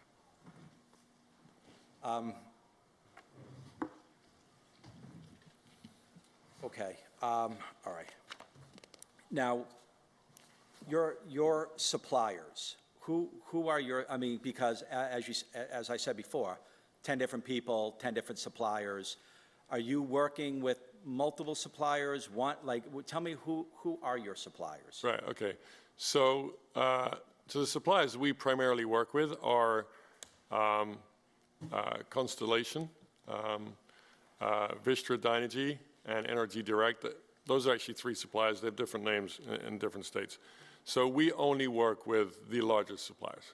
These are Fortune 200 companies who have the balance sheet to handle the ups and downs of financial markets and who have an extensive track record. We work with them in different states and have excellent customer service. So this isn't all the mails. We're only using the best. And we're very, very strict about that.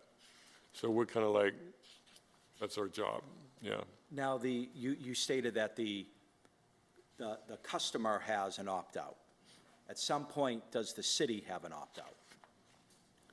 The city does not have an opt-out. The customer Does not. Does not. You can't opt out all the residents. The customer has an opt-out. This is really an extremely advantageous energy product, unlike any other. If you're a large business and you want to get out of an energy contract, there's a large penalty, generally.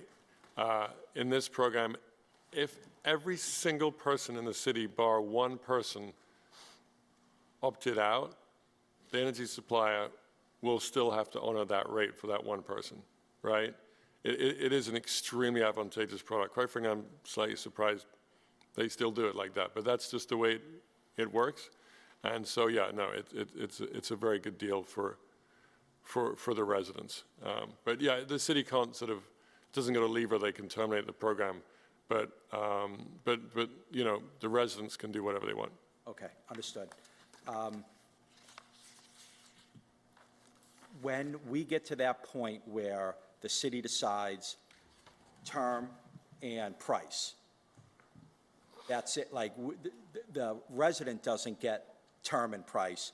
The city decides on term and price, yes, and then that's what everybody gets. Yes, exactly. That term and that price. Yep. Okay. And then lastly, I think Allison. Allison.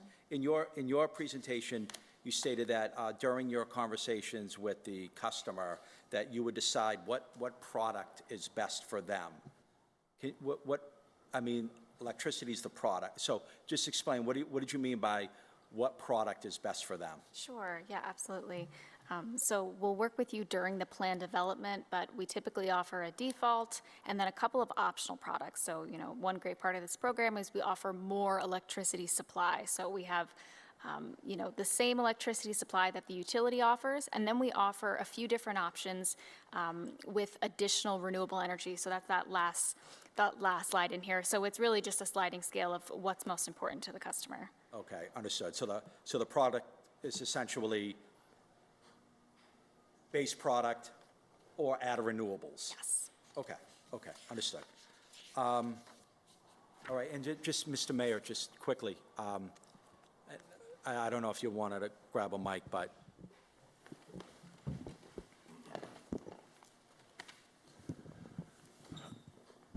as the clerk stated, this is the last time this matter is going to come before the city council, and it'll then be up to you to make these decisions. I was just hoping that you could commit to the city council of developing that commission or that energy board, inviting members of the city committee to sit on that, the city council to sit on that board. That way it'd be a collective decision between your office and this council. Well, Councilor, as you know, we've been meeting on a regular basis now, every Friday, even though I haven't seen all of you guys yet. So We're going to be meeting on a regular basis, and the good thing about this program is that it's a volunteer program. And I, as the mayor of this city, I'm not going to sign our city up, because remember, I'm also a consumer. So I'm not going to sign anything or obligate any citizen or resident in this city to anything that I wouldn't sign to myself. And the good thing about this program is that, again, it's a volunteer program. Nobody has to sign on to this thing. And I believe from what I was told when I met with these folks is that so as long as there's one person onto the program, this program will still be available to the city. So one of the things that we had discussed when we first met with them is to basically, once we get the consent from the council to move forward with this, our goal is to sit and wait until the rates go down, usually in the fall when the rates are lower, before pulling the trigger on this thing. So we want to make sure that we offer the residents the lowest possible rate. And the good thing about this is it basically will standardize that rate. It doesn't go up and down based on how long the contract we decide to sign with these individuals. So that's the good thing about this. Right, certainty. You know, so there's going to be, and again, the resident might say, well, you know, their rates are, I don't know, 13, 14 cents or whatever it might be, 12 cents. I found something cheaper elsewhere. They can actually opt out and do something else. But some of us that know that these rates go up and down like, like somebody's heart rate, would basically opt to stay in there because at least it's stable throughout the duration of the contract. It doesn't really fluctuate as one would think. You know, those individuals that knock on your door, that will come in and offer you 5 cents today and then 20 cents tomorrow. This isn't going to be the case. This is, if it's, 10 cents, 12 cents, or whatever the rates might be, it's there for the duration of the contract. Right. And that's one of the things that I would not put myself or the city in a bind, in the sense, by having anybody sign on to something that makes very little sense. And that's why when I first heard of this program, I thought that it would be basically a no-brainer to do this. And a lot of the smaller communities around us are also waiting to see what Brockton does before that they can sign on, because some of the smaller communities wouldn't be able to do that on their own. So they're looking for Daddy Brockton to sign on and then figure out how to join that group. And I think it would be a win-win situation for just not Brockton, but for the region as well. Now, would it be your intent to form a committee to work this issue, members? I think I'll bring it to, the group that we've been meeting with on a regular basis to say, look, this is what we're at right now, and this is what we're being offered, with the folks that we have that are actually experts in the particular field. And then the folks on the council that we meet on a regular basis come up with a consensus as to when to sign on to this, or when to pull the lever and move forward with this. Understood.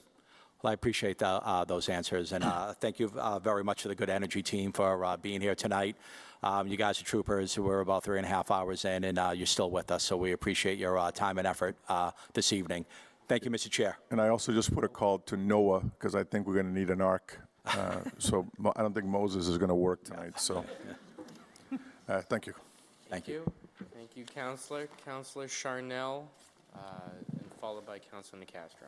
So just a few questions to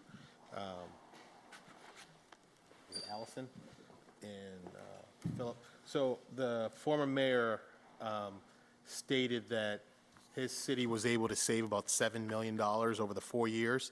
Can you just give us what you are potentially projecting in savings? Again, I know you can't give us a number, but just so the public can understand kind of how, this works. Just quickly, no. Yes, sir. So maybe the best thing is to tell you what we have saved in the past. But I get really nervous about making projections of the future. Please see that as a positive. But I mean, collectively for our communities in Massachusetts, we probably saved them about $400 million. You said 400 million? 400 million collectively for everybody over the last decade. So what does that mean? Look, in our world, if we can save your residents $100 a year, that's a win, right? Okay. If we can save them $200, better, right? If we can save them $50, it's a win, right? we're very used to the real grassroots realities. And also those savings are real, what I call like grassroots savings. They're savings that go straight back into the community, into the local businesses, you know, whatever it might be, you know. So I'm sorry, I won't. Yeah, no problem. And will you guys have actual boots on the streets, knocking on doors, asking people to sign up that may have opted out? I'm sure you, or is that not something you guys do? Sure. This is a city-branded program. We want to make sure you guys feel like you have control over it. We're in the background doing all the grunt work, but we will never knock on anyone's door. Anything that gets sent out with the program will have the city seal on it. We want to make it very easy for residents to know that this is an official city program, so we will never call them, ask them to opt back in. Once they opt out, we don't contact them again. So, yeah, no, this is the city's program. And just the last thing is, what do you, Good Energy, do in communities to give back, to reinvest, to, you know, be a part of the communities? I'm sure you're essentially here to make money, but does any of that money, I'm going to save money, but does any of the money you make trickle back into the communities that you serve? Yes, so I would say that we don't have active programs. That's not how we operate, I would say. Okay. Yeah. We try to just do the best job we can so that your program's a success and you can all be proud of it. And we can do community events. We're very used to dealing with multiple language groups. I don't know what our record is, but it may be, 6, 8 different language groups? I'm not sure, but we understand that. So we judge us on how well we do in communicating and educating and hopefully making this a real financial benefit to your community. Thank you, Mr. President. Hopefully my car's still around. Hasn't flown down a river somewhere. Yeah, I was going to say, you know, the company's called Good Energy, but they're exhibiting very patient energy, which I appreciate. Just as a reminder, councilors, we still have plenty to go on this agenda. It is 10:15. Councilor Nicastro, followed by Councilor Farwell, followed by what I imagine to be a motion. So do you think he said that because he thinks I'm going to ask a lot of questions? You promised me one. I don't. I have one question. Why wouldn't a community want to do this? Oh, yeah, fair question. I'm not 100% sure is the answer to that. I think a lot of it just comes down to timing. It can be political timing. I'm just trying to put myself in the shoes. We're very understanding. I mean, we've been to hundreds and hundreds of council meetings, and there's always good reasons why people don't move forward. Sometimes it's just the time has to be right, and you know. So some companies or some communities do decline to do it. In Massachusetts, I mean, saying this kindly, you're pretty much everybody's moving forward with this thing by now. So you know, this is a good time to move forward. Yeah, and it just grows harder and harder to save money on monthly bills. Yeah. Well, no, I mean, okay, let's just talk about it for a second, because I mean, you know, Charles and I have been doing this longer than anybody in the business.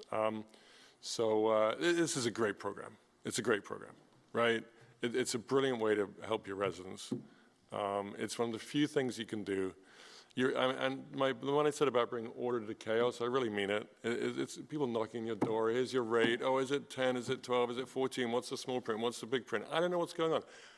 I personally would not do it, any program, unless it was an aggregation program. And I'm in the business. I don't have time to keep track of somebody trying to make a buck off me, right?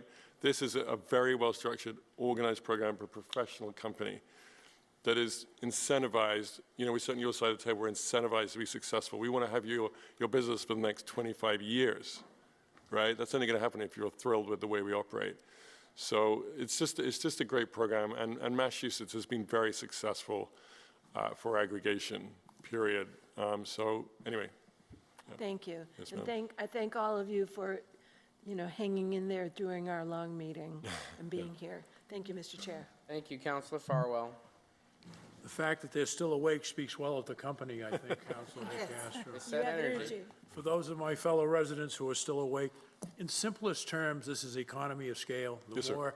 The more customers you have, the more consumption you have, that puts you in a stronger position to bargain for a better price. Yes, sir. Okay. Well, I have an apology for you. The next time we have you in, it'll be on Monday Night Football, and you'll be out of here by 10 minutes of 8. That sounds good.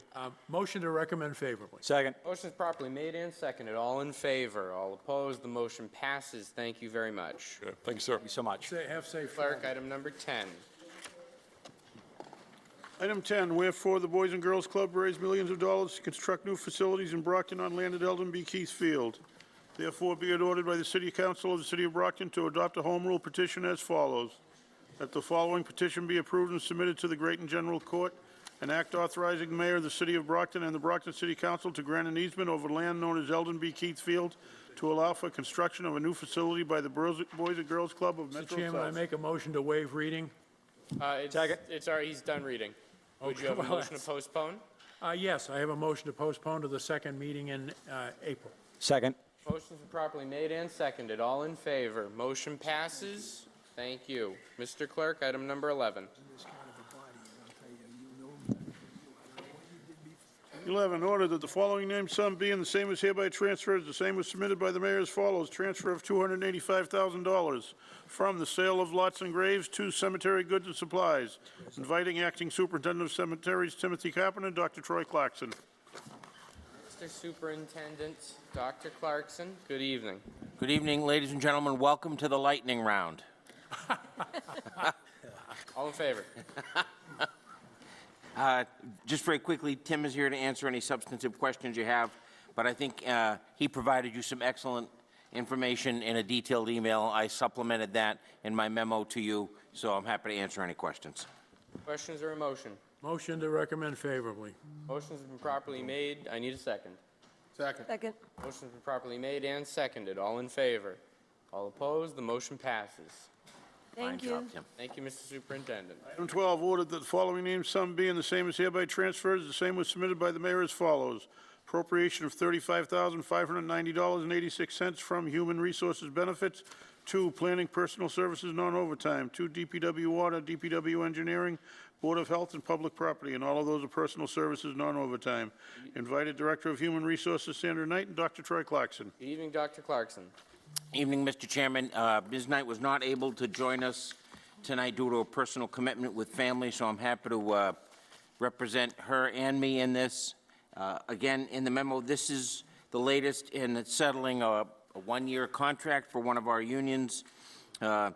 This money was expressly set aside in the operating budget for this purpose. After this and the transfer requested in item 13, the balance in that account will still be approximately $653,000. So there are more than sufficient funds to settle this. This was follows many of the contracts that have been settled at a reasonable 1.5% wage rate. Mr. Chairman, I'd like to move that we combine item 13 with this and allow Dr. Clarkson to just continue on, and we vote on them collectively. Is there a second motion to take item 12 and 13 collectively? All in favor? All opposed? The motion passes. Mr. Clerk, item 13. Ordered that the following named sum be and the same is hereby transferred, the same was submitted by the mayor as follows. Appropriation of $65,648.79 from Human Resources Benefits to Animal Control, Assessor, Auditor, Cemetery, Make a City motion to Clerk. waive further reading. Second. Motion probably made and seconded. All in favor? All opposed? Motion passes. Invited Director of Human Resources Sandra Knight and Dr. Troy Clarkson. Dr. Clarkson, anything further? Lightning round, indeed, no. All right, I'll take a motion. Motion to recommend favorably. Motion properly made and seconded. All in favor? All opposed? Motion passes. Thank you, Dr. Clarkson. Item 14, ordered that the following named sum be and the same is hereby transferred, the same was submitted by the mayor as follows. Appropriation of $600,000 from Finance Personal Services Non-Overtime, $50,000. From Finance Purchase of Services, $50,000. From Police Personal Services Non-Overtime, from Fire $250,000.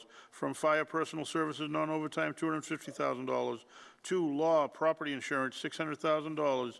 Invited City Solicitor James O'Brien and Dr. Troy Clarkson. Good evening, Dr. Clarkson. Good evening, Mr. Solicitor. Good evening.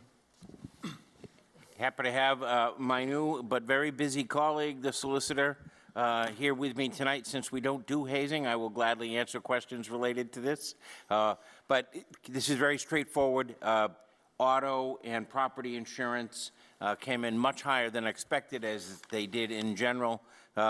We have made some improvements in our auto crash rates, which is reducing our overall exposure. We had one year that we were well over 100%, but it takes a couple of years for that to stabilize. So I do anticipate these numbers perhaps going down next year, but this number is required to fulfill our requirements for the auto and property policy for this year. Councilors? Councilor Farwell, followed by Councilor Thompson. Yes, just to reassure the public, we're not reducing the fire or police department budget. The $250,000 is derived from positions that were funded. They became vacant either through retirement or they were not filled because of recruitment restrictions. Is that a correct assumption? That's an excellent point, Councilor. We watch those calculations very carefully, and I can tell you, because of vacancies, that each department is expected to have a multi-million-dollar surplus at June 30th. So yeah, we're not taking away in any way from any firefighters or police officers on the street. And Mr. Solicitor, could you just briefly outline what we will be covering in terms of insurance with the $600,000? Yeah. This is just property insurance and So auto. buildings and machinery and... Yeah, real property and auto insurance coverage, liability coverage. For police and fire and Yes. anything for schools? Yes? We have a policy that covers all city autos, including schools. Okay, thank you. Thank you, Mr. Chairman. Thank you, Councilor. Councilor Thompson. Thank you, Mr. Chair. Good evening, and welcome, Mrs. Solicitor. Welcome to the team. Thank you. So we have basically an appropriation for over $500,000. Now, I'm just a little confused of the reason. Is it that policies went up, or we've gone into more accidents, or what? Tell me what happened. Well, I would say both, Councilor, but we made estimates at the beginning of the year when we set this budget a year ago before the policies renewed. And so we made estimates based on what we thought those numbers would be. Like many things these days, the cost came in much higher. So what I was speaking of earlier is we have in the last several years, particularly in the police department, had a claim rate greater than 100%, meaning our claims were more than 100% of what we paid for insurance, and so our rates went up. That's not this year. In the last couple of years, the chief has put in some programs that have reduced those numbers over the last year or so, but it takes a few years of good claims for the actual costs to come down. And so that's why I said we should anticipate next year, perhaps the year after, a reduction in our overall policy costs, but that's going to take a little while to happen. So I know, we say the city's self-insured, but the city's not self-insured in our property insurance or liability insurance. That is correct. We are self-insured for overall liability insurance, public officials' liability for the defense of lawsuits, and obviously for health insurance. But for property and auto, we are not self-insured. We have insurance policies for those. So this is to pay our insurance carrier for that. Okay, and so you're saying right now we're suffering from a higher premium costs because of prior accidents that put us over 100% of our claims. Yes, and I will tell you, and you've seen this if you look at the actual property insurance costs over the last several years, those have risen significantly, but there's a reason for that. The city used to employ a strategy of intentionally undervaluing its buildings in order to save money. I don't believe that's an effective strategy. It's very risky. For instance, the city of Taunton a few years ago, you may remember, had a fire at its city hall and was involved in litigation and challenges for a while because the building was underinsured in its value. And so that's a very risky strategy. So we've worked with our insurance carrier, Gallagher, over the last several years to gradually increase the building values that we insure so that if we do have a large loss event, we're covered. Where are we in that process? Do you believe we're officially insured, accurately insured for the valuation of our buildings? Yes. Okay. And just year over year, were there more claims this year than last year, or less? For auto? For auto. I believe less, but I will gladly check on that and get you that information. And property claims as well? Okay. Thank you, Mr. Clarkson. Thank you, Mr. Chair. Thank you, Councilor. Councilor Castro. Good evening, gentlemen. Quick questions. How much was the premium last year? Listen. I don't know that off the top of my head, Council, but I'll get it to you. Okay. And how much is the premium this year? So we had appropriated approximately $2 million for this amount, and so the total for property and auto will be approximately the $2.6 million. Okay. And let me know what last year's was. Yeah, I sure will. Thank you, gentlemen. Thank you, Mr. Chair. Thank you, Councilor. Councilors, any other questions or a motion? Motion to recommend favorably. Second. Motion's been properly made and seconded. All in favor? All opposed? The motion passes. Thank you, Mr. Solicitor. Thank you, Dr. Clarkson. Item 15, order that the following named sum be and the same is hereby transferred, as the same was submitted by the mayor as follows. Transfer of $25,000 from Information Technology Goods and Supplies to Information Technology Overtime. Invited Acting Director Edward Medeiros Jr., Dr. Troy Clarkson. Good evening, Dr. Clarkson. Good evening, Director Medeiros. Thank you, good Mr. Chairman. Happy to have my colleague, Mr. Medeiros, here with us. As I noted in the memo to you, there were a couple of reasons for this need for overtime. One of them was the server crash that we had several weeks ago, and Ted and his team were working literally around the clock, long hours. And in addition to that, there are some vacancies in his department that those shifts and those needs have been filled with overtime costs. This is not a transfer from another department, but Ted and Elvira Lopes, our budget director, and I sat down, looked at his budget, and he had some unspent funds within his own budget. So this requested transfer is simply within his budget to fulfill those needs. Motion to recommend favorably. Second. Councilor, motion's been properly made and seconded. All in favor? All opposed? The motion passes. Thank you. Thank you, Director.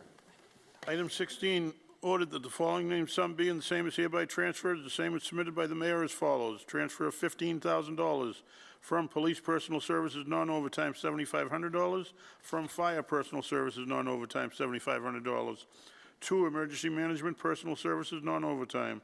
Invited Director Stephen Hook, Dr. Troy Clarkson. Thank you, Mr. Chairman. Happy to have Director Hook with me. He certainly can answer any operational questions you have. One of the outcomes of our recent storm was the belief on behalf of the mayor that the BEMA office should be staffed full-time year-round, and so this transfer seeks to fund the last portion of the year, that would be 4 months, to have a full-time administrative assistant in that office. I will tell you, and I'm not going to steal Commissioner Hill's thunder because he'll get in detail about the storm response, but we were able as a group today to have a very productive, facilitated debrief that will have some pretty significant results, I think, through a report that we'll gladly share with you in the coming weeks. But this was a top priority for the mayor based on his observations during the storm. Councilors? Motion to recommend favorably. Second. Motion's been properly made and seconded. All in favor? All opposed? The motion passes. Director, thank you for sticking with us for all that. Item 17, order that the city pursuant to Mass General Law, Chapter 44, Sections 53A and 53A and a half, hereby accepts the following donation of $100,000 from United States Soccer Foundation to Parks and Recreation. Invited CEO, founder of Elite and VD Youth Foundation, Philippe Pinto, Director of Parks, Timothy Carpenter, and Dr. Troy Clarkson. And Mr. Pinto had to send us, couldn't make it, so his treasurer, Sean, is here tonight. Sean, if you could give us your full name, just for the record. Yep, Sean Allian. Good evening, Mr. Treasurer. Good evening, Mr. Superintendent. Good morning, councilors. Good morning. You're getting close. Any remarks, or should we go right to? So I think this is a super opportunity for the city. It is and I hope I provided you with some good pictures there and some good information last week for your review. Transforming an underutilized basketball court into a sport court facility used for, what I guess is mini pitch. It's sort of a small soccer. It's similar to futsal, the courts that we have over at Edgar's and Ash Street currently. This has sport tile, so it's a little bit softer, cushionier for those utilizing it. It's a pretty neat structure, fully enclosed, so you're not going to be chasing balls down Mulberry Street or onto the train tracks. I think it's a great opportunity for the city. It's a fully donated facility as part of the outreach for the World Cup from the U.S. Soccer Foundation. I'm allowed to say the other sponsor? Yeah, go ahead. Also, Massachusetts Youth Soccer. So it's a great opportunity. Thank you. Councilors? Councilor Thompson. Thank you, Mr. Chair, and good evening, Mr. Commissioner, and sorry. Sean Elliott. Sean, good evening, and welcome to City Council chambers. So we're going to accept this money. This money will be enough to fully build out the project. So this is the estimated value of the total project. So this donation is essentially all the materials and the installation, and one light, which we will make sure faces the train track so it doesn't shine on any houses. But this is basically the value of the actual equipment itself, as well as the installation. And if there's a cost overrun, who covers that? So there shouldn't be a cost overrun. The only things that will be required of the city is the removal of the current basketball hoops that are there, patching of the area where the basketball hoops were, and running conduit and an electrical box to where the light fixture will be, so that we can put a timer on it and a breaker and make sure it's nice and safe. Okay. What about signage and all of that? Does this cover signage, or will we be? So there are many advertisement availabilities on the court itself. The city has been granted one of those advertisements, so there will be a standard Brockton sort of advertisement there on the court. So we have the ability to have sponsors that do advertising? So the U.S. Soccer Foundation, their sponsors get those other remaining 4 spots. Electronic scoreboard, anything like that? No. No, sir. Bleachers and anything added like that? There is a player bench area, but there are not bleachers. Is that existing, or is that part of this design? That's part of the design. Okay. Now, what about parking? I know parking's a little tight over in that location. How many available parking spots are there on site? So on site right now, there are 9 parking spots, 10 if you include the handicap spot, and there is on-street parking allowed on that side of Mulberry Street. Okay. And how many people would we expect to participate? I don't really know, to be honest with you. Sometimes the futsal courts that we have in existence are very popular. I've seen that fade over the past couple of years. I think, obviously something like this is going to support 5-on-5. So you're looking at least 10 people. Okay. And what about, do we do any advertising, or is there anything that we do on the city side to let people know that this facility exists, hold any sort of games or anything, city-sponsored games, anything like that? So we will be permitting this space the same as we would permit a baseball field, a soccer field, a volleyball court. So it'll be through sort of word of mouth to some extent. But I think, the first couple of years, it'll be a popular spot to permit. Okay, so you just mentioned that this is going to be a permitted field, so nobody can just show up and use on their own. So if an organization wanted an hour or 2 of exclusive use, then yes, they would have to have a permit. But much like many of the basketball courts, or if there's 3 guys show up and just want to use the then yes, but if it's an organized group activity, then yes, it will require a permit. Okay. So for exclusive use for a period of time, permitted, couple kids just want to get on the field, kick a ball around, go ahead. Yep.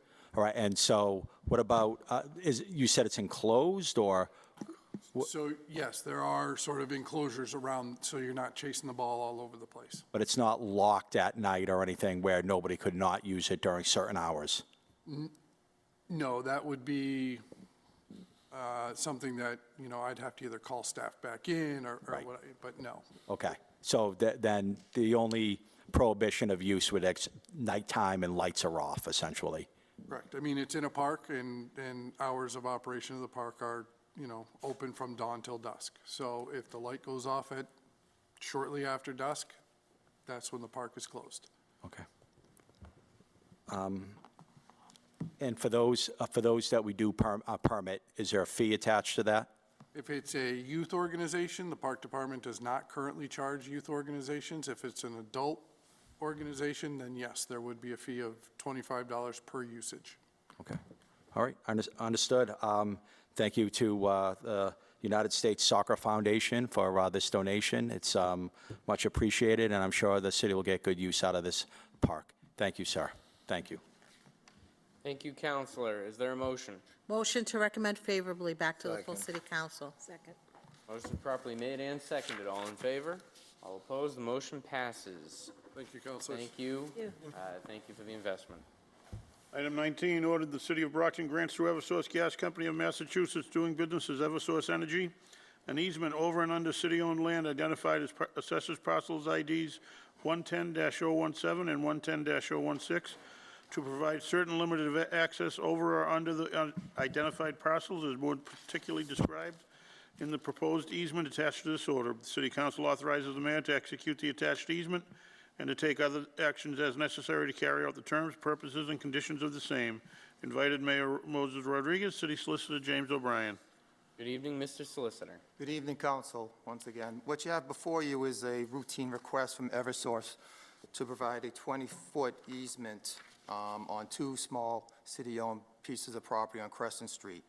Eversource already has an existing gas line on the property, but no easement. This document would just formalize the right for them to continue to maintain, repair, and operate the gas line to provide service near the rear of Crescent Street. Consideration is $1. All maintenance and restoration are Eversource's responsibility, and this is no new construction cost to the city. And so it is we recommend, excuse me, if you could vote on it and send it to the mayor to execute so they can continue with this work. Motion to recommend favorably back to the full city council. Second. It's been properly made and seconded. All in favor? All opposed? Motion passes. Thank you, Mr. Solicitor. Mr. Clerk? Item 20, be it resolved to invite Mayor Moses Rodriguez, Police Chief Brenda Perez, and Police Lieutenant William Schleman to appear before the Brockton City Council, sitting as the Finance Committee, to discuss their proposal to address the issues associated with addiction, mental health, and homelessness in Brockton, January 2026, and such other related issues as the Finance Committee wishes to address. Invited Mayor Moses Rodriguez, Chief Brenda Perez, Police Lieutenant William Schleman. Mr. Mayor, Chief, good evening. Thank you, Mr. President. I'm just going to take a couple minutes, and then I'm going to shift it over to the chief here. There's 80 left in the day, Mr. Mayor. Yeah, thank you. Dinner is also being served in the back room, from what I understand. Mr. Chairman, I think we've put together a realistic plan to help us address the issues of addiction, mental health, and homelessness in our community. And the good thing about this is that all the funding that actually is going to support the programs that will be detailed by the chief is actually coming directly from those settlement funds that we got through the opioid settlement. So it's not going to cost either the city or the taxpayers any additional dollars to put into action what we are going to talk about today. And I hope that you will support this so that we can get moving positively with this endeavor to be able to deal with the issues that have long been a major issue, especially in the downtown area, but throughout the city now that we're facing with our homeless population and the folks that are addicted to to the drugs and other issues within our community. So, Chief. Good evening, councilors. We're excited. You have a packet for our homeless proposal. To bring this proposal forward to you, I'd like to take a moment just to thank Mayor Rodriguez and his team. I'd like to thank the CFO and his team, and I'd like to extend a special thank you to Lieutenant Schliemann for taking the lead on this proposal and his hard work and dedication. This proposal takes in part what Chelsea has done for a long time successfully.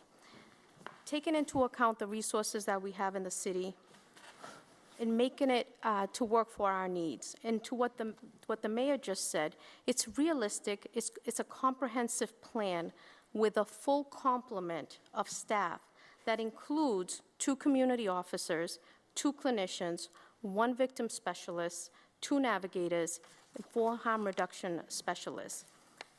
These positions have been working on. Under the coordination of Lieutenant Schliemann, it brings the city departments, community partners, government, and judicial partners together to address and problem solve the identified areas throughout the city, downtown, Campello, Montello, our parks. And we're looking to basically individualize and customize that outreach. We want to identify the individuals, working collaboratively with all our partners, using the abundant number of resources we have in this city. So with that, I'd like to have Lieutenant Schliemann come in just to talk about operationally how this proposal will work.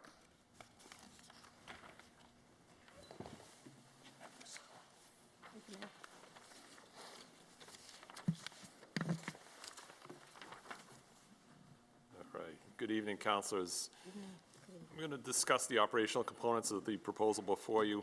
The first members of the proposed task force that I expect to have in place are 2 sworn Brockton police officers. The officers will be assigned to the day shift and tasked with getting out into the community, connecting with business owners and their employees, property owners, landlords and their tenants, visitors, and those who are unhoused, substance users, and/or suffer from mental health issues. They can immediately begin to do outreach in the community and make referrals to local social service agencies and the community court. The next position that I expect to be filled is the victim specialist family support person. We have already held interviews for this position, and I expect the candidate will be picked within the week, and a background investigation can begin immediately after that. The navigator positions will engage those who have substance use issues, helping them access treatment, housing, and the community resources to sustain recovery. We will be hiring 4 harm reduction environmental specialists, specifically to deal with the issues surrounding discarded syringes in our community. The mental health clinicians will work with the community police officers and navigators to address any mental health concerns. And I've laid out what a typical work week would look like for these folks. On Mondays, I would expect they review the call logs and reports from the weekend, plan for and execute follow-ups on calls from the weekend, proactive patrols, community outreach, addressing hotspots and community concerns, and assisting with any calls for service surrounding mental health, substance use, or homelessness. And I expect that's going to be true of most days. However, every day has something a little special as we move forward. On Tuesdays, Plymouth County Hub has agreed to hold their meetings inside the public safety room within the public meeting room within the new public safety building on Warren Ave. The Hub seeks to build collaborative relationships between law enforcement and community resources to link at-risk individuals and families to supports and resources. The Plymouth County Hub is in the business of rehabilitating, enhancing, and saving lives. The work that the Hub members do is aimed at providing a multidisciplinary approach to solving some of society's biggest challenges. The Hub meetings have been held for years, and they bring with them an established network of social service agencies. I myself have attended and successfully presented cases at the Brockton Hub table in the past. The Hub's meetings will be every Tuesday morning at 11 a.m. They require a signed non-disclosure agreement before you can join their meetings, and the planned launch date for the Hub meetings is mid-April at the new public safety building. That'll be a hybrid model, so if you can't attend in person, we love to have people come in person, but if you can't attend in person, you can always join on Zoom. Wednesdays is when we plan to have our task force meetings. Currently, the homeless task force that Jasmine runs is held on Wednesdays at noon. We plan to take over that time slot. During those meetings, there'll be discussions surrounding environmental concerns, for example, properties that need to be cleaned, needle pickup hotspots, unsecured abandoned buildings, streetlights that are out, bushes that may need to be trimmed so people aren't concealed behind them, and we'll assign who's going to be the task of remediating those issues. Review of people that the task force members have come in contact with, centered around the needs of that individual, ongoing concerns, contacts with the task force members during the past week, use of the 911 system, et cetera. Community concerns brought to the task force in the past week or are unresolved from the past meetings will be addressed, and meeting minutes will be maintained.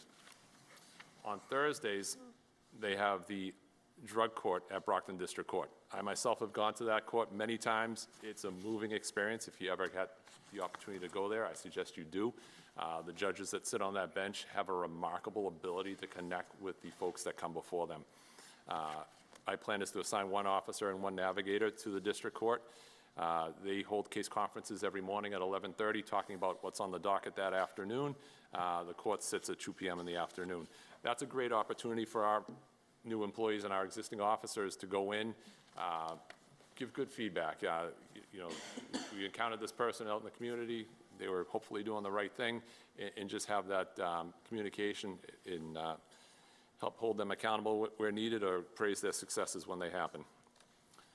On Fridays, well, it's the third Friday of every month, is the community court. It's being held at the public library at 304 Main Street. The officers will make referrals to the community court during the week. They do not need criminal charges to enter into the community court. You can access all the services, that whole network behind the community court, without actually facing a criminal charge. So you can make referrals in there with really no penalty.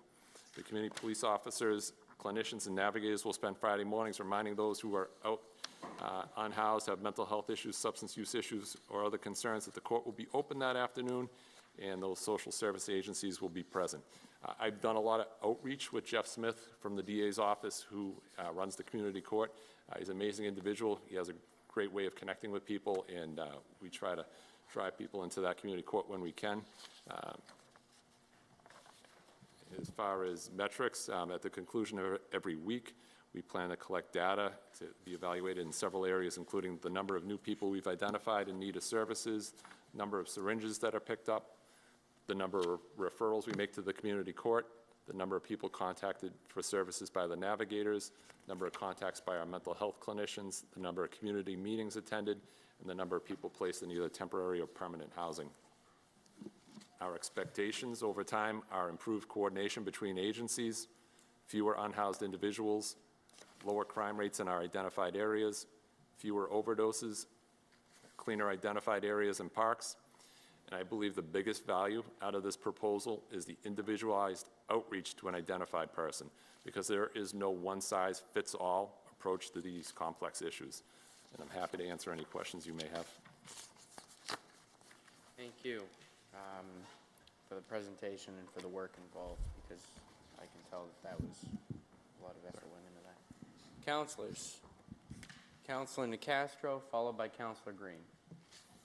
Good evening. Thank you for being here and hanging in with us. Good evening.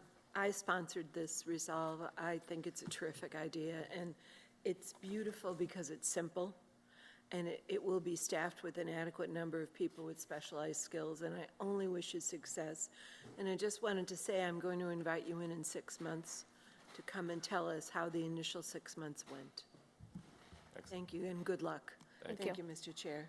Thank you, Councilor. Councilor Green. Thank you. And I do think this is an incredible program. So thank you for putting this together. I also look forward to kind of hearing a report in 6 months on the success of this program. And I'm very optimistic that it will be a successful program. So I look forward to those metrics that you just detailed. Hearing that report in 6 months' time. Just a couple of questions for you on the overall budget. What's the overall budget for this? I would defer to Dr. Clarkson to answer that. Okay.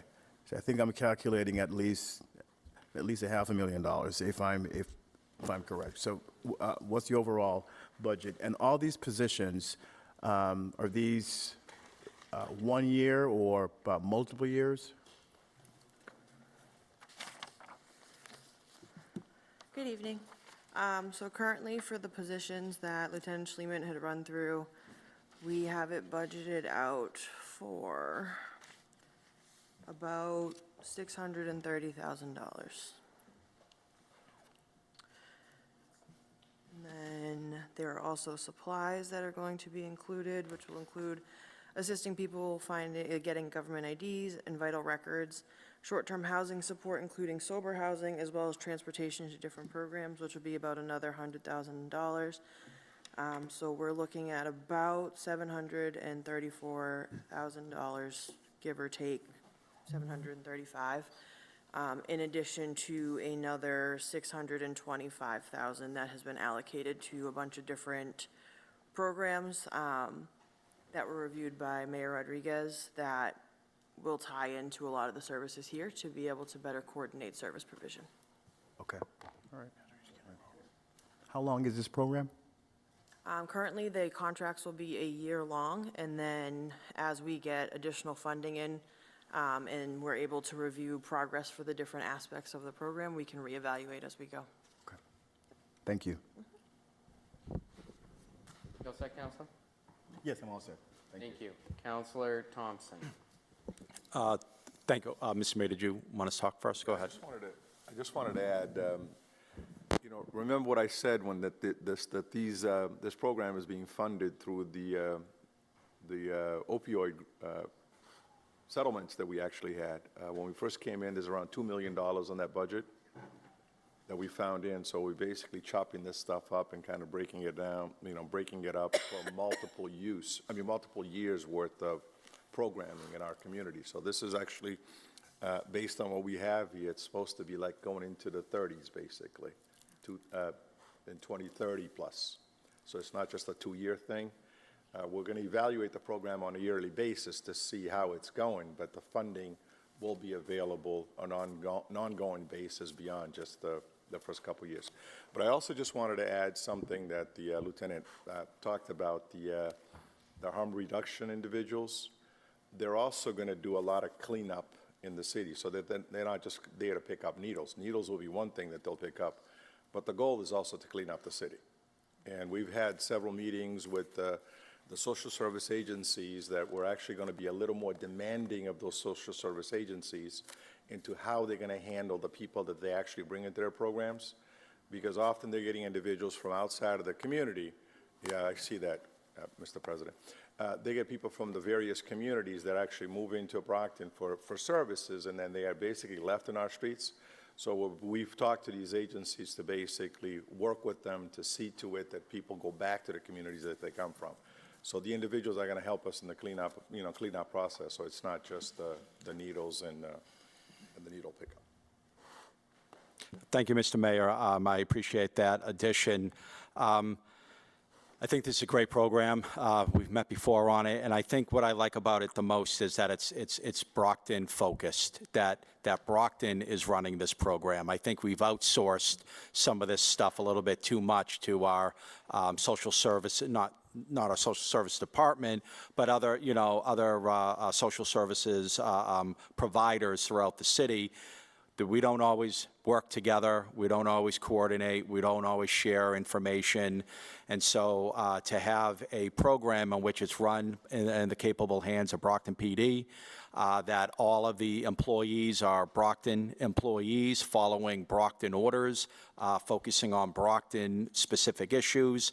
I think, that's the best way to handle this, is for us to have our own hands on this process.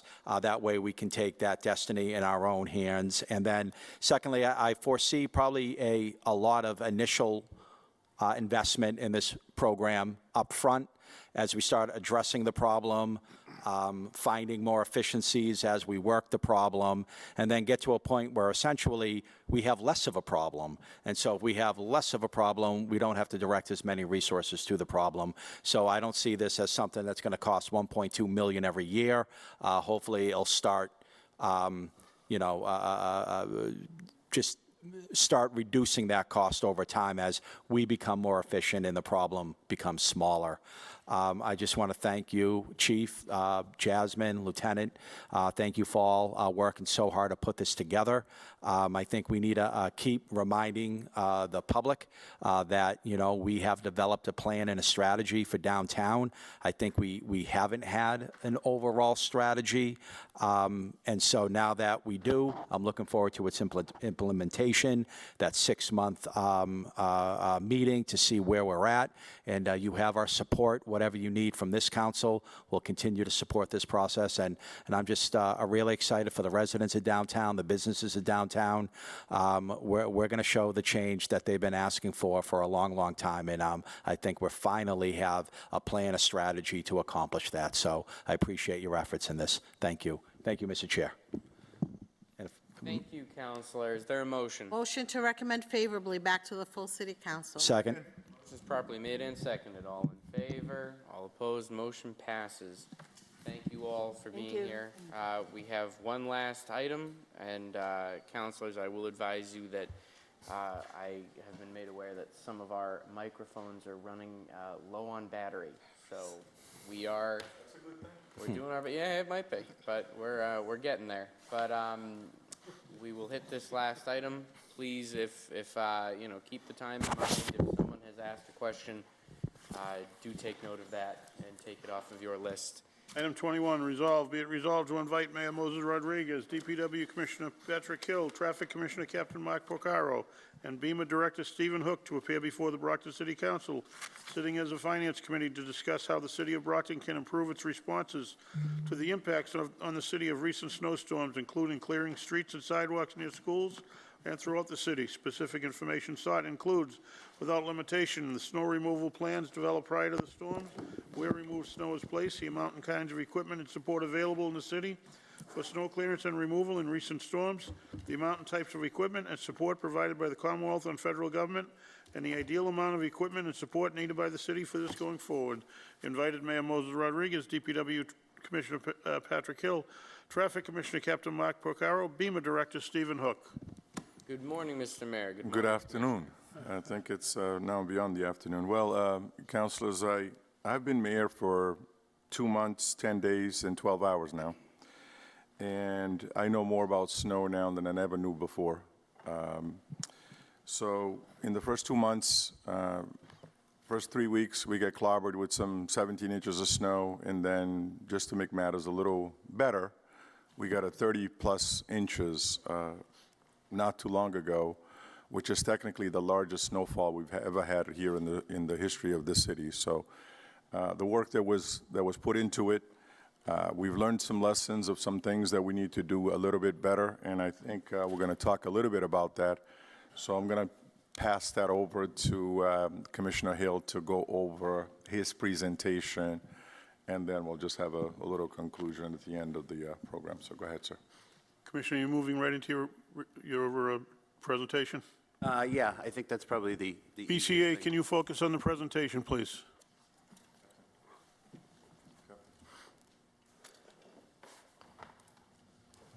Just so you are aware, Mr. Clerk, the microphone here is dead, so. All right, we're done. Not by me.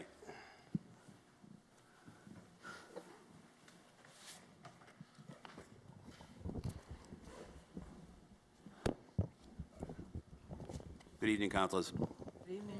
Good evening. I will try to get this through this as quickly as I possibly can. I know this is a pretty sensitive subject, and I want to give it the time it deserves, so we'll hop right into it. So this storm is what they call like kind of a black swan. We received a historical amount of snow, 31 inches, with this winter storm Hernando. At some points in the storm, we were getting 3 to 4 inches an hour. Basically, when you break down the physics on that, That's 21.5 square miles, which created 54 million cubic yards of mass. To kind of put that into perspective, that would fill Gillette Stadium up to the top of the uprights 30 times over. In doing our research, we started looking through the historical storms in the past. Obviously, this topped the closest storm by 4 inches, which was the blizzard of 1978. I was not around for the blizzard of 1978. I actually lived in Florida at the time, but my understanding is that that storm took over 2 weeks to clear, to get the roads passable. We were able to accomplish at least passable roads within 36 hours. This storm is also, our annual snow is 47 inches per year on average. So 48% of our annual, in 48 hours, the storm dropped 72% of our annual average with the rates of 3 to 4 inches an hour. Brockton moves 47 inches every 4 to 5 months, approximately 10 inches per. So we typically get about 10 inches per month. And we were required to move 31 inches in 2 days. The metrics of the city in general, we have 375 miles, 307 miles of road, which amounts to 614 lane miles. The miles are center line miles, so we actually have 614 lane miles of road. We're responsible to clear. We're responsible to clear 79 miles of sidewalk, 3,000 fire hydrants, and up to somewhere in the range of about 40 municipal buildings, which would include the 28 schools, the fire stations, the police station, all of the city lots, the Shaw Center. That is all the responsibility of the Department of Public Works. In the next slide, you'll see, this is something I think in time we can kind of develop and show you more of. This is a copy of our GIS map. And what the highlighted section of this map is the arterial roads, the main roads. So when you get a storm of this size, the primary focus is to get the arterial roads open. Brockton has 86 miles of arterial roads. And if you look in the top left-hand corner of that slide, just to give you an idea of what that looks like, the town of Abington only has 82 miles of roads. We have 86.1 miles of arterial roads. The town of Whitman only has 66 miles of roads. Again, we have 86 miles of arterial roads. So a lot of the criticism that you've seen, and a lot of people that have made comments about the city and why this cleanup effort took so long, I think you cannot compare a city to a small town. Our arterial roads are bigger than most of these communities that surround us. But in general, for all the communities that surround us, Brockton is at least double in size. On the next slide, there's again, a GIS map, which we can go, in depth a little bit further at another time. That gives you an idea of what we plow for sidewalks. So, according to the city ordinances, the DPW is only responsible to plow sidewalks around a school building. It does not really define what that area is, but we do it. In a storm like this, it's next to impossible to move the amount of snow that we're in the sidewalks. We have 2 pieces of equipment that are actually capable of doing that. So this gives you an idea of what we do. The red lines and the yellow lines dictate. The yellow lines are both sides of the sidewalk on those roads, and the red lines are one side of the road on those roads. And again, I think at another time, had it not been so late, I had brought my GIS guy here to kind of show you all exactly what that looks like, exactly what those roads are, what those sidewalks are. But in the essence of time, we'll continue on with the presentation. I think we went over the miles of responsibility in the cleanup effort. Just to get into the logistics a little bit, at 3 inches per hour, the density of falling flakes combined with 60 mile an hour plus, we actually saw 70, 75 mile an hour winds. By the time the snow stopped, it started at about 4 a.m. And by the time the snow stopped falling at that rate, we were somewhere in the area of 12 noon to 1 o'clock in the afternoon, and we had easily 18 inches of snow on the ground that had not been touched. That had not been touched on any of the main roads.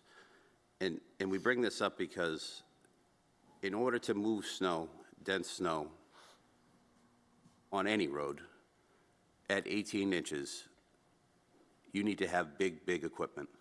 And we knew going into this storm that we didn't have enough big equipment. And we'll get into the type of equipment that we had and some of the prep work that went in a little bit. We talk a little bit in the next slide about the logistics of plowing and how it works and how it's very difficult to get the snow, especially 31 inches of snow, off the shelf. We call the shelf, it's called most people refer to it as a windrow. Another thing that happens when you get into a plow event like this is things slow down, and they slow down immensely because we go from a snow event with big, heavy equipment, big, heavy plows to machines with open buckets. So the rate of snow removal slows down immensely. On to the next page. We've seen a significant, over the past 4 or 5 years, hollowing of our fleet. In 2019, we had approximately 190 units that included city equipment, but we had 190 pieces of equipment. We had trucks, we had loaders, we had road graders, we had just about anything you can think of. I mean, at one point we had a end dump, which is just a large-scale dump truck that they use in mining, with a 16-foot plow on it. And having this equipment allows us to move snow a lot quicker. So the city relies heavily on contractor participation, and we've seen contract participation take a big dive. On the next sheet, you can see exactly what our 2019 equipment list looked like in our 55 plow routes versus what they look like today. And we bring this, again, we bring this to your attention because when the snow stopped at 1 o'clock in the afternoon on Monday, the heavy snow, and we had 18 plus inches of snow on the ground. If you go through this list, this is 55 plus pieces, we'll call it 65 pieces. 35 of those pieces are automatically eliminated because of the inability to push snow. The equipment's not big enough, and it restricts us to how we clean up. The next page, we have the contractor participation, and we use the 2019-2020 season because that was a year that we saw a big drop-off. In having this drop-off, it also shifts kind of work and assignments and how things are done. We've made it a practice now that when we purchase vehicles with plows. A lot of these plow routes or, main roads or these parking lot assignments or any of the plowing in general has shifted to city employees. In 2019, we had 51 routes covered by contracted equipment with the city assuming 4. This year we have 22 routes that we assume with city equipment and 33 routes that we cover with contracted equipment. So there's been a big shift. And I think, I talked about this a little bit, but when you lose equipment and you rely on equipment that you have, and the equipment that you have is not sufficient to deal with a storm like this, you end up with a situation like that we ended up with, where we had too much snow, not enough equipment, and the equipment that we did have was, I don't want to call useless, but it was very limited in its capabilities.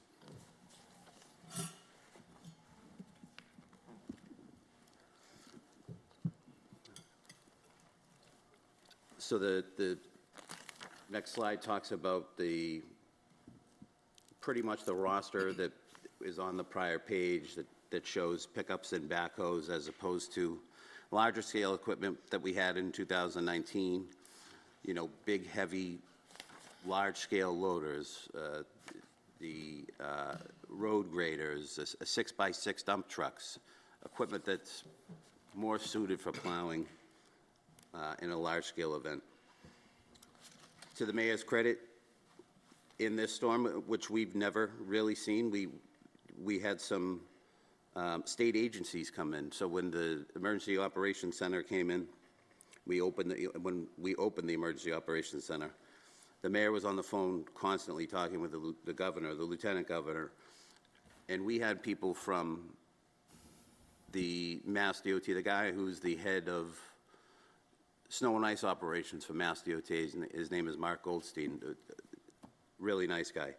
He was at our EOC every day trying to get equipment here. And I'll tell you, the mayor was advocating every single day to get equipment. Some of the equipment that they sent us made a huge difference. Some of the equipment that they promised us didn't show. But we've never seen participation like that from an outside agency with the state. It was critical for us to get our roads done as quick as we can. And I bring that up because a lot of people have judged the timeline. Why did things take so long? Things take, in a storm like this, it's almost impossible to just go out there and clear snow. The equipment that the state sent us, they're called combination vehicles. They're oversized triaxle dump trucks with a huge push plow on the front, with a plow underneath the belly, and a plow on the side, which they call a wing plow. Those are the plows that you see on the Mass Pike.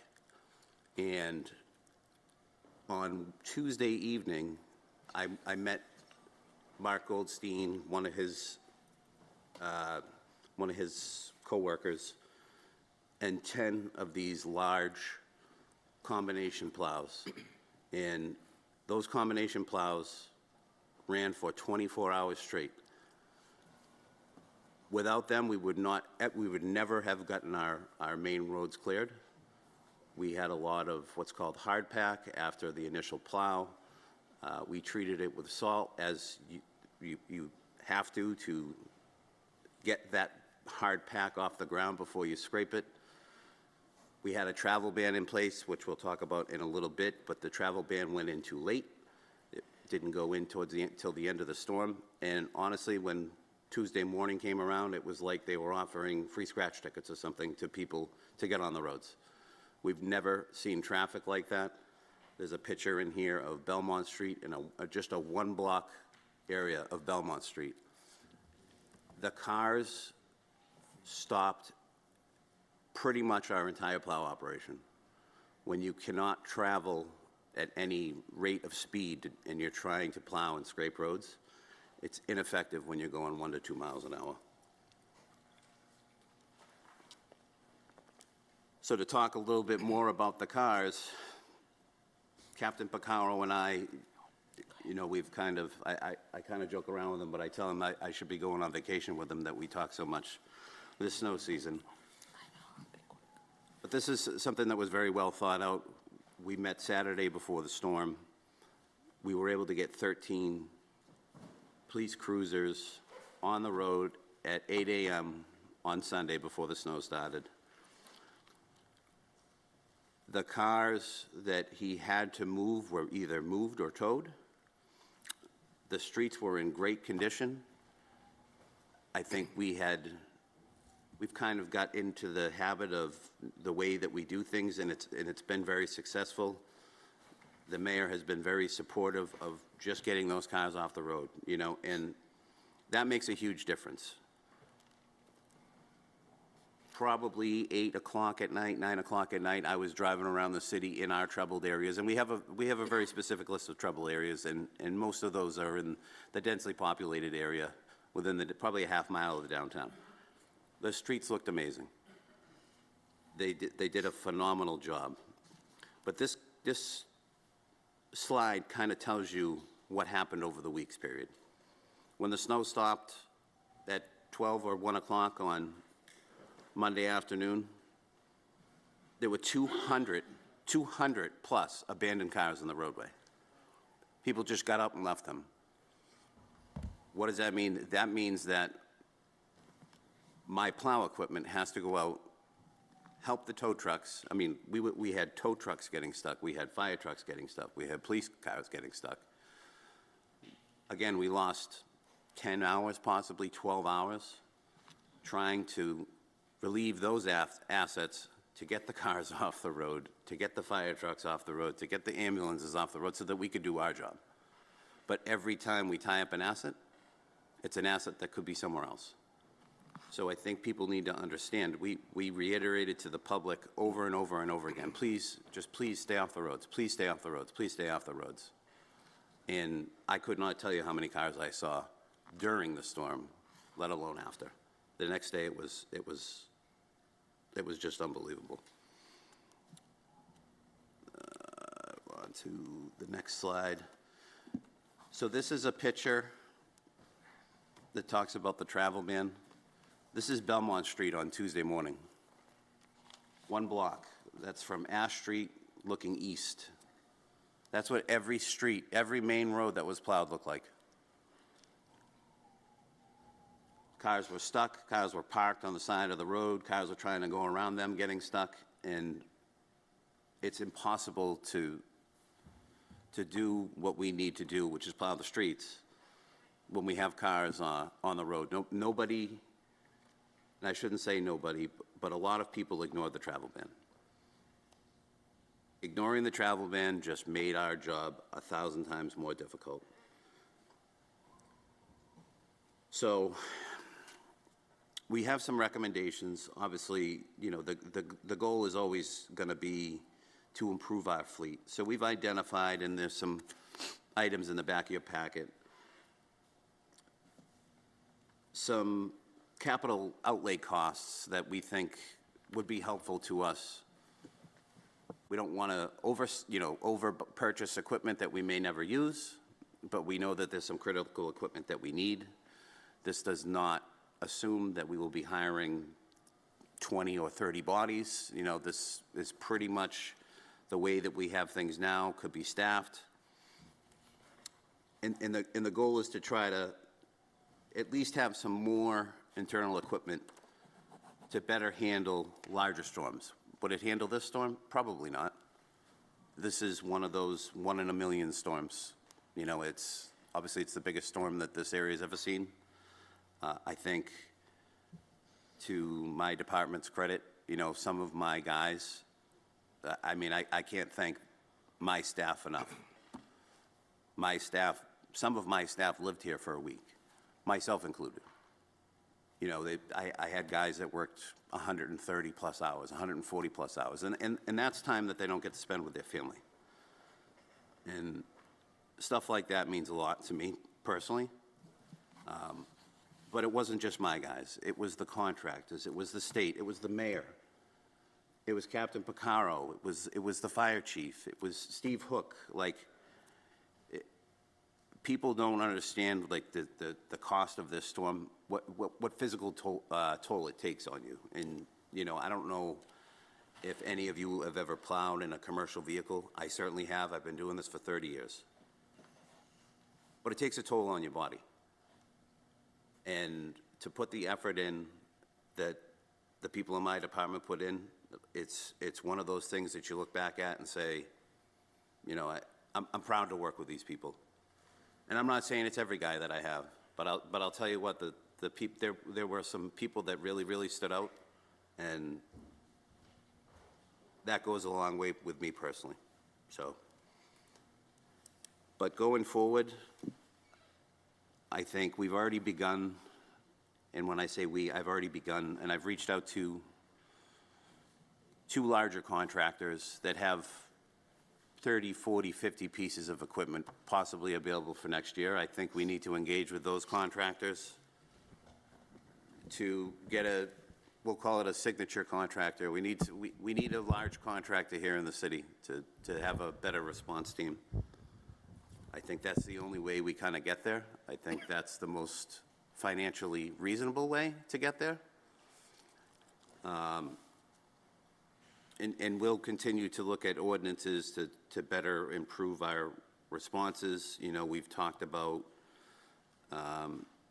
you know, coming up with a zero tolerance, curb to curb widening thing and to talk about, you know, more effectively getting messaging out to the public prior to these storms.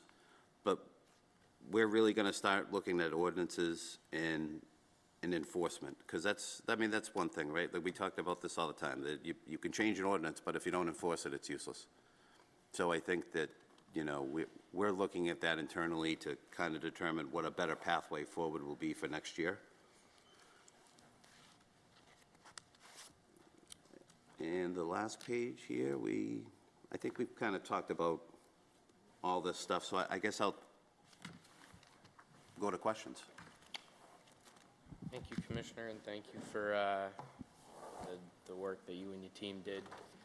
Councilors, Councilor Azak. Thank you, Mr. Chairman, and I would just like to thank you, Commissioner, Captain, Director Hook, Mayor, everybody who was involved with this. Thank you so much. I just want to let everybody know that this, Commissioner Hill said to me, I saw him a week after the storm, and he said he wanted to come before us and put together this information and present it to us and the public, because so much goes on during a storm, and sometimes we only hear the negative stuff. We don't hear all the, you know, good things and how we made it through. So thank you.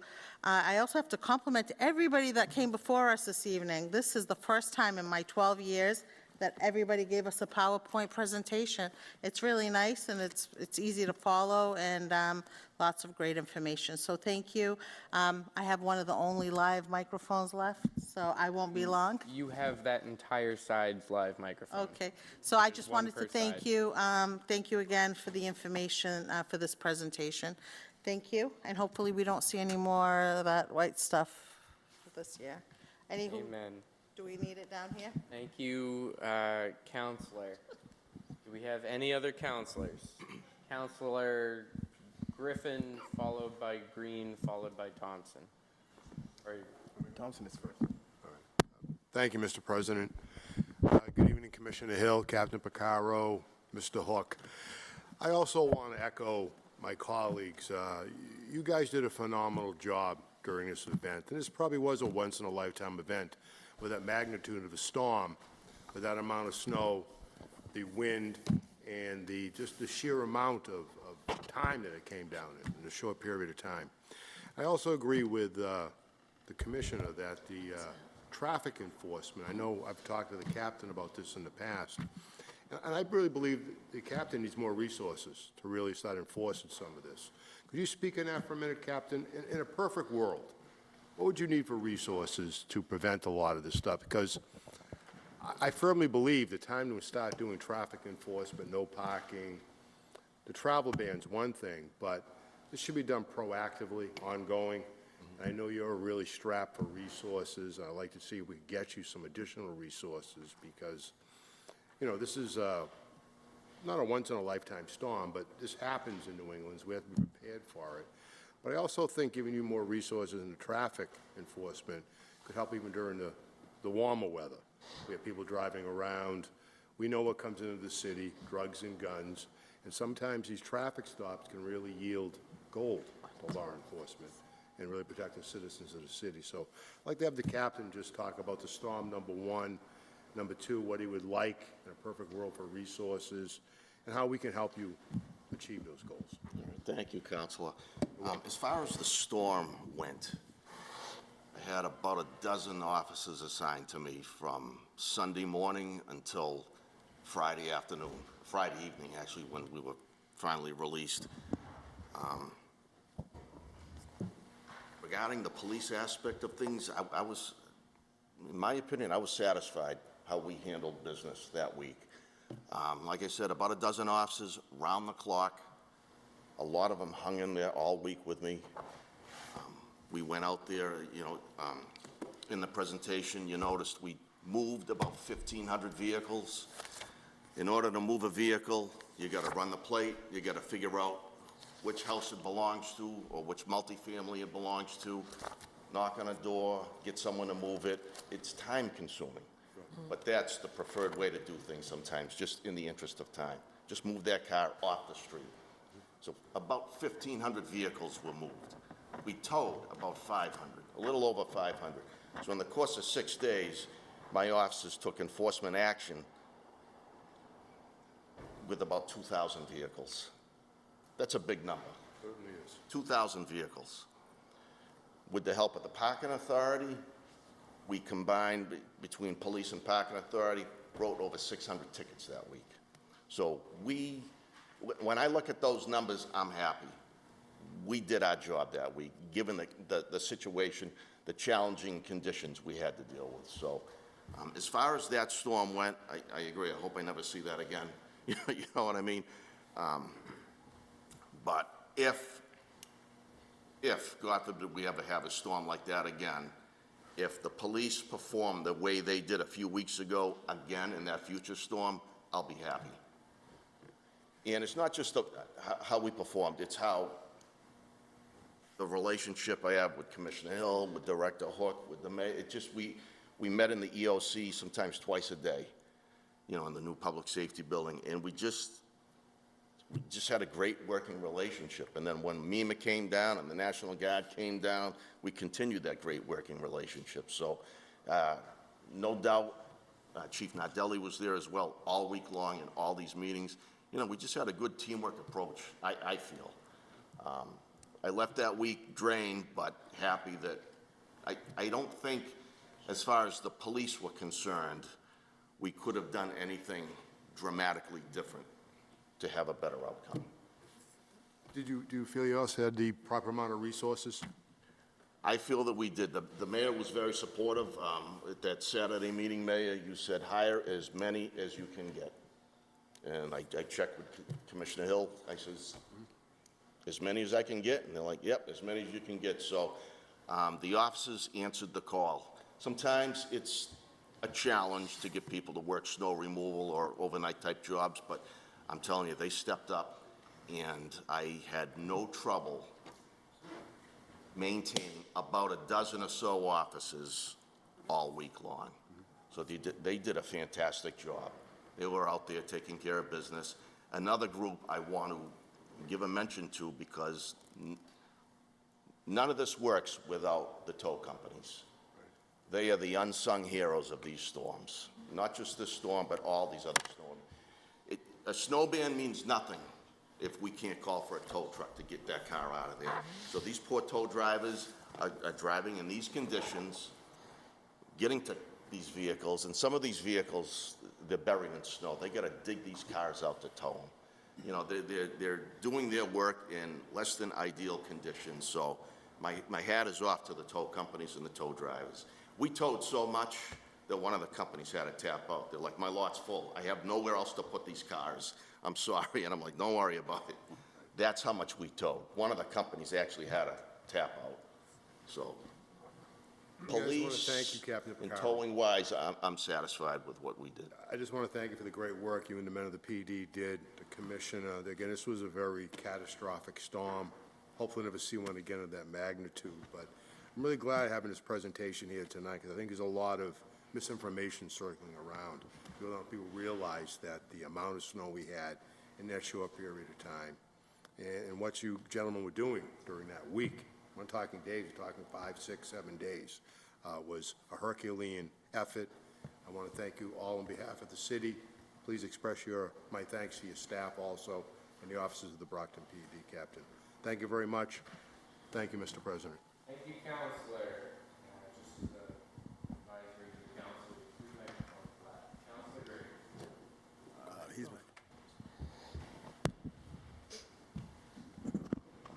Thank you, Commissioner, for your presentation today.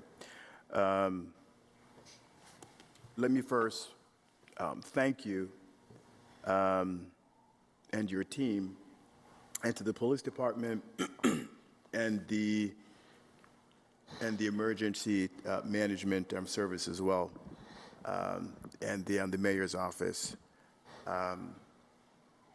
It was a historic storm. It was a challenge, and I think it's only fair to say that your team, the teams did the best they could. And so we are grateful. You did many hours. You were physically in a truck plowing, and so was the mayor. And so thank you for your hard work. I think it's also fair to recognize on the side of the residents that it was a hard storm for them as well, being snowed in and different issues that they had to deal with. But again, I express my gratitude. Thank you so much. And one thing, Commissioner, you said earlier at the end of the storm, and you echoed that in your presentation today, which I do appreciate, that there's room for improvement. We can all put our heads together and we can make improvements. And you've made some recommendations in this presentation in terms of how we can improve going forward. And I really do appreciate that. And we want to do all that we can to support it and to provide all the tools necessary to make those improvements. I do have a couple questions for you on there is a recommendation for, and I lost my mind. Yeah, you lost it a minute ago.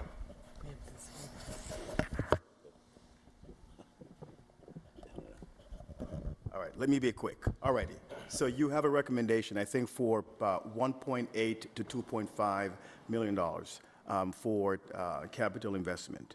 What do you estimate as the net increase for equipment based on that spending range? So in the back of your presentation here, Counselor, there's some equipment in the back there. Okay. A lot of the equipment that we are requesting is replacement equipment.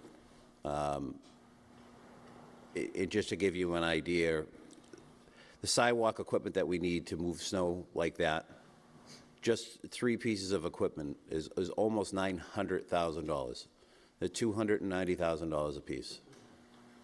So a lot of this stuff comes with a big price tag.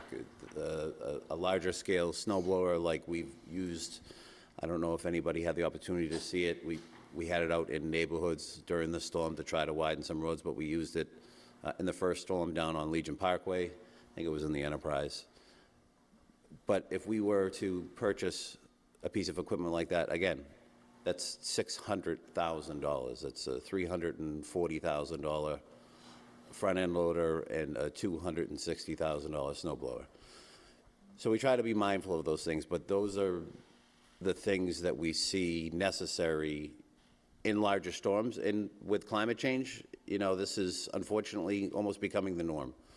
You know, maybe we don't get as many storms, but the storms that we do seem to get seem to be a little bit more significant every year. So these are mostly, again, replacement, not necessarily net new equipment, right? Correct. Okay. The sidewalk machines would replace old antiquated machines that I have now. It would be necessary to be effective. Okay, sure. Based on historical data, what do you think the magic number is we need to be at in terms of equipment to properly manage storms? I mean, we're always going to be in a need for equipment. you know, and every year equipment goes up, right? Some of this equipment, an example would be that sidewalk machine that we're talking about. You know, I bought 2 of those in 2022. At the time, they were $193,000, I think.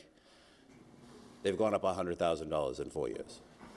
So it's always better to buy early, but we're not going to get there with purchasing equipment in the city. I mean, the big missing piece here is we rely heavily on subcontractors in their equipment. Historically, we've always relied on subcontractors in their equipment.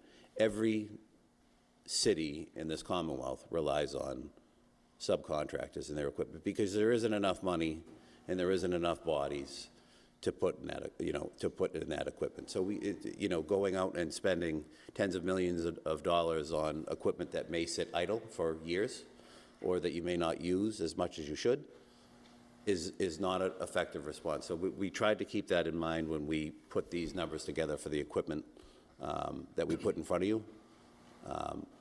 But the big missing piece here is the contractor participation. So what I'm referring to, Commissioner, is both city-owned and contractors as well. How many pieces of equipment do we need to have on the road to effectively manage or to accomplish the improvements that you're we need to have double what we have now. Right now, like in that storm, we put 80 pieces out. We need 160 pieces to be effective. 160, roughly. Okay, all right. And here's my final question, and this is to the other mayor.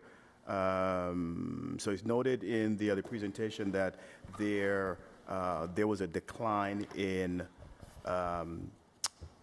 independent contractors in the market because of liability insurance. So we've seen that kind of decline from 2000 coming up to this point. What can we do differently going forward to have these contracts in place much earlier and also to ensure that we have adequate numbers of independent contractors? Well, one of the things that actually happened, from what I noticed, is that the liability insurance requirements of the city itself was jacked up. It was increased.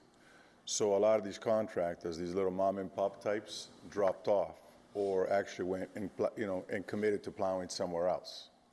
So one of the things that we've done already, we basically looked at that, the requirements, which was basically a city requirement, not necessarily a state requirement. I know there's some confusion out there that it was a state requirement. It was not. As a matter of fact, the 3 communities that actually implemented these changes were Brockton, Fall River, and New Bedford, and the 3 communities that got pummeled by the storm.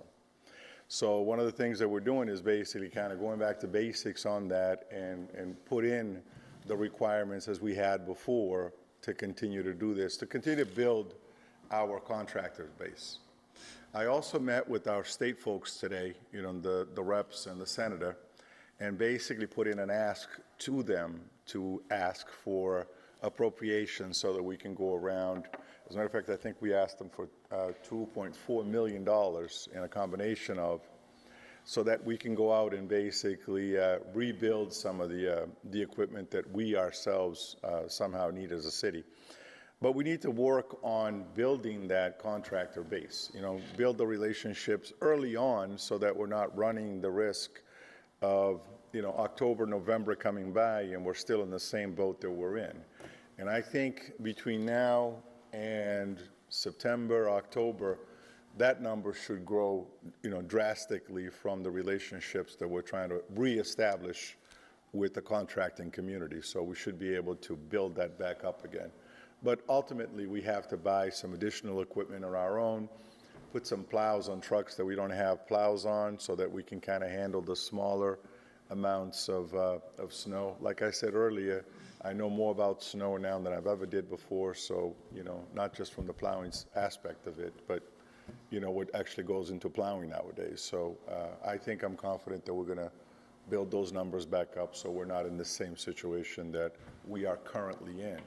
Because God forbid we get another storm, and I know several years ago we had one on April Fool's Day, so let's not repeat that, because if it does, I'm actually going to start crying from now until that day. So enough of the snow, to basically last us a lifetime. of snow in the sense, so, but we have to build. You know, we met up today at the Public Safety Building and came up with a game plan of some steps that we are going to take to build this base back up to a level that we feel comfortable that we can handle the storms. Thank you, Mr. Chair. Thank you, Counselor. Counselor Thompson. Thank you, Mr. Chair, and again, good evening, Mr. Mayor and Mr. Commissioner. I'll try to be quick. We've got 3 mics left. Yeah, this presentation was outstanding in the way that it described the enormity of the problem. This was not a regular snowstorm. This was, as you said, black swan event. And then when you start factoring in the amount of roads and sidewalks and everything that has to be plowed, and then the lack of equipment, for what you guys were able to accomplish as fast as you accomplished it is outstanding. And I want the residents of Brockton to know, you guys were at it 24/7. You were responsive. Pat, how many times I text you throughout this process, Mark Peterson as well. I know there were lessons learned through this process that are going to that we're going to put into future plans. I think we learned a lot through this process. I was going to bring up that state insurance issue. You're saying it's a municipal insurance issue, so I'm glad that's something that we can control here at the municipal level, make some changes and open it up to other contractors.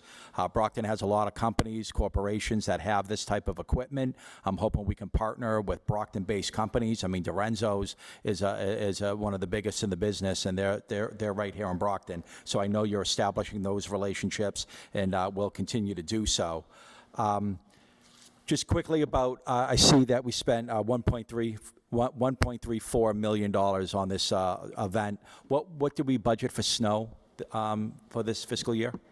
So we budget $2 million for snow every year, but the total snow budget with the factoring in the salt is about 2.4. So after this storm, we're give or take about 400,000 over budget. In the red, okay. I'm sure we'll find that somewhere because, obviously it's money spent. You guys did an amazing job. One thing about the cost, right? So we could have potentially kept on removing snow, right? People kept on saying, clear the sidewalks, clear more sidewalks, clear more sidewalks. And we could potentially have done that, but at what cost? Right, we would have spent another $500,000 clearing snow that eventually melted 2 weeks later. And so I think people also got to understand, at some point, there's a cost-benefit analysis we have to make as a city to say, all right, it's kind of good enough where if we just keep throwing money at the problem, instead of being over $400,000, we're over $1 million, and then that's a reduction of other services or affects other things. And so we had to take into account what makes sense budget-wise, and not just keep plowing and plowing and plowing, removing snow, and then, we may be in a worse off position if we did that. Lastly, I think, other communities, smaller communities may have fared well, but there are a lot of communities, that I heard didn't get to their streets 3, 4 days. There were some streets in other communities that people didn't get to for almost a week. And so I think, here it goes, and then what we were able to accomplish, it reflects well on the city. And then, again, I always do this lastly. Brockton invested in our snow equipment in in these off years where we had no snow. And that was a decision that we made as a city council, that when we had these non-snow heavy years, that instead of taking that money and papering over other deficits, we invested it in snow equipment. And that's why we were kind of even better off having that big front end loader, a snow blower that we purchased through, you said in 22, when we had very little snow to no snow. So we have always been kind of keeping an eye on snow equipment and making investments when it made sense to do so. And so, again, great job. Obviously lessons learned, but this presentation just pretty much put a spotlight on the enormity of the problem, and I'm proud of you guys for the efforts you put in. Thank you. No, Thank but you, Mr. Chair. Counselor, I just wanted to add. Thank you. I just wanted to add that, you know what, I know the folks up here were a little kind on this, but our residents have to do a lot more in terms of doing their part to help us out as well. We can't continue to do this. We can't continue to have travel bans in the city and people are driving up and down the streets like they're going to a concert. We can't continue to call for a parking emergency and people parking as if there's nothing coming along. Like I've been using the analogy of soccer. You know, to me, they got a yellow card. And next year, if we're in this same position, they're going to get a red card. And we're going to start ticketing people. People that are supposed to be off the roads, they need to be off the roads.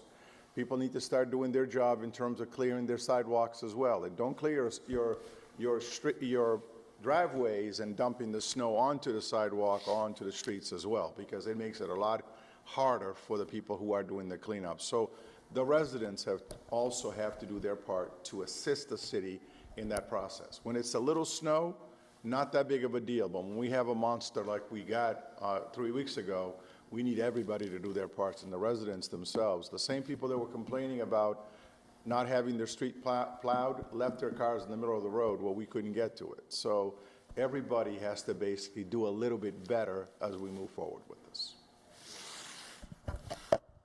Thank you. Thank you, Mr. Mayor. Please, as my colleagues have said, express our appreciation to the team. And, you know, last mayor walked into COVID, you walked into a blizzard. Hey, you know. All right, councilors, I need a motion. Councilor Azak has motioned. There were multiple seconds. All in favor, all opposed. The motion passes.